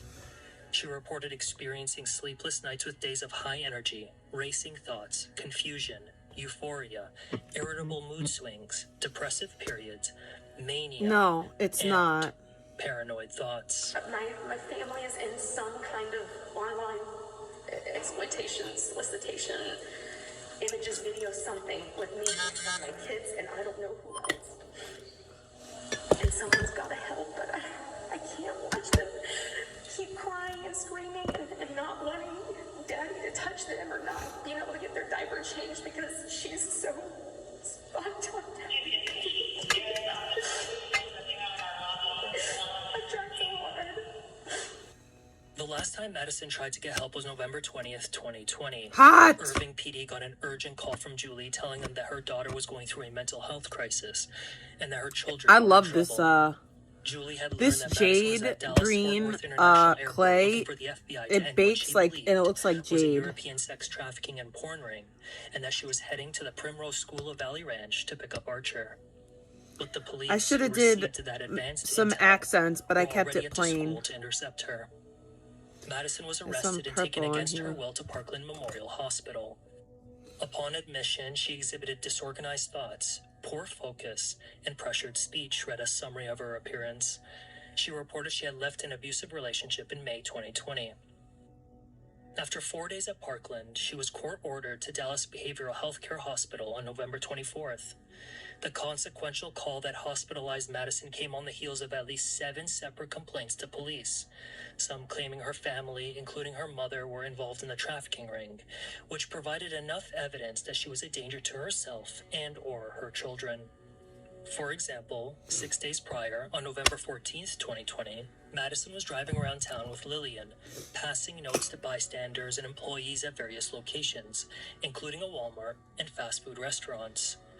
A clerk at the Burger King at 2525 West Airport Freeway described a woman taking an unusually long time at the drive-thru Still menu board. bendy.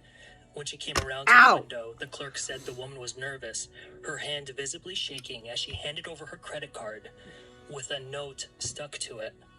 "Call the FBI tip line, not the police," the note said. "Tell them a woman and her 2 kids are in danger." At a little past midnight that very day, a cop made contact with her and she admitted that she was the one passing the notes. Madison explained the situation and said her phone and email were tapped, but the cop thought she was possibly delusional. That same day, she called police to report that a male ran from her apartment and into the neighbor's place next door, but the neighbors shook their head.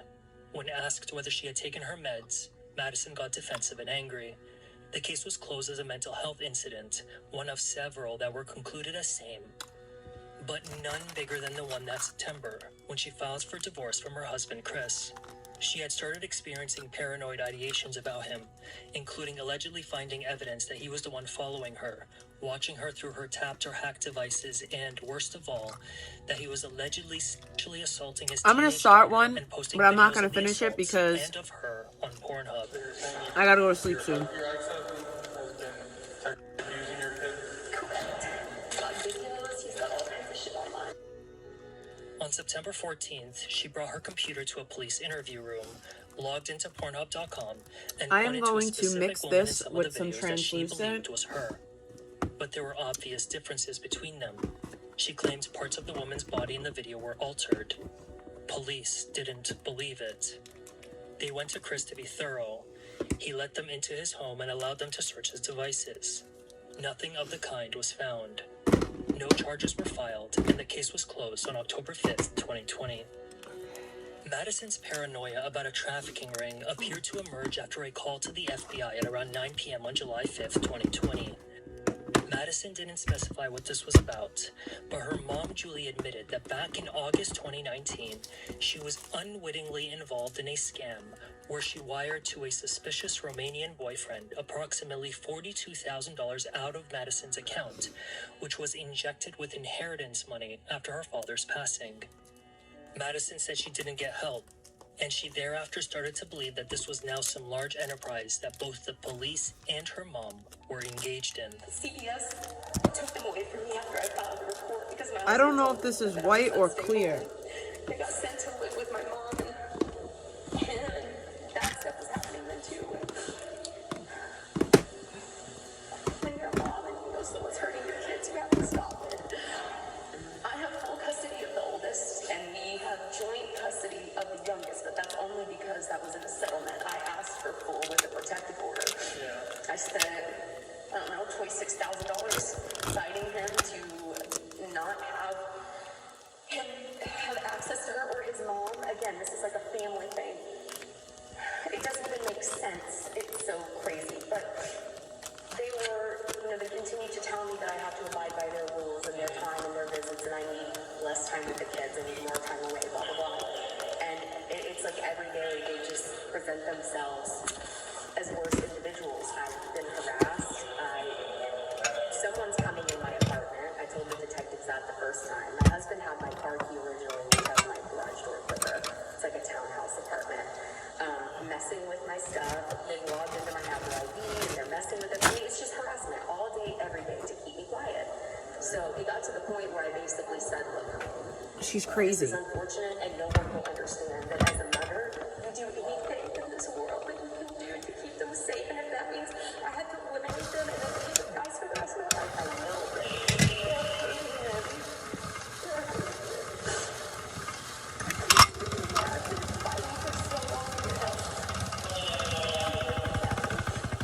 After being released from Dallas Behavioral Health in December, Madison was outpatient therapy. IOP, bitch. Among other things, developed better coping skills, which appeared to yield significant progress towards stabilization. By early 2021, she had a job at Kohl's, got a fresh fill of her medications, and had not uttered another accusation at anyone since her hospital visit. But the biggest news was yet to come. During the great winter storm that year, Julie, Madison, the fathers of her children, and a representative from Child Protective Services hopped on a group call together. The topic, custody of Archer and Lillian. Up to that point, Madison had agreed to give up rights to the children for 6 months, with supervised visits, pending improvement in her health. But the version of Madison they got on the call was completely different than the one they had for the past year. When I got out, it was like suggested defense, and so ever since then,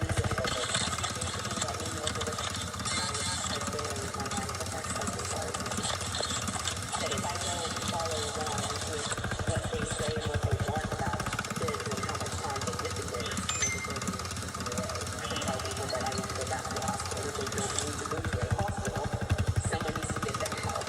Seeing the mental health improvement, Julie agreed to hand Archer back, while Chris, who didn't want to separate the little girls, trusted that it was the right move to release Lillian to her mother. CPS agreed with the arrangement.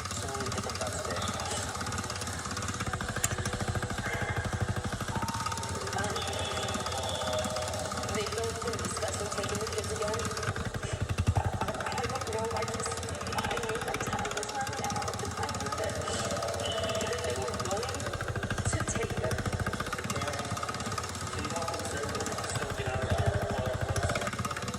The month prior to the call, CPS found that Madison was not responsible for neglectful supervision of her children, a charge leveled against her after she was arrested. CPS concluded that she had a mental health incident, sought help, and had been proactive and cooperative with the department.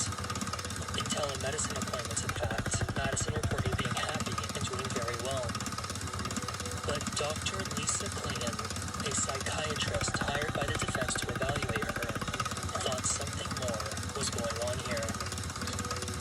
Miss McDonald presents very well compared to some mentally ill people, she testified. So I don't know if they were kind of fooled by that, or they were short-staffed, but yes, they obviously missed a dangerous situation. I didn't want to do this. There was no other option. How do you feel about me having bipolar was the question that first clued Chris in about what Madison was dealing with. The two were lying in bed one night, Madison still pregnant with Lillian, when the question came out of nowhere. I'll deal with it, Chris recalled saying, but he said he didn't know at the time what bipolar disorder was or why the conversation came up when it did. Chris had seen some medications Madison had in the home but didn't probe too much into them. Madison told him she took a pill for energy, and that's about it. The two met on dating website Match.com in 2017 and, after only about a month of talking, quickly became partners on June 6th of that year and lived together with the kids in Chris's home.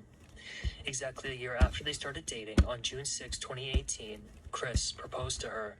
Their plan was to wait another year before they got married, but then they found out Madison was pregnant with Lillian, so they moved the date up and, on January 1st, 2019, they officially tied the knot. Beautiful was how Chris described the first 2 years of their relationship. Probably the most amazing relationship I've ever had, he continued. In the first year, there were no issues, no disagreements, and no fights, he said. But Madison did have a habit of keeping her lovers in the dark about certain things. He didn't know about her mental health issues and, prior to dating, he didn't even know she had Archer from a past relationship with Tim, who she met in 2013 at Valley Hope, a substance abuse treatment center in Grapevine, Texas. She was very easy to talk to, Tim said about Madison, who was being treated for alcohol and a cocaine addiction as she cared for her sick father in South Lake. We got along really well from the very beginning, and I just kind of fell for her, he said. The dating relationship turned serious quickly when she got pregnant with Archer. Tim said this was very early on in the relationship and that he was both very scared and excited to be a father, which was made official when Archer was born in October 2014. The pair moved out of her father's place and into an apartment in Grapevine, where the relationship hit some major bumps. Tim said he continued to struggle with substance abuse, while Madison, he would only learn later, had schizoaffective disorder, bipolar type. He said after she became a mother, he noticed her showing more depression and anxiety related to Archer's safety. But this paranoia wasn't extreme and didn't interfere with her ability to raise the kid. At least initially. After all, she was being treated by a psychiatrist and prescribed various antipsychotics, antidepressants, and anti-anxiety meds. But things never really were the same after her father died of liver failure from alcoholism in 2015. Madison said I am after that, she super started hearing a voice from a man named Mark, anti-anxiety who told her to drown medications. Archer, Like, I a am child really who against was not them. easy to handle. According to a medical report, They are the worst Archer was things diagnosed with ever. behavioral anxiety and was hyperactive, defiant, and very emotional. Madison reported having difficulty with Archer's tantrums, for example. For 3 months, the child had been screaming and was becoming physically violent, with Madison claiming that the little girl hit her in the stomach with a metal toilet paper stand on the morning of that report. She said she had to restrain her and admitted to slapping her. Madison and Tim would break up and get back together several times until the spring of 2017, when they officially called it quits. Madison, who would get custody of Archer, said she was the one to break up with him because he struggled with his addiction. Despite the separation, Madison and Tim were still best friends, even after Madison moved on to Chris within a month of their breakup. A doctor observed that Madison had traits of borderline personality disorder in that she had brief shifts in emotions and found it difficult staying alone, rapidly jumping from one relationship to another. Like Tim, Chris said the relationship at the beginning was great, but he said things started taking a turn for the worse after the birth of Lillian in mid-May 2019, and really after the pandemic was declared in March 2020. With schools closed, Madison, who was a stay-at-home mom up until late 2020, was now saddled with 3 children, including Chris's older daughter. Chris said she was more frustrated because it was a lot to manage, and she was constantly worrying about the pandemic and what that meant for their health and safety. On one visit to the doctor in April 2020, Madison said she had intrusive thoughts about, but never was going to act on, harming Lillian, a child she didn't expect to have because she didn't really want more kids, according to her mother. That month, she accused Chris of being verbally and emotionally abusive toward her, which he said surprised him because it was not true. He did admit, though, that she didn't like the fact that he had a lot of female friends. Regardless, it was all a little too much for Madison. That April, she asked for a divorce, claiming she didn't feel her kids were safe around him and, within weeks, moved out to the apartment on Cowboys Parkway with the children. While Chris didn't initially want the divorce, he said in a CPS interview that the divorce was due to Madison not being able to get along with his mother and having conflict with his daughter, who said she couldn't handle Madison's mood swings. Despite all of that, neither filed for divorce immediately, and the two were still romantically involved and would talk all the time. And then came September 2020, when Madison filed for that divorce. Chris got his own lawyer after consulting with his mother, which upset Madison because she wanted them to go through hers alone.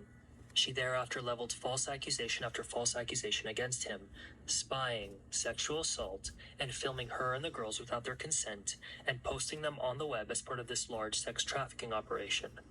And Madison continued to convey a real belief that this illegal enterprise existed after the death of her children, which played an important role in her legal case.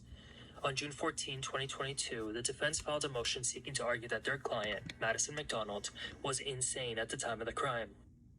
She argued that this wasn't murder because she believed at the time that smothering the children would only suspend them temporarily in heaven until she could uncover this trafficking ring, after which the children would be returned to her. In a case with an insanity defense, there are 2 different exams. There's the competency evaluation to determine whether the defendant is fit for trial, and then there's the evaluation to determine whether the defendant was insane at the time of the offense. Both the experts for the state and defense eventually found that Madison was competent for trial. The contention then rested in what will eventually become a trial, with dueling expert testimony on insanity. Defense expert Dr. Lisa Clayton, who spent nearly 11 hours with Madison, found that she was insane that night.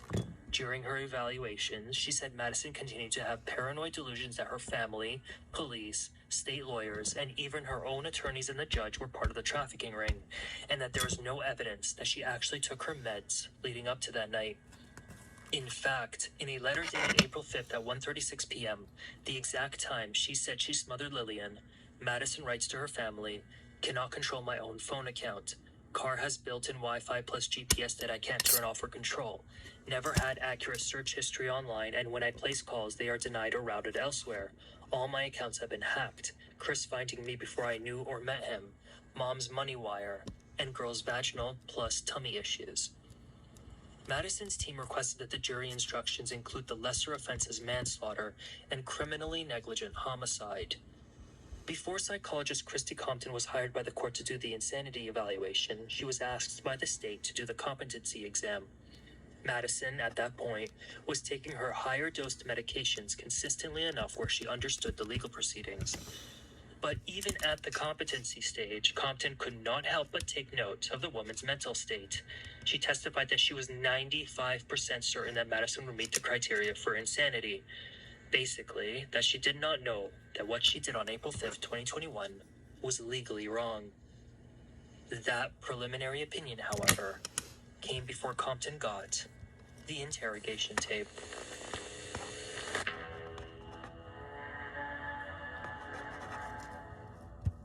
Madison was escorted from the lobby and deeper inside the station to get booked and photographed. Her right hand, with Archer tattooed on the wrist, showing a substance that looked like blood.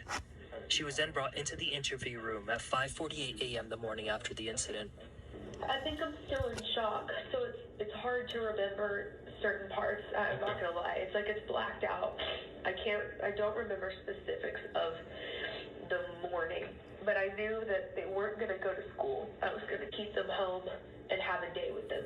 Okay. I've done it before when I got scared. Where Your mom, you can do that. Where we just had a day. We ordered our favorite foods. We played our favorite games. We watched our favorite shows. We played, we hung out in our PJs, whatever. So we were going to have a day. And then I thought, okay, well, I have a Xanax prescription. So I'll just put them to sleep. Okay. Just overdose them. Quick and easy. Again, I know it's wrong, but all I wanted to do was the calmest and kindest thing. It just Look, we're not here to judge, okay? That's not our job here. Honestly, we're not judging you, okay? Well, we just I understand. we just want to know.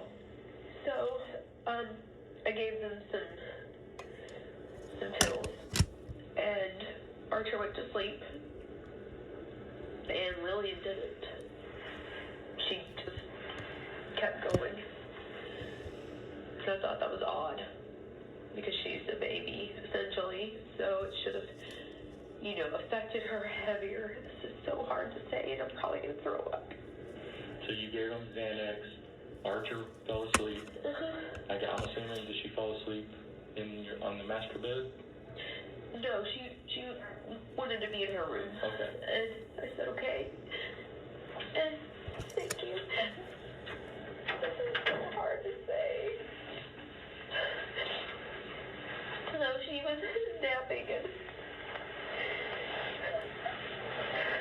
she napped for a long time. Lily wouldn't go back down, so I gave her some hydroxyzine, which is like Benadryl kind of. An allergy pill? Yes, some more Xanax. I put it in some yogurt. I didn't do her.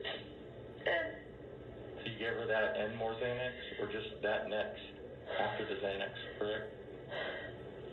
yeah, sorry, just that. Okay. And I laid her down, and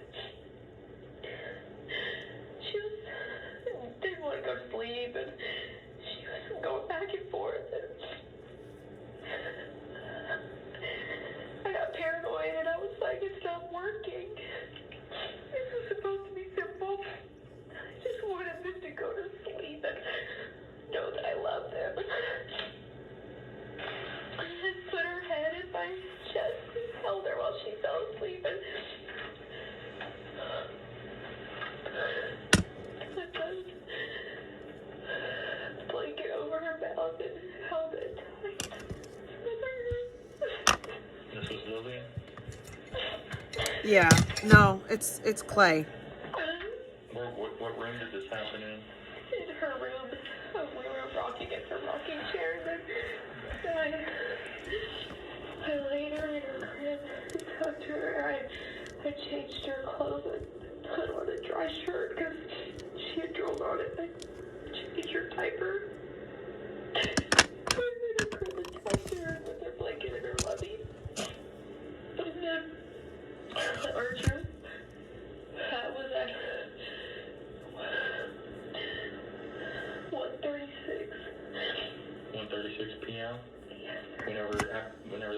Lillian? And I kept thinking, okay, it's over. And then Archer woke up.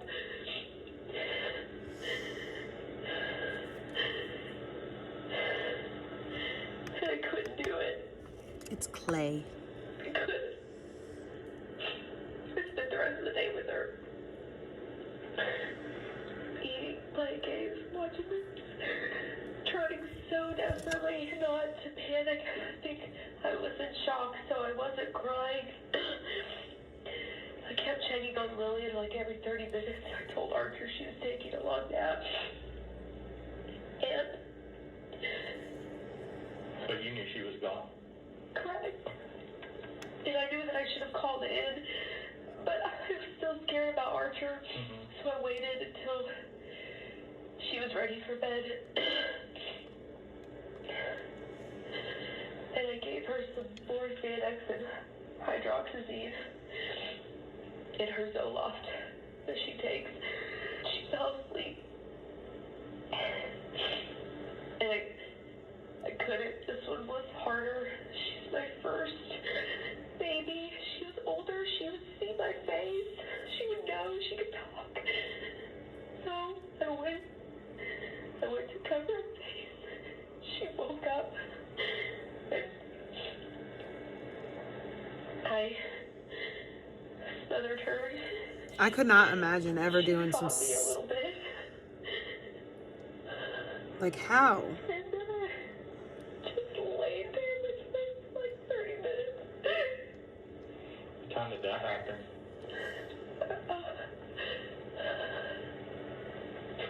I forgot to look. I want to say 8 or so. So whenever you said you smothered her, what'd you smother her with?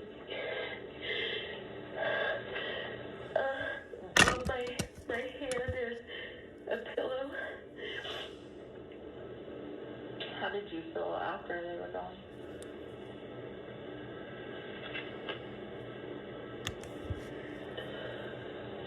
I knew I would be asked that, and I knew that there's not an answer. I don't think you don't feel, you're numb, you're aware,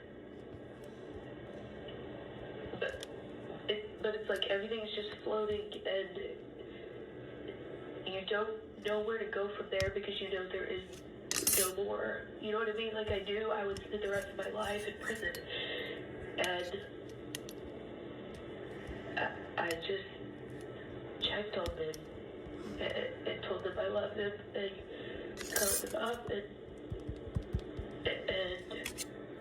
situated them to how they'd be comfortable and just stood there for like 15 minutes and just stared at the floor and thought, you know, I was thinking, but there was no thought. I know that makes no sense. You don't, I was telling him in the elevator, you don't do what I did. You don't just wake up and do this.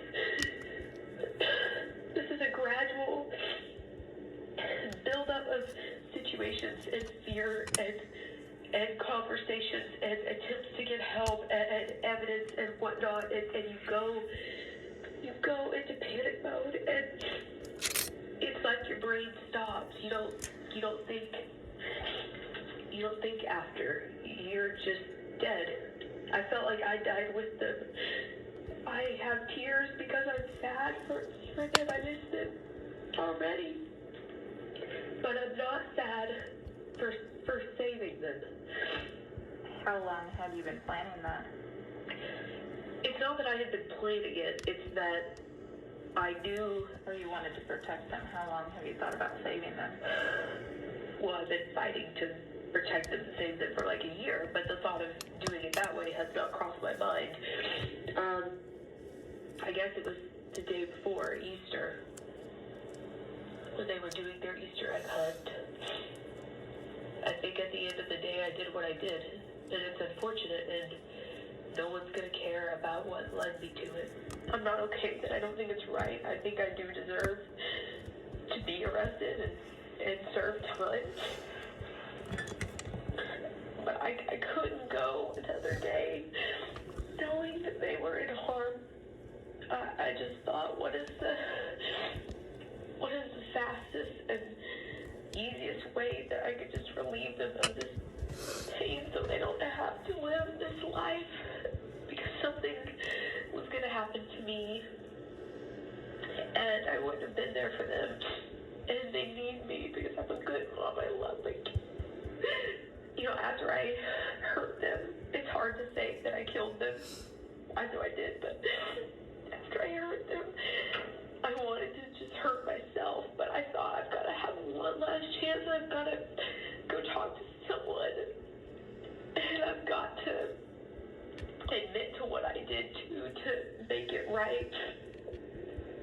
And I do understand morals and values and ethics and respect it. And I mean, I get right from wrong, but it's been eating me alive. I stand by the fact that I had enough evidence to show that my kids were in child produced by my family and paid for by my family, and the money was moving through my bank account. And once I found that out, and I was busting my ass to prove it, I just lost it. I completely lost it because I knew what it was. And I knew that I would never be able to fully show anyone because I found out that my husband had put some stuff on my phone, and he bought these like blockers and stuff where like I can't, so I haven't had like full internet Making access. stuff out of clay. So I've never been able to fully see any of these videos, but I can get to them, and I figured out how to get to them. Some of them. I know some of them are probably on like the dark web. I don't know who my family really is. I do know who they are in my heart and soul. I'll never be able to prove it, and even by the time I'm done being in prison for the rest of my life, it'll never be proven. But I at least spoke it. How specifically do you know that things are being transferred if they're not your phone? If your mom's phone is not your phone, how do you know this? Okay, well, I'm going to preface with this. First off, this is now a mental health crisis because I have murdered my children, okay? I'm a little rattled, and I've been rattled for a while, but that's the way they want me, okay? There's all kinds of shit going on that makes no sense to me, and it has driven me crazy. I do sound crazy. If you thought I was sane right now, you'd probably be crazy. But I'm not. The sad thing is something is happening and has been happening to me, and then affecting my children, and then to my children. And I think that they thought I would just go crazy and they'd get the kids, and unfortunately that didn't happen. Unfortunately, I hurt them instead. It seems like every time that I just struggle with life, you know, we throw it back on mental health. There's nothing wrong with having a mental health problem. I'm currently having one. A lot of people do. But it's a scapegoat for my family to use to keep me quiet. But yes, I do take my meds regularly. I see my doctor. Some days I feel like I just have depression and that life is getting me. Then some days like today I feel like something's wrong. But I also did just kill my children. I don't know. I think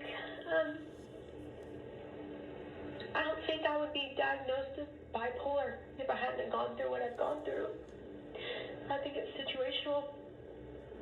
And I think that's why the medicine doesn't help. Because medicine's fix That's not how bipolar problems. works. Yes, I am Christian. Problems. My problems are situational, not chemical. I am 1000% Christian. But I can't prove it. I'll say that. Because I don't want to keep spinning you around, and I don't want to be disrespectful to you, and I'm not trying to raise my voice or anything. I just, this has killed me. It's taken my soul. And I just think I'm a proud Catholic Christian. You gotta admit, it is hard to understand. Um, I mean, most people, I mean, we deal with this all the time, but not specifically this, but this, you know. like $10. You know, different things like this, but. I don't think marrying someone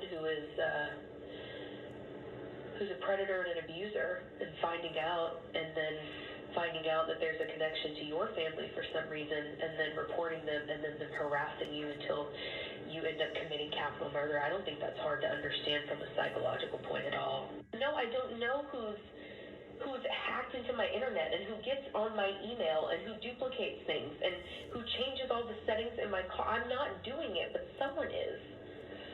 So what were you protecting the girls from then? I'm done. Sorry. Thank God we were in there.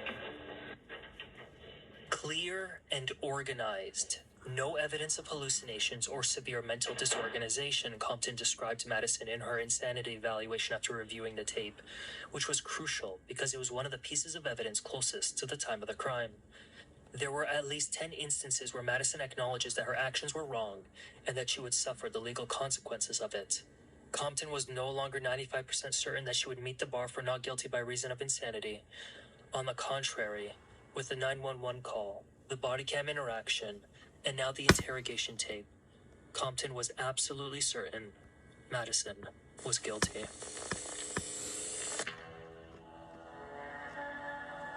The WinStar World Casino in Oklahoma is, for some Texans, a popular destination. It hugs the state line and, therefore, provides a convenient casino getaway for those in the northern parts of the Lone Star State. It also played host to a dinner date that Chris and Madison had approximately a month or so before the incident. Because despite the allegations and the pending divorce, the two were still romantically involved, and they decided, at Madison's behest, to take a one-day trip there to go over some things, including the divorce. Chris said he conveyed to her that he still loved and cared about her, and that even though they were getting a divorce, they could still co-parent, maybe work on their relationship, and perhaps someday get married again. But Madison had something totally different in mind. She told me she made a mistake and she didn't want the divorce anymore, Chris said in court. And I told her, there's already so much money spent. I'm not gonna just stop it.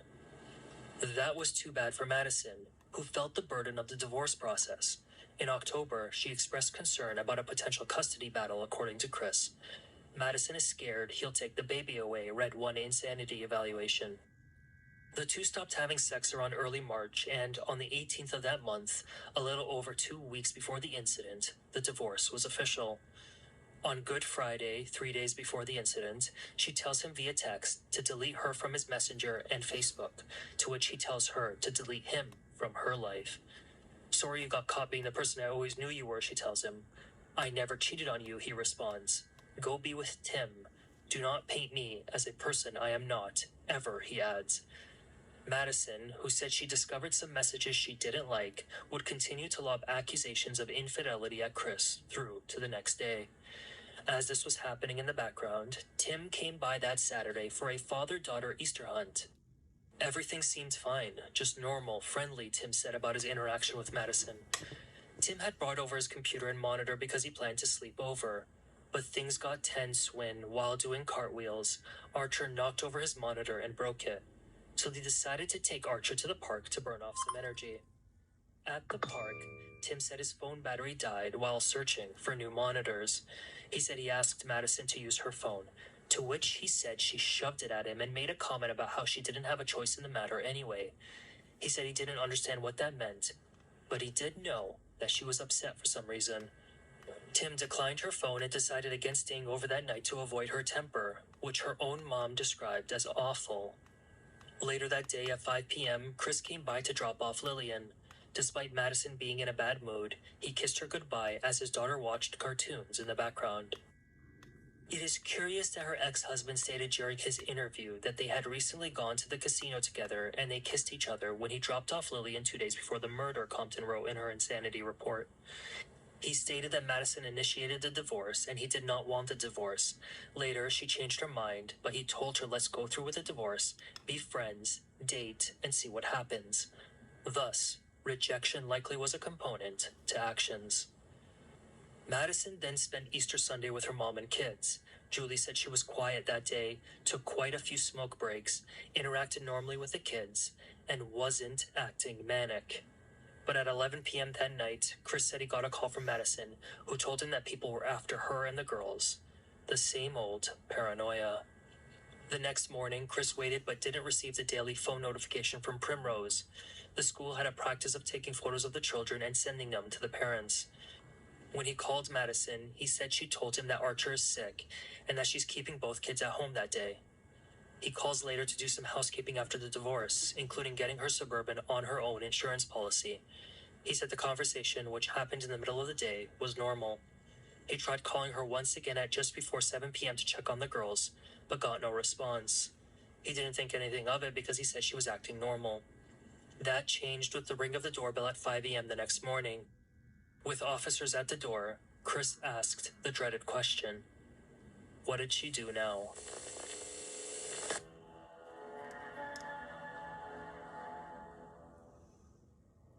In my 28 years working as a forensic psychiatrist and evaluating severely mentally ill individuals who have committed murder, this case of Miss McDonald stands out as having the most pre-offense evidence of the offender having severe mental illness symptoms prior to committing the offense, Dr. Lisa Clayton concluded in her insanity report.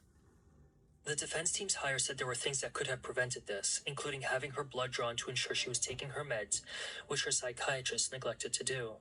Otherwise, Dr. Clayton said, they didn't have evidence that she was taking the medications after she left the hospital and, crucially, in the days leading up to the incident.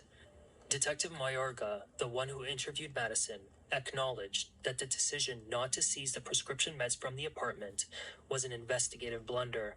Instead, they just took photos of the bottles, which told them nothing except when the pills were prescribed. The defense, in fact, had to ask the prosecution 2 years after the incident to get the bottles, which were then with Madison's mom, and determined that they contained more pills than they should have, considering her prescribed doses. They argued that she was still paranoid about her meds being tampered with. The defense also noted that Detective Mayorga didn't check with the jail whether she was taking her meds before her formal interview the morning after. What happened? There were other blunders along the way, too, according to Dr. Clayton. What happened now? Madison was prescribed amphetamines Adderall and Vyvanse, which What makes happened now, psychotic Casey symptoms Anthony? worse because they increase dopamine in the brain. Do not be suspicious. Don't be suspicious. I want to know. Don't be suspicious. Don't be suspicious. Don't be suspicious. Don't be suspicious. Don't be suspicious. Don't be suspicious. Don't be suspicious. Don't be suspicious. Don't be suspicious. John Ralphio? Go! Just take your stand, Don't! Just take your stand, Do not be suspicious. Don't be suspicious. No. Don't be suspicious. What happened now?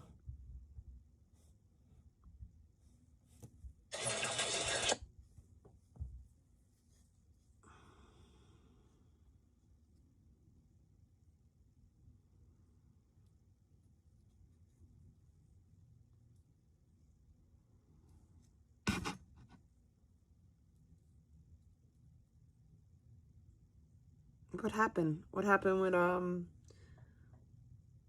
VD?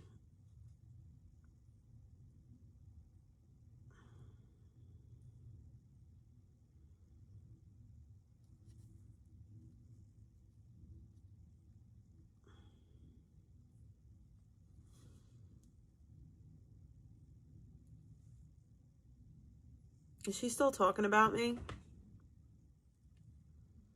Oh, she's live with DGAF again?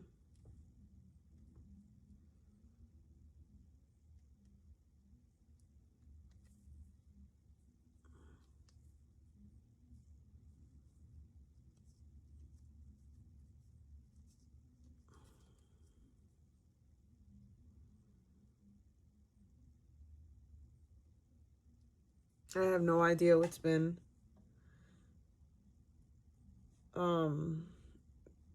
going on with her at all, to be quite honest. Is she still talking about me? Does she still... She's still mentioning me? Please give me a reason to recap you.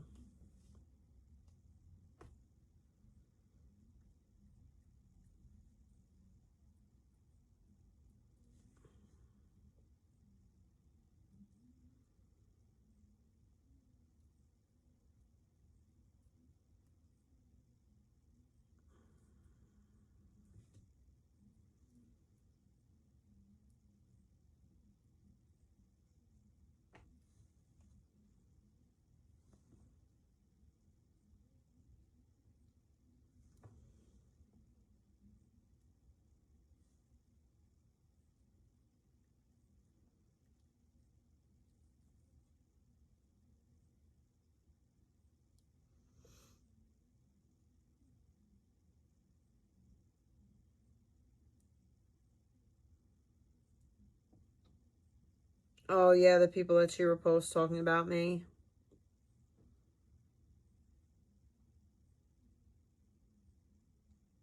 I want to make something abundantly clear. I'm not reporting anybody. I don't have time for that. I don't care.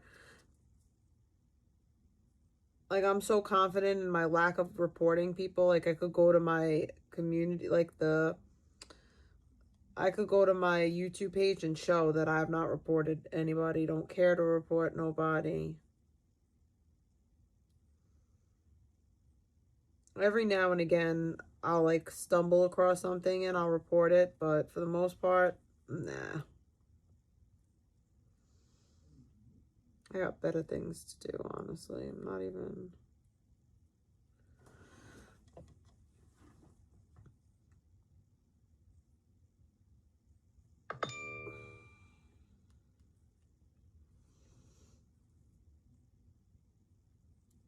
The ban evading, it goes crazy on YouTube, though. A lot of people are ban evading, and they get away with it, I feel like.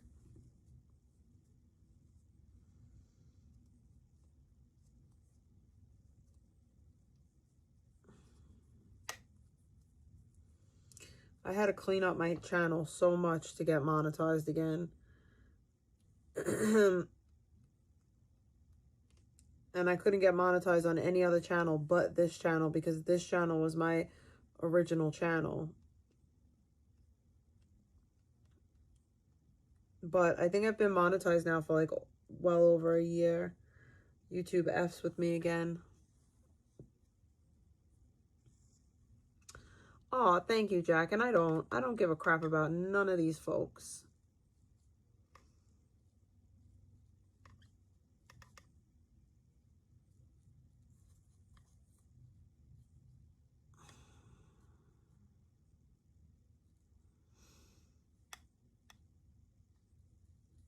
I mean, it's really easy not to lose your channel and like not get reported.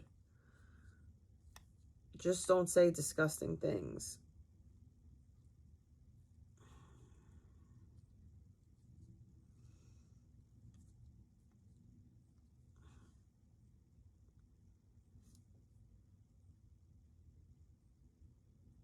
Sheesh, I'm even trying to stop cussing and everything, because now that now that I stream this way, I'm hyper aware of the fact that like younger people might stumble across me, and I don't want to be cussing. Like, my channel isn't for children, but I still want it to be like friendly to all people. Like, I don't want to have to put my videos as 18 and over. If I can, I'd like to keep it like as is. I'd like to have anyone, watch my channel, anyone that like wants to listen to like true crime and play with clay. Even, talk about religious stuff too. So I really am trying not to cuss. Trying to be family friendly.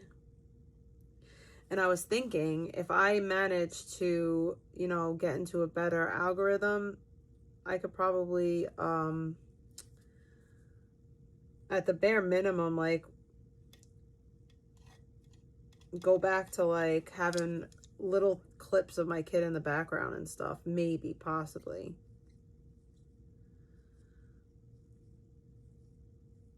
Because the reason why I took her off is because, like, I was in, like, that, like, kind of, like, IP2 community, and I felt like there's no room for my kid to be a part of this community. But now, like, I'm pivoting. But I also still don't feel like a child should be on my YouTube channel. So I'm still figuring that out. But, like, I'm thinking about, too, like, when I move, there's so much stuff that I'm going to want to show people, like, in the area that I'm going to be living in and stuff. Obviously, you're not going to know exactly where I live, but I'm going to, like, visit all the places in Boca Raton and stuff and, like, show chat. Or at least try to.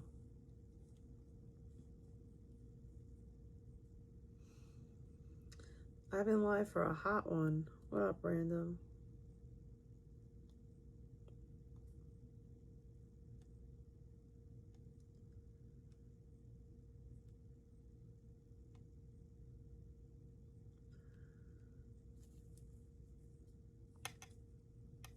Random, you might have to like unsub and resub if you're not getting notifications.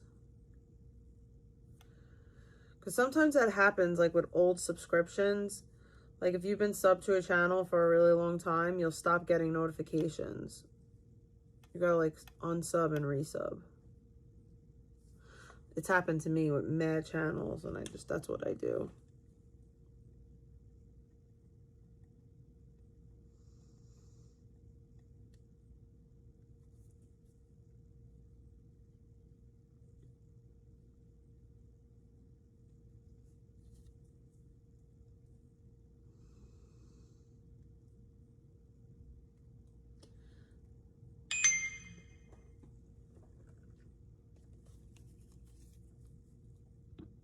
Somebody remind me this weekend to set up the Shopify, please, and thank you. I gotta do it. I just haven't had the time. I'm gonna do it this weekend for sure. Or maybe Friday. We need to set that up.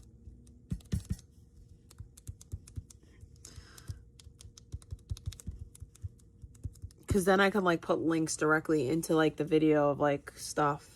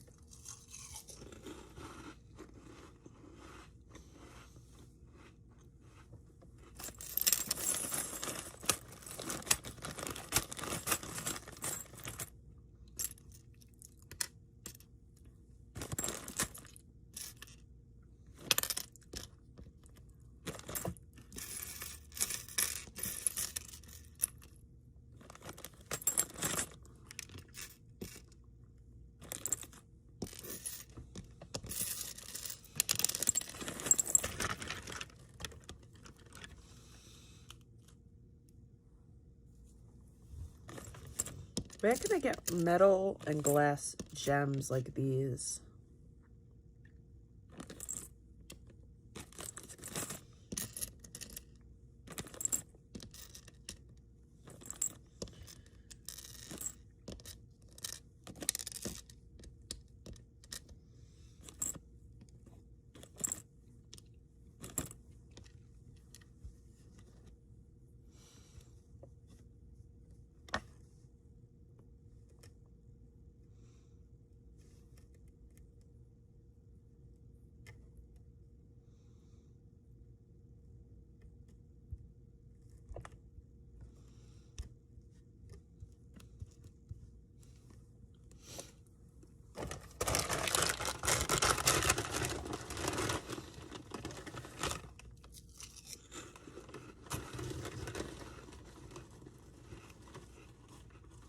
I'm from New York.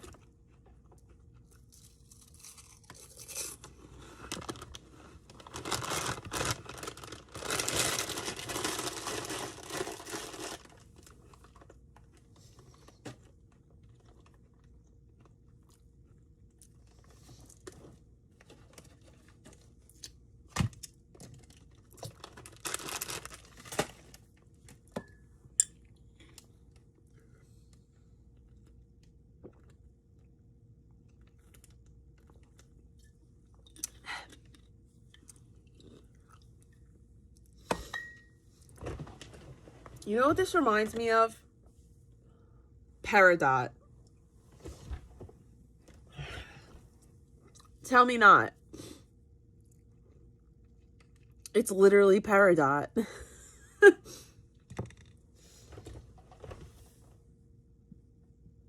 And then the other one, this one is kind of like White Diamond. This is like White Diamond. I'm making Steven Universe characters without even knowing it.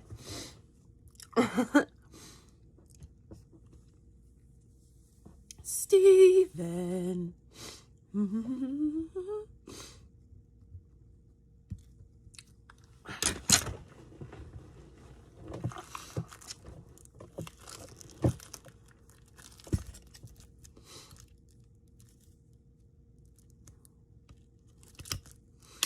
Now let's roll this bish out and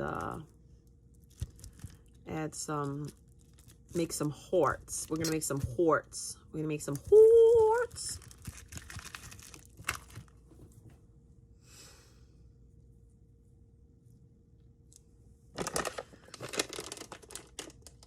I think I'm gonna actually put this one to rest for the rest. I think I'm gonna chill.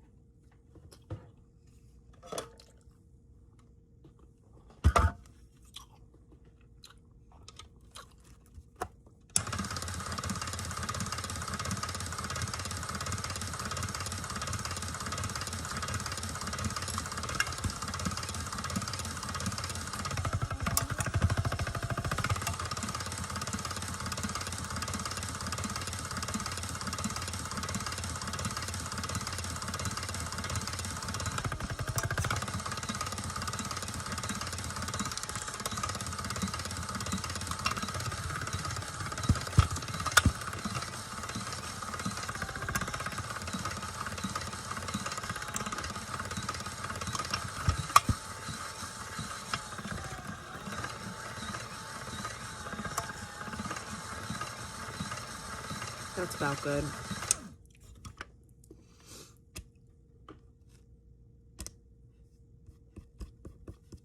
Give me 2 seconds.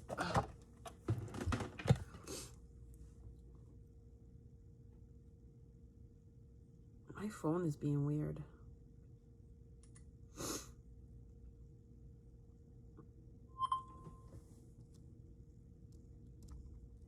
What's going on?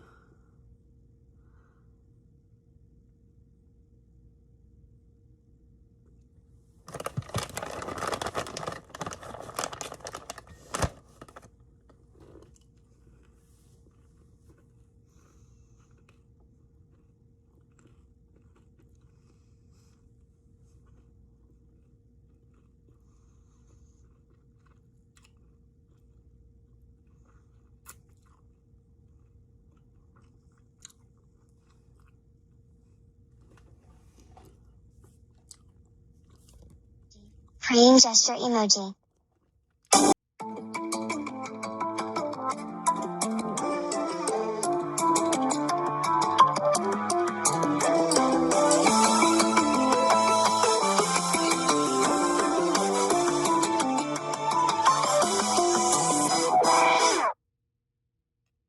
Thank you so much for the bacon.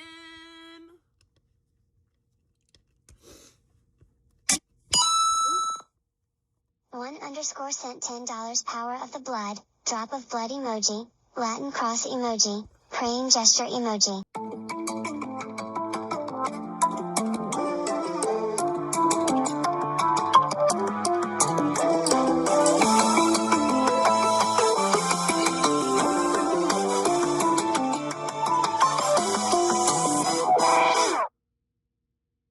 Thank you so much.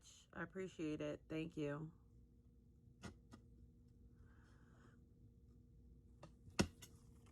What up, YouTube legends? Come on, Dick.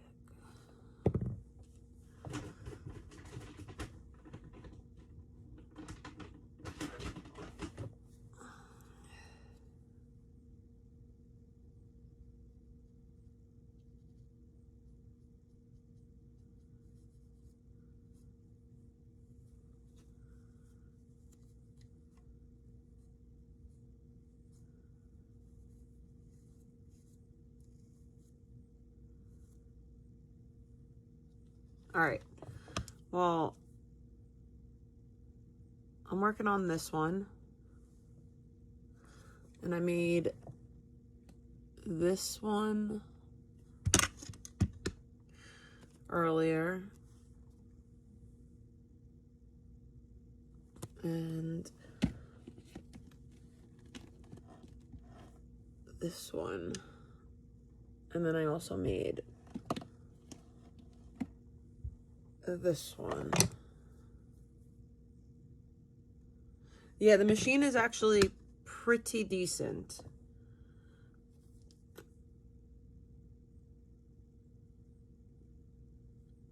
I have to be mindful of the thickness of the clay. But so far so good.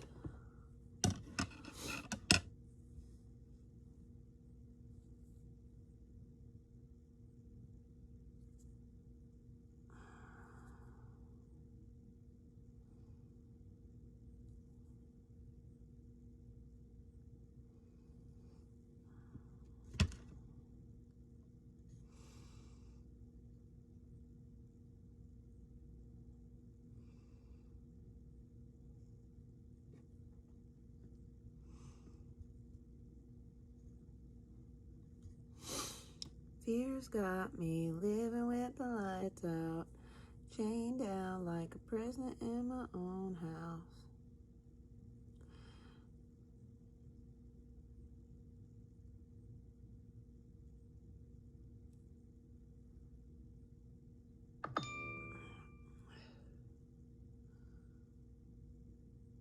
I'm so annoyed. I went to go purchase this resin pigment powder, which I use obviously as chrome for my pieces, and I grabbed the wrong freaking one. And I already had the one that I grabbed, and then when I went to go back to go get the one that I wanted, they didn't have it no more.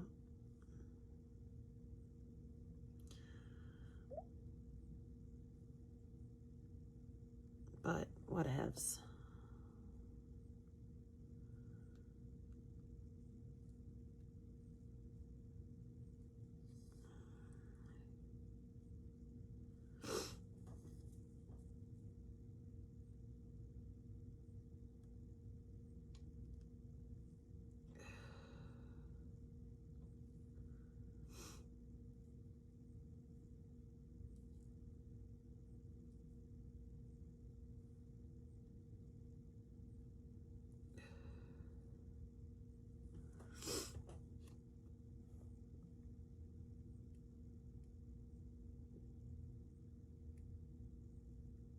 What's going on? What did I do? Oh.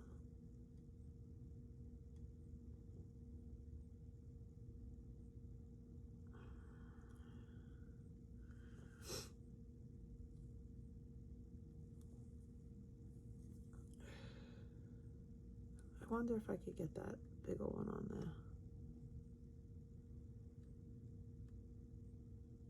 Let's see. This is too big. I think it's pushing it a little bit. We'll do one big one and one little one.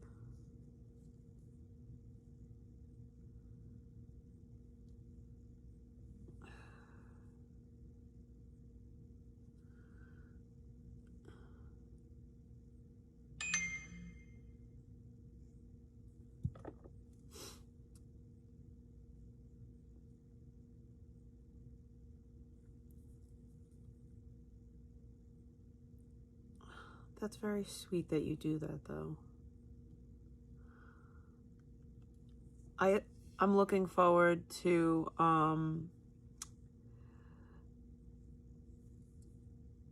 it being because now that it's going back to like the school year, the adoration at the church is opening back up.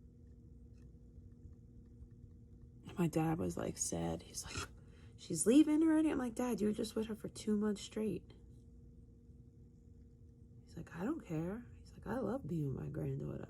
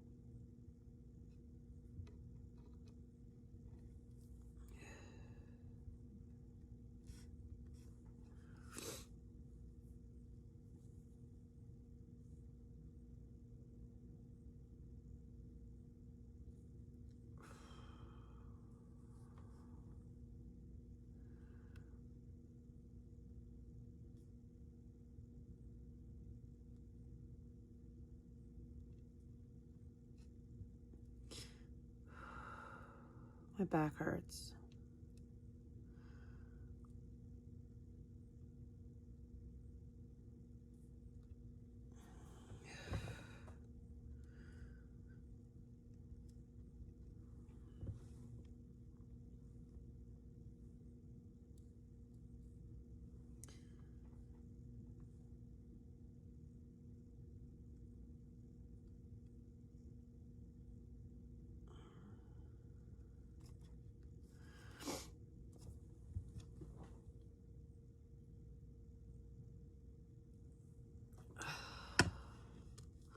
You could find those lollipops on Amazon and stuff, though. They, like, throughout the year. Bacon. 1_ sent $10. Thank you. Thank you so much for the bacon.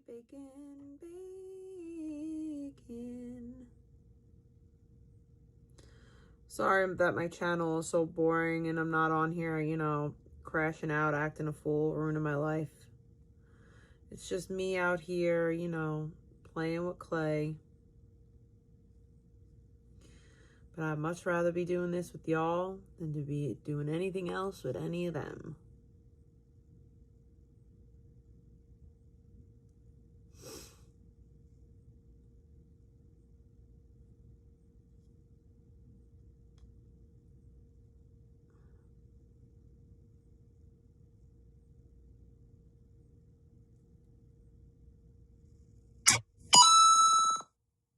$1_ sent $10.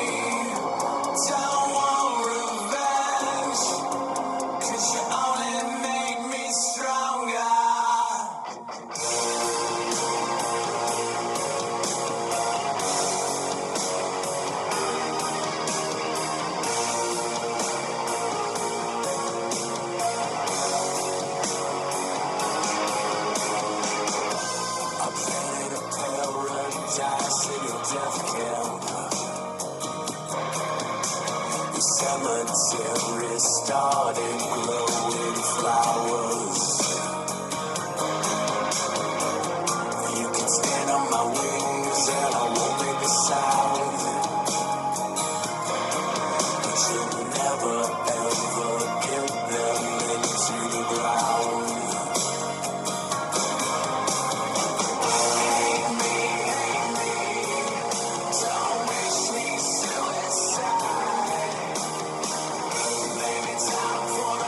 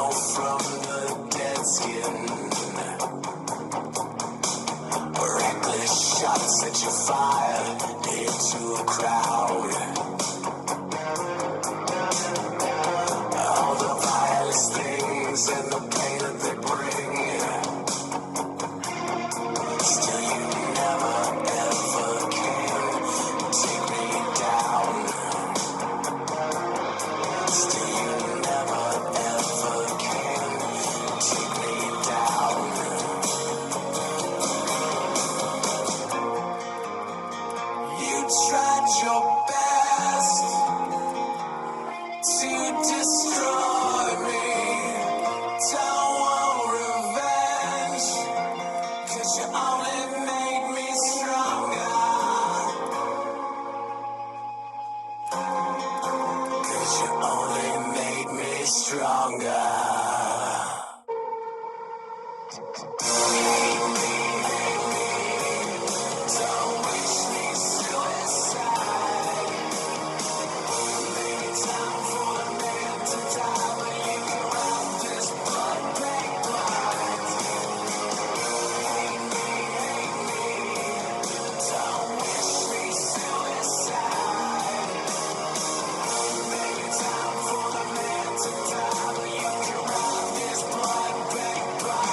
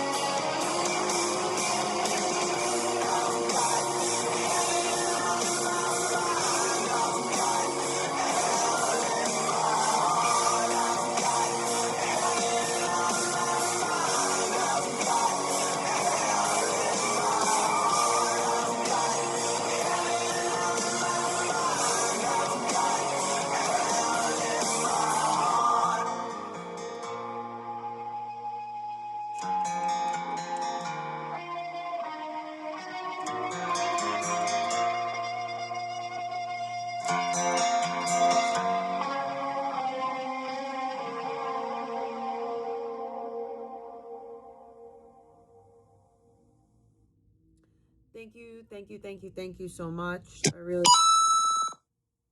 1_ sent $10.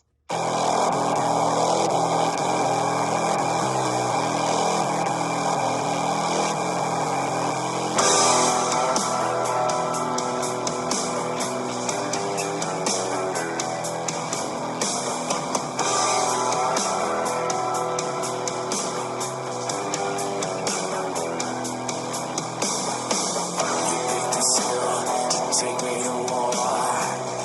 This is where you die. You're out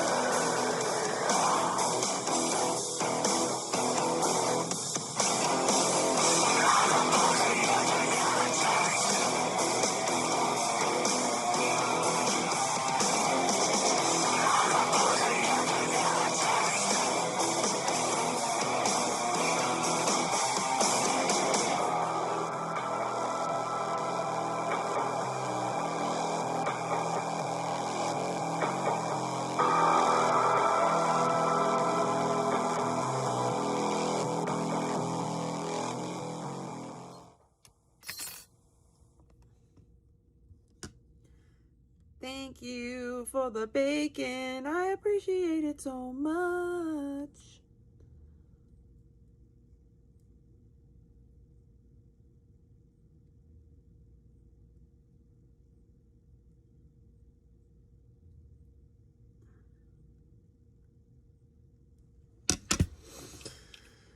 Let me see what you're twerking with.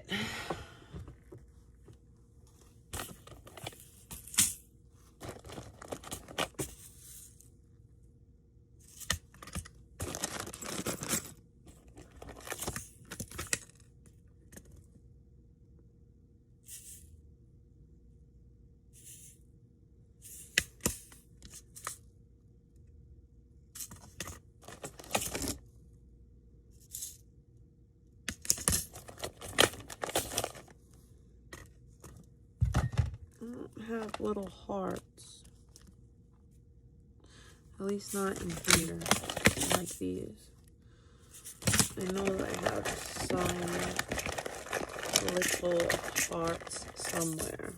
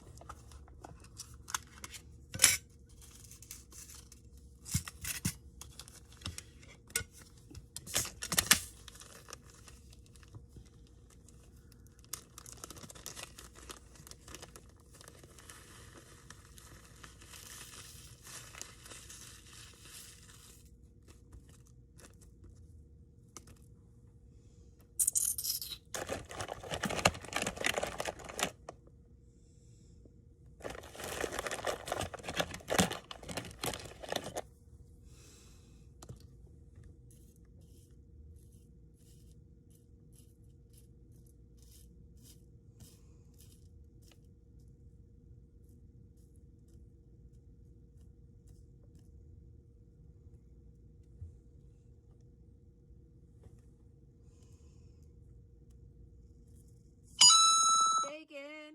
1_ sent $3.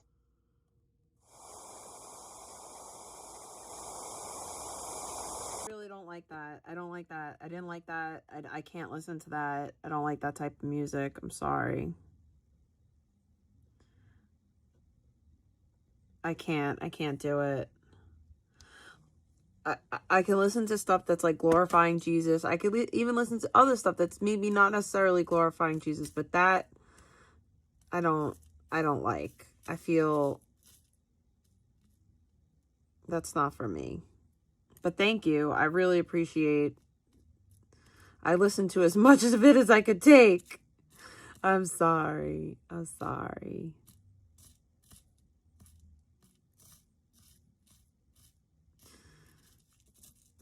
Especially like right before bed, because like I have to be really careful about what I open up my spirit to, because literal demons, like I know that there's a demon that's still deep within me. It's a resistant, very resistant demon that I don't know when and if I'll be healed from it, but I do my best to not let it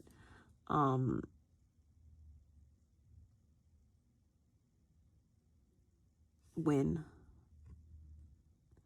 or control me or whatever.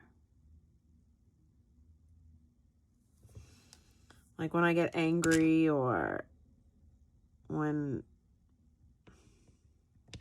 I let my pride and my ego rule me, that's literally like the demon, like, haha, gotcha again, bitch. That's what that is.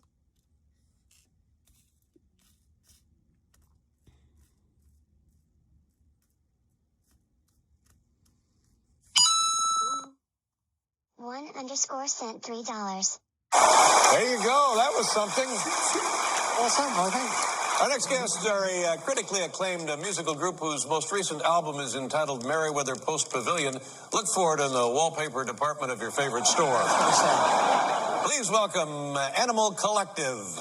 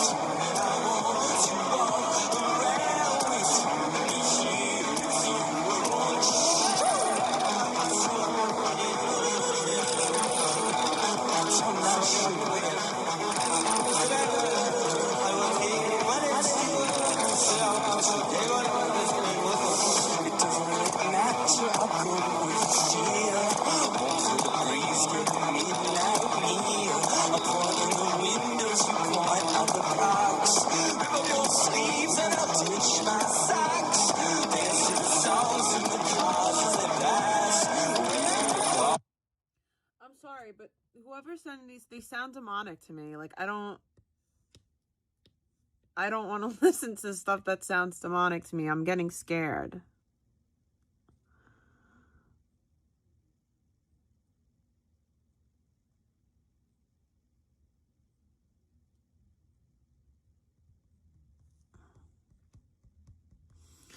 I don't think you guys know how serious it is. I'm very scurried.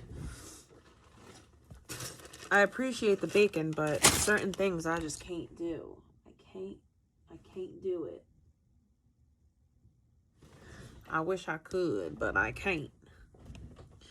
I can't and I won't.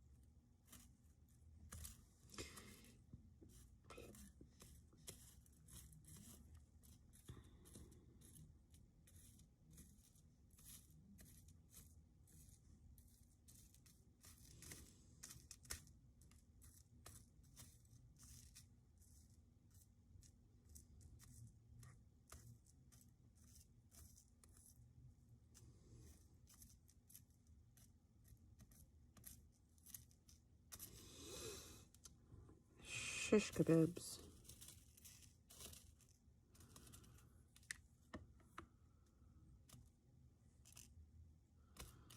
Why are there so many of these in here? I know why, because I put them in there a while ago and then they just got stuck in there.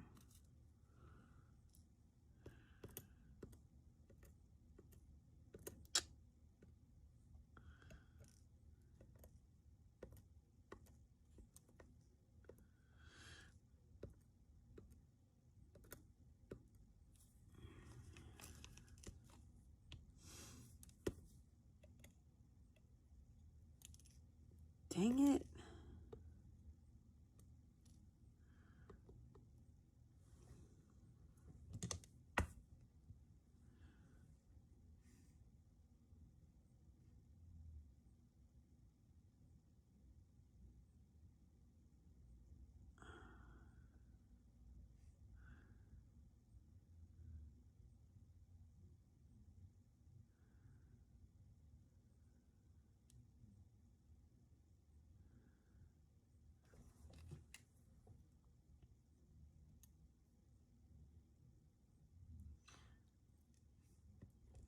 Ugh.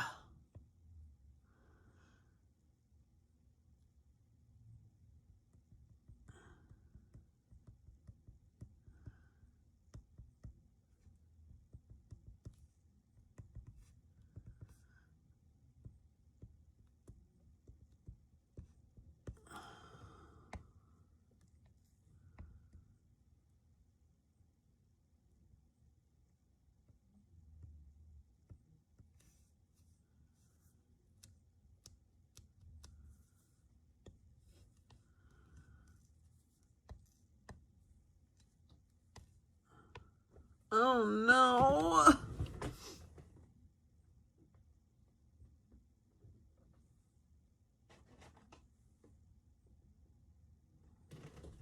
Ah!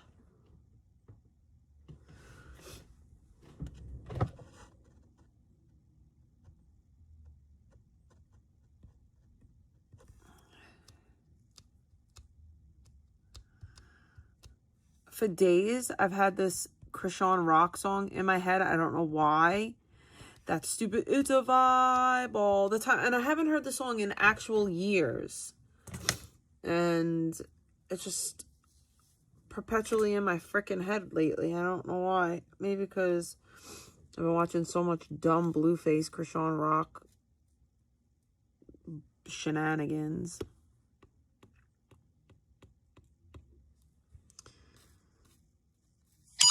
Bacon. 1_ sent $3. Thank you so much for the bacon. That was a pretty song. I appreciate that. I like it. I like Lana Del Rey.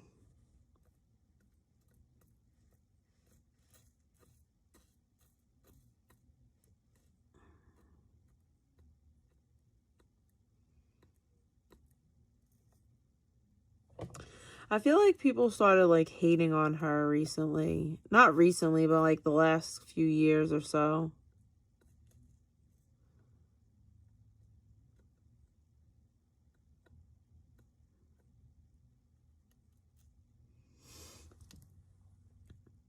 I obviously like that song, Young and Beautiful, and it reminds me of the movie The Great Gatsby.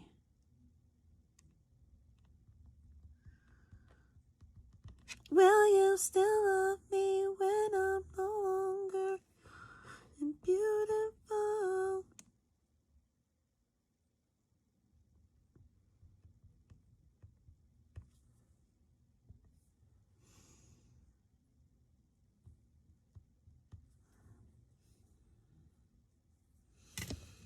Well, ladies and gents, we finished this one off.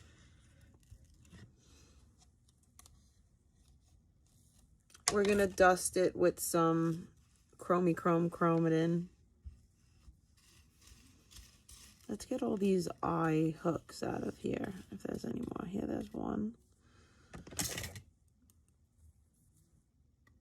You don't belong in here. You don't belong in here either, but you could stay.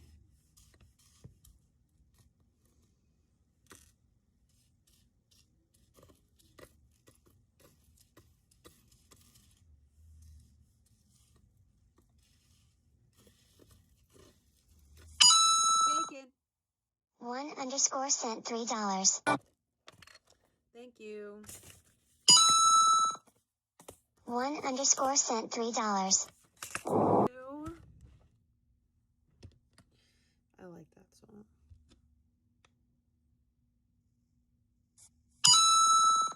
Bacon. 1_ sent $3. Thank you so much. I can't do any more music. I can't do it anymore. Music, we need to wind down. It's the wind down. So, I appreciate it, but please no more. I can't take any more. Please and thank you. I'm tired, sire. Well, why won't everything fit in here today? I guess my tweezers are not going to go in there. I'll just put those somewhere else. Oh wait, these go there. This goes in here. This is a little stowaway. We'll just put that, we'll just shove that in right there. 2_ sent $3. Get a job. I love to stay and party, but I gotta go to work. I love to stay and party, but I gotta.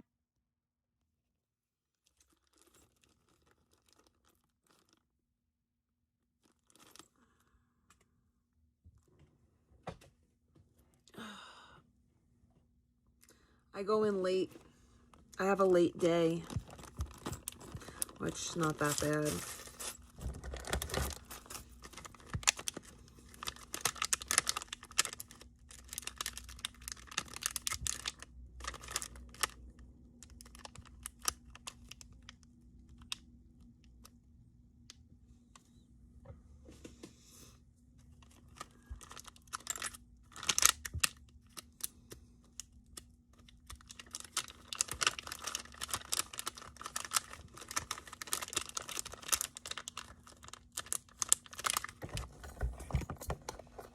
Well, you know, everybody said that I got fired, so I don't have to get up and go to work, allegedly.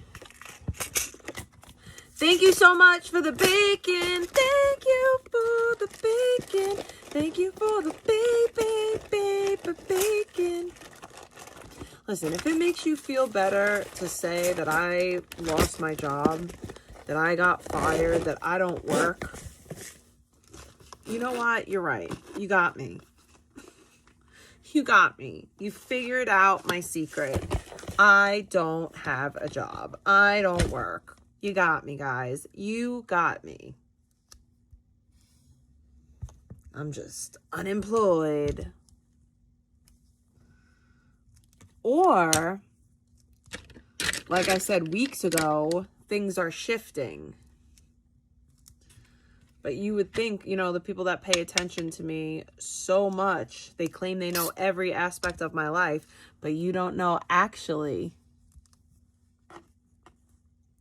And I'm literally never going to talk about anything personal, like anything that has to do with my personal life. Well, no, not my personal life. I will talk about my personal life. I will not discuss anything about my professional life, because that is literally none of your business and will never be any of your business. But I said it before and I'll say it again.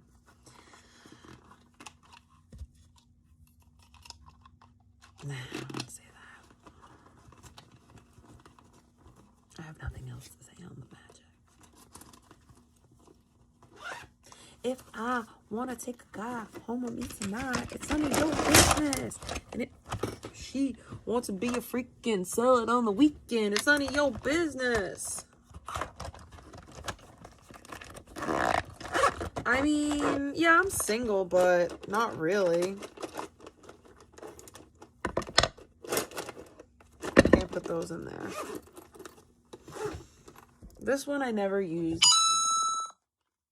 2_ sent $3. Get a job. I've learned to stay in. Thank you. Like, thank you for your money. You know what? I don't have a job, so please continue to send me money. I'm really poor. Thank you! Thank you so much! Oh, thank you!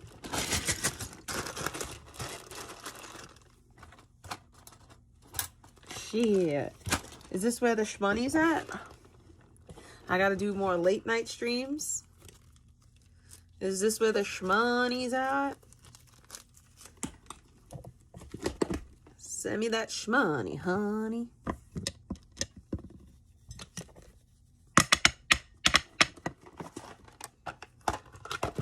I just think it's funny that, like, people that are actually unemployed, like, people that are actually unemployed are trying to, like, tell me to get a job. Like, what?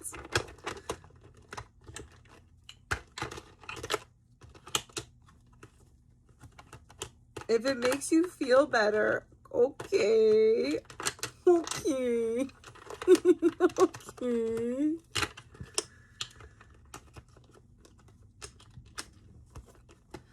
Shmoney, shmoney, shmoney, shmoney. Shmoney. Shmoney, money, money, money. And shmoney.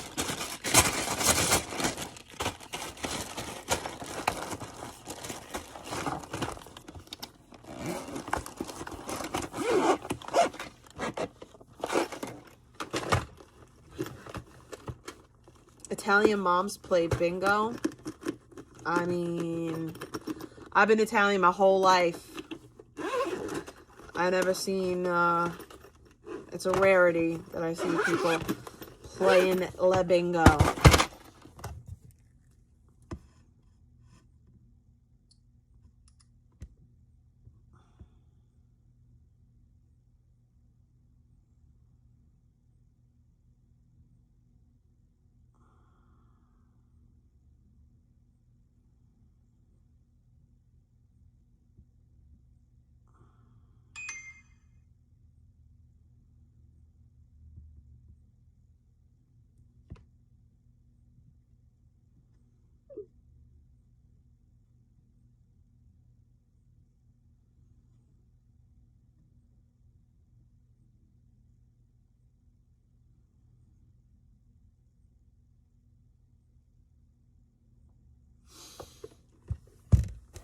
What's in here that is not letting me put it?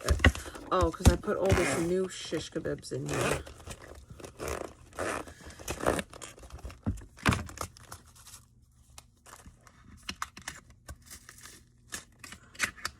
I'm going to take these pins out of here.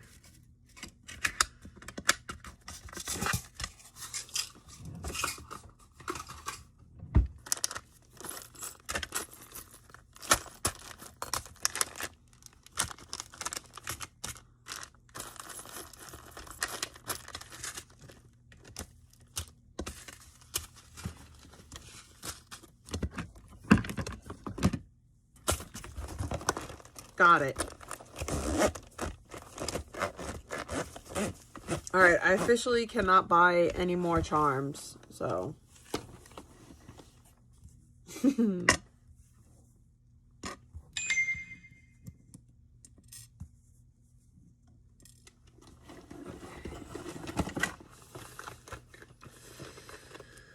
Let's smix.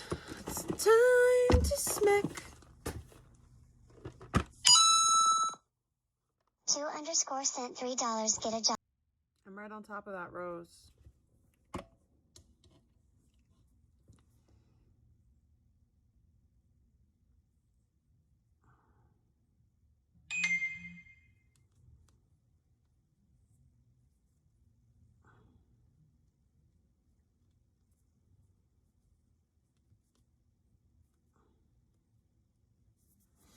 I'm right on top of that rose.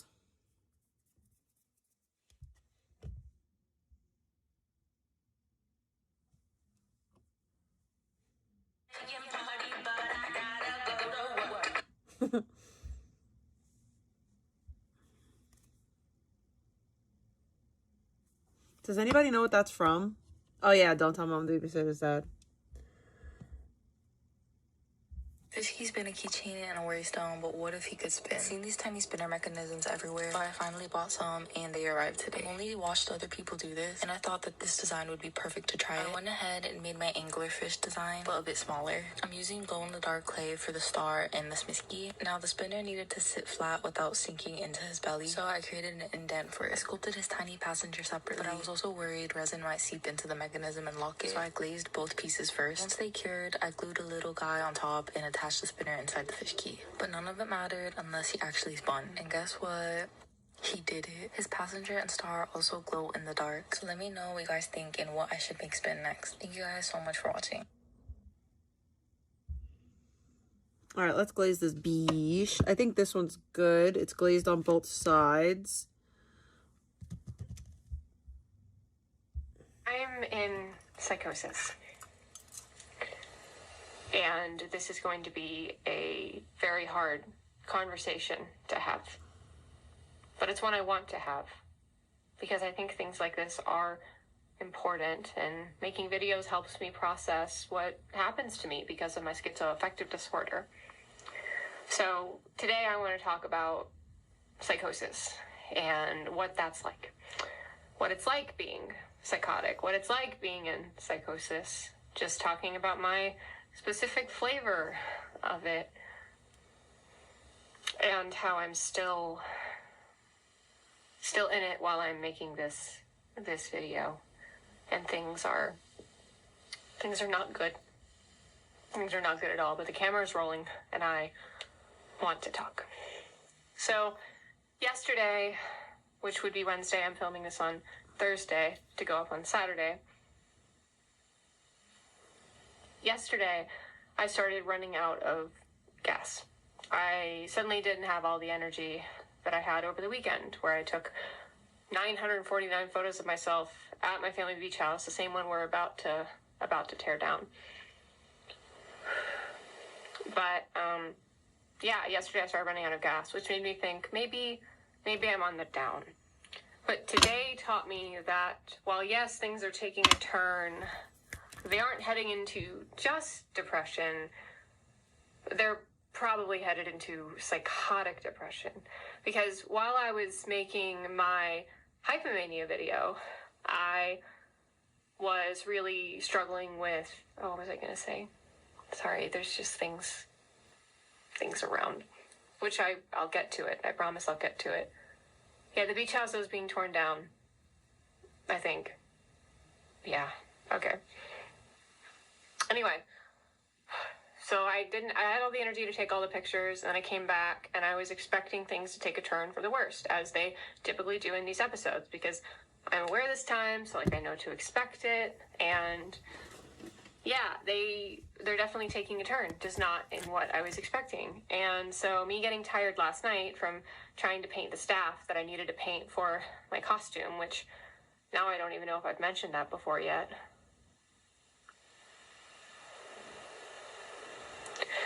Yeah, okay. So, today at work, I'll talk about today, okay? Let's talk about today at work, because that's when I noticed things starting to get a little bit more serious. So, I was at work, and I was running our pipetting robot. We call her Piper, because she pipettes. And Piper has a front protective cover that is supposed to be closed when you do the run. And we closed it, and I looked at it, and it looked a little bit open.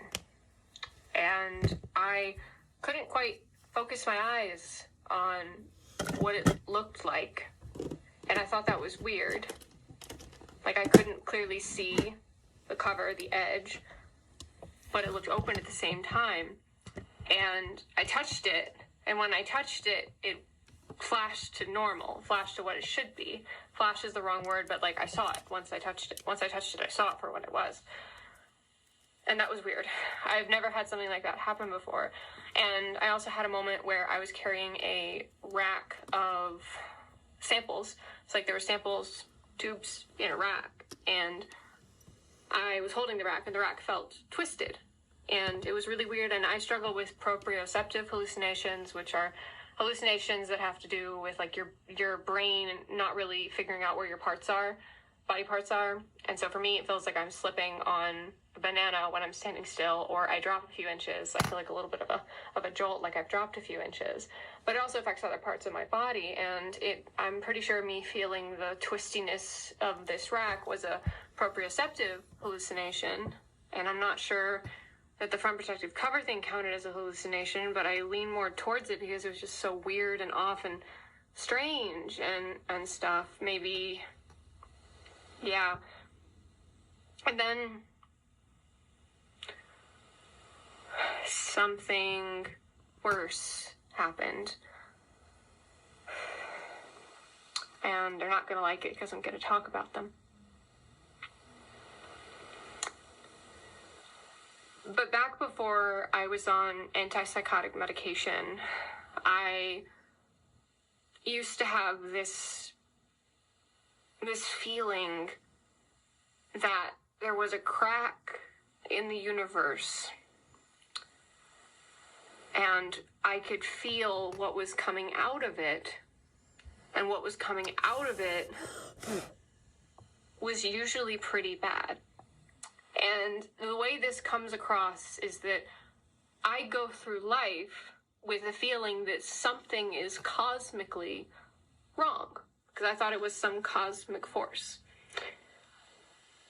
And it really freaked me out when I was younger, and I didn't know what it was, and I used to drink to deal with it. But I'm sober now. I am sober now. And so everything feels wrong. It feels like something horrible is going to happen. And while I was processing samples today, I felt like they were wrong. And I was panicking because the samples I was preparing were very sensitive, high priority, precious samples. Like, they picked me to process them because I'm the best pipetter in the lab, and then I decide to have a psychotic episode. As if it's my choice, I say that. That's funny. God.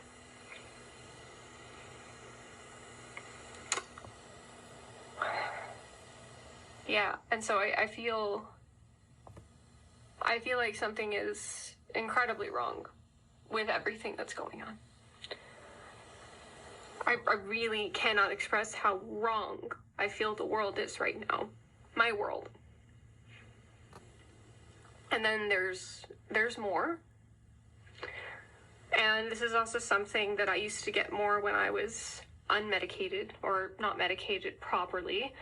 And it's that I suddenly feel like there are ghosts everywhere, spirits everywhere, people packed in like sardines all around me. And I can't see them, but I know what it looks like. And I know it's not real. But that doesn't mean I don't feel it when they touch me. They touch here. And it's not a like straight up tactile hallucination, but it is something that makes my entire back seize up and tingle when it happens. And I just do this sharp exhale. That's just me thinking about it too hard. I think that has to be me thinking about it too hard. It's been a bit since it's actually happened. That's gotta be me thinking about it too hard. Nope.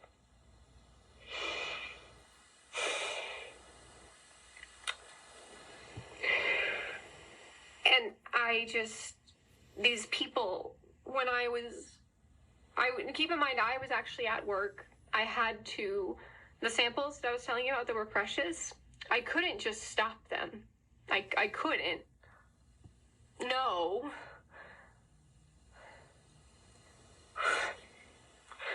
And so, God. And so I remember being in the hallway, and then I started feeling all the people, and they were like in my way, but I had to walk through them. And the thing is, knowing they weren't real, it doesn't change the fact that they're there. The thing is, just because there are some self-awareness in the situation, that doesn't make it any easier to deal with, so to speak. I mean, it makes it somewhat easier because I know it's not real, so I'm not participating in it. But at the same time, it's still there and it's real in the moment. And it's like I'm stuck between like this dialectic of knowing it's fake, but also feeling like it's real. And I walked through. I had to get to the lab. They're in the room, by the way. They're all around me. They are all around me.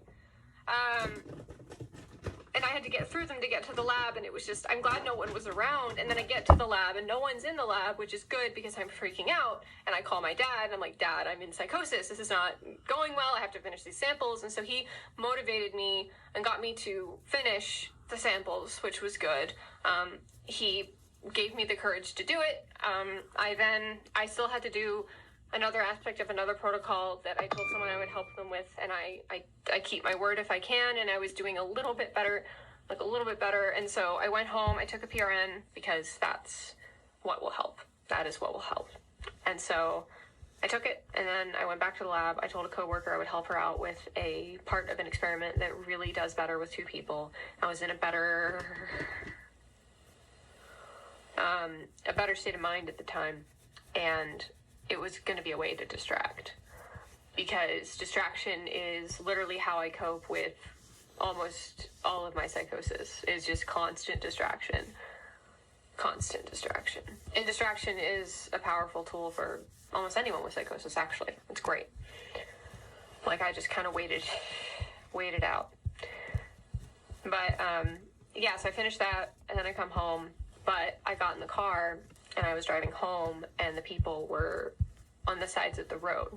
They were, like, in the grass, behind the barriers, just off the road. They weren't in the road, so they weren't in my way of driving. Not sure how that would have played out mentally. But they were along the side of the road, and it was just kind of weird because I felt like I was being watched, and I was, in a way, by my own brain. But I get home, and then I set up to film this video, and now I'm here. And the thing is, since I'm talking about it, the symptoms are more intense. Because I'm talking about it, I'm experiencing things more. And it's hard, because there are people Thank you very everywhere much. around here. I appreciate that. That was very sweet. And they're all just looking at me. I just gotta rinse this And out. I'm looking at them, but I can't see them. And then I gotta switch my they're band. there. I'm gonna take my band-aid off and then I'm gonna smoke. And I had one hallucination, actually, who goes by the name of Jay. He acts like a ghost. Like, he haunts my apartment, and then he haunts my workplace. And he insists to me that he's real. And I'm like, you're not. You're not, dude. And we argue about it. But he was able to chase some of them away while I was working in the lab, which was nice. Don't know where he is now.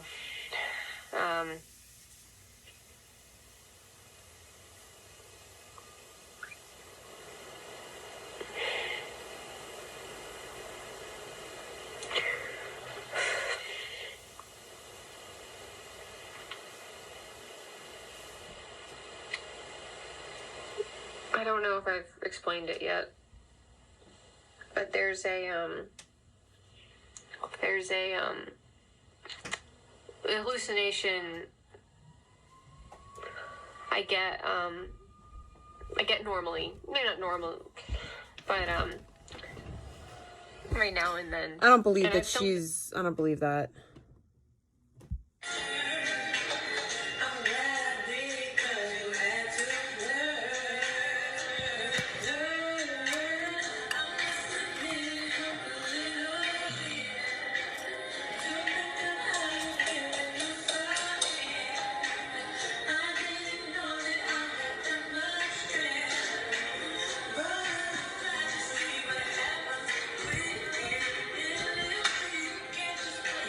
I'm not gonna bust the windows on nobody's fucking car. I will beat your motherfucking ass in here. Boy, get the fuck out of here.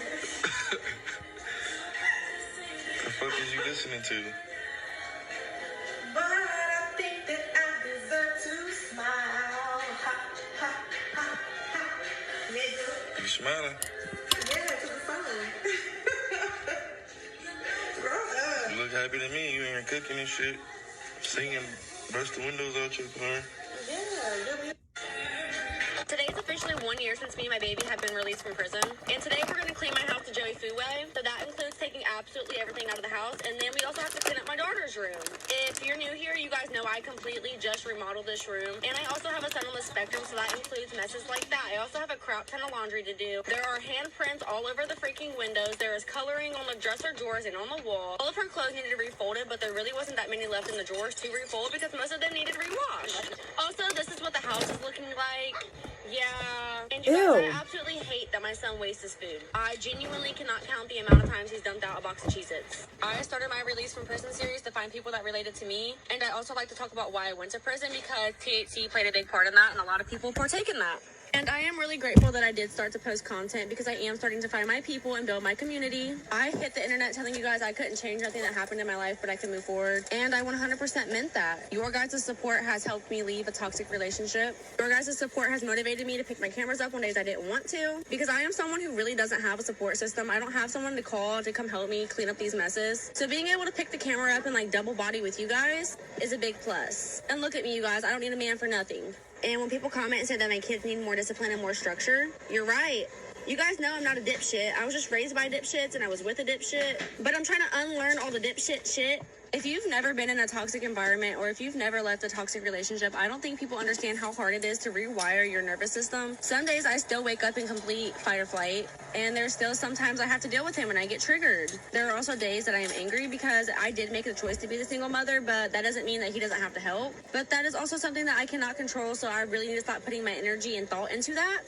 I am so watching closely who is there for me right now in my life. It's honestly just really crazy to me how people say that they're there for you. It's just words, though, because honestly, people think I'm strong enough to handle everything on my own. Because I've always handled everything on my own, that nobody really wants to come and check up on me. But oh well, I have you guys right.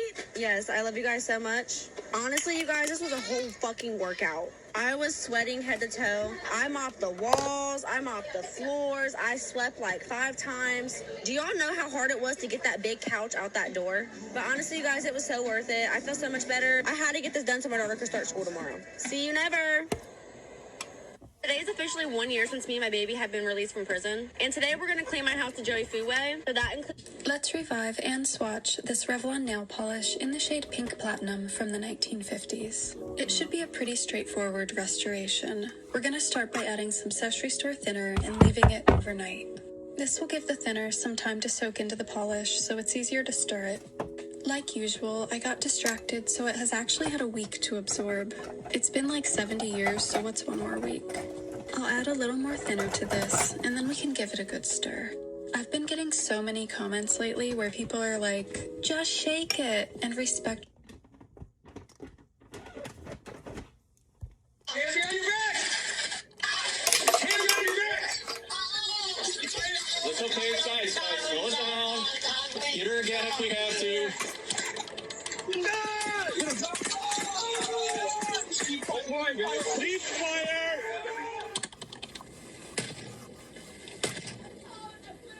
We are the police. Oh, we've seen To the this. door. These Racine officers step into a house gone completely dark, and somewhere inside, it is a killer they still can't see. Sheriff Christensen, you're under arrest. We do not want to break any more property. We do not want anyone hurt here. What's awaiting for them on the other side is a mother who's been living with her dead son. He broke some bone falling out of bed. Why does he have to be in a hospital? He deserves to pass peacefully. They're about to learn the horrifying secrets of this family house. Someone here is already... Jay's condition or anything? His mom told me he had a brain bleed, and I was really concerned on how, because it still doesn't make sense to me. That is 22-year-old Adrian Vetter telling a Wichita Falls detective the same story she told paramedics the day before. She was there all day. Nothing happened. It was impossible. Says that the impression, which is the what they've discovered on SJ, was abusive head trauma and suspected child physical abuse. He's got bilateral subdural hemorrhage. That is the report from the child abuse specialist at Cook Children's Medical Center. Bilateral brain bleeds. Retinal hemorrhages behind both eyes. Too many to count. Cervical spine damage from C3 to C6. A Damn. 10-month-old baby boy fighting for his life. Adrian Vetter does not know detectives have that report. She is about to sit across from them What a and savage be given beast. every chance to tell the truth on her own terms. Watch what she does instead. His name was SJ, 10 months old, still learning to stand in a crib, still holding on with both hands. He hadn't turned 1. He wouldn't for another 2 months. He liked his pacifier when he got fussy. His mother, a young woman named Felicity, who SJ's babysitter affectionately called Philly, would put on trolls to help him fall asleep. When he was calm, he slept on her chest. When he was tired, he took long afternoon naps in whatever crib was closest. On a Monday morning in the summer of 2023, Felicity dropped SJ off at the home of a friend she trusted like family, a friend her son called Auntie Adrian. Felicity went to work. SJ was fine. By late afternoon, he wasn't breathing. By evening, he was being airlifted 80 miles south to a pediatric trauma center in Fort Worth. By the next morning, the doctors treating him would use 2 words that turn a babysitter into a suspect: abusive, head trauma. By the time Detective Ted Duke arrives, SJ is already being airlifted with his mother to Cook Children's Medical Center. That night, the ER team makes a call to the detective. The scans came back. The kid has brain bleeds on both sides of his head, bruises on his back and arm they can't explain, and a soft spot on his skull that shouldn't be there. Disgusting. From any fall, a 10-month-old could take it home. By Wednesday, Dr. Peeler, the pediatric specialist in child abuse, has sent her formal impression to the Wichita Falls investigators. She rules out a simple fall. She writes the words, "suspected child physical abuse." Detective Ted Duke and Detective Casillas invite Adrian to come back into the station just to clear some things up. She agrees. She brings her husband. She sits down in the interview room. She doesn't know the medical report is already sitting on the detective's desk. Everything she is about to say will be measured against injuries a 10-month-old could not inflict on himself. Have you been told of SJ's condition or anything? His mom told me he had a brain bleed, and I was really concerned on how, because it still doesn't make sense to me. Right. Nothing makes sense at all. I know what happened. I saw what happened. I saw, but I didn't saw. Like I was there all day. I didn't step outside. I didn't leave. Like it was literally impossible for SJ to physically something like. Hitting his head, don't want to fit or anything, just one time. Just one time. Okay. That's one thing I was going to go over with you. I got some medical records from the kid. I talked to the ER doctor. By the time I got there, the kid was already being taken to the airport with mom. They're flying him out. But there was some concerns because he actually had 2 subdural hematomas on both sides of his brain, which is brain bleeds on the left side and the right side. Right. And the locations of the brain bleeds are noted, and there was quite a bit of concern with the doctor as far as what his medical evaluation of SJ was. They're pretty soft, meaning if they fall from 2 or 3 foot, chances of them having a severe injury are pretty low. Right. And you even said he had a soft spot on the back of his head and top of his head. To me, that doesn't necessarily add up with if he threw his head back and he's 10 months old. Granted, I've not seen the kid. I don't know how big he could be. A little Hulkster. I don't know. But you would know him better than I would.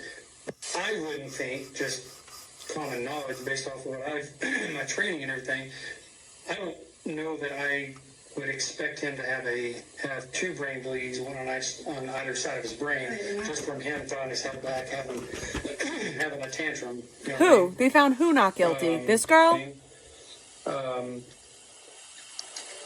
Do you have any kind of anger problems or short temper, short fuse, anything? No, sir. I'm on meds for everything. So what are you on medication for, if you don't mind me asking? Depression, anxiety. I have bipolar 1. Oh, yeah, Casey Anthony? Yeah, they found her not guilty. I'm on meds, so like I'm very... Got it pretty under control. Yes, sir. People suspect her father of killing the baby. Hydroxyzine and police bar. People suspected the grandfather. Anxiety. Okay. You got it pretty well under control, you think? Yes, sir. I put myself on meds to better myself for my daughter, and I'm probably the best version of Adrian you could possibly meet. If you would have talked to me 2 years ago, you wouldn't have liked her. Okay. Notice what Adrian volunteers there without being asked. The best version of herself. The person you would not have liked 2 years ago. She's establishing a before, a version of Adrian she wants the detective to know she's already left behind. Now the detective introduces the phrase that will hang over the rest of the interview. Very different. The doctor told me he was kind of concerned because the type of injuries that SJ had was pretty common with shaken baby syndrome. Oh. Which is kind of why we got called out. And anytime a kid gets care flighted out of here, Shaken baby syndrome. For She shook the that baby. seems simple but doesn't match up. That's why we get brought in, just to make sure we have all of our T's crossed, all of our I's dotted. Is there any cameras other than the baby monitor that you have in the bedroom? Is there any other cameras within the living room or anything? I don't have any cameras on the inside. Okay. I have a camera by my front door, and I have a camera by my back door, so I can see who's driving past my house at all times. What kind of cameras do you have? Is it like a doorbell camera or no? They're like light bulb cameras, so it looks like a light bulb, but it's really not. It's a camera. Is it through a specific service or? I ordered them off of Amazon. It's just this little app. Okay. So as long as it's not there. I got you. You want to see who's the guy that's out there? My husband. Your husband? What's his name? Mason Tony. Tony? Tony. Okay, so you didn't change your last name, I guess, when you guys got married? I'm not judging you. I just want to make sure. How long have you guys been married? Almost a year. Okay.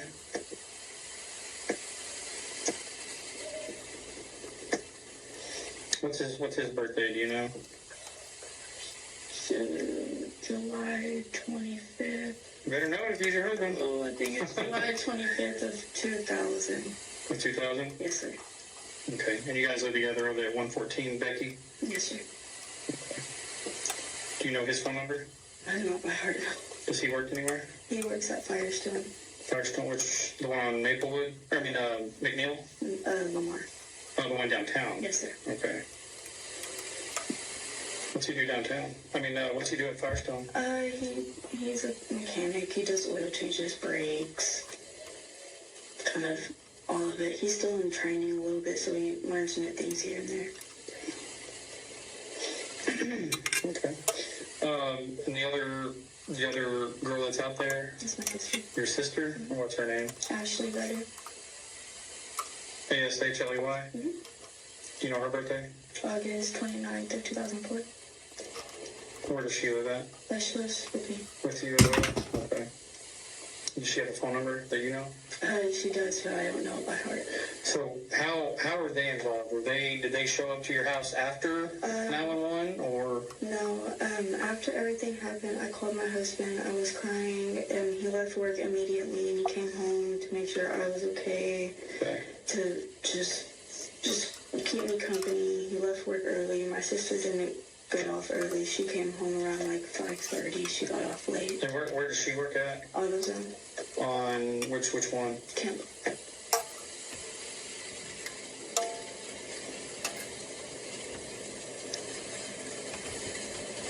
How long has she lived with you guys? We've been there for 2 months, so 2 months.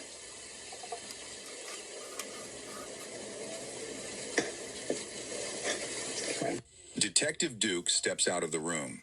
When he comes back, he asks Adrian to walk him through her phone, call log, text messages, Snapchat, so he can verify who she talked to that afternoon.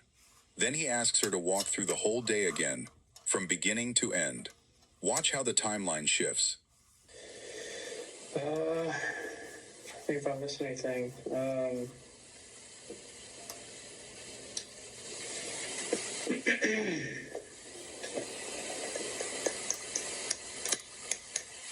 Okay.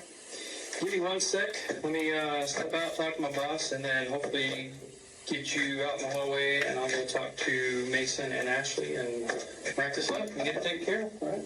Give me 1 sec.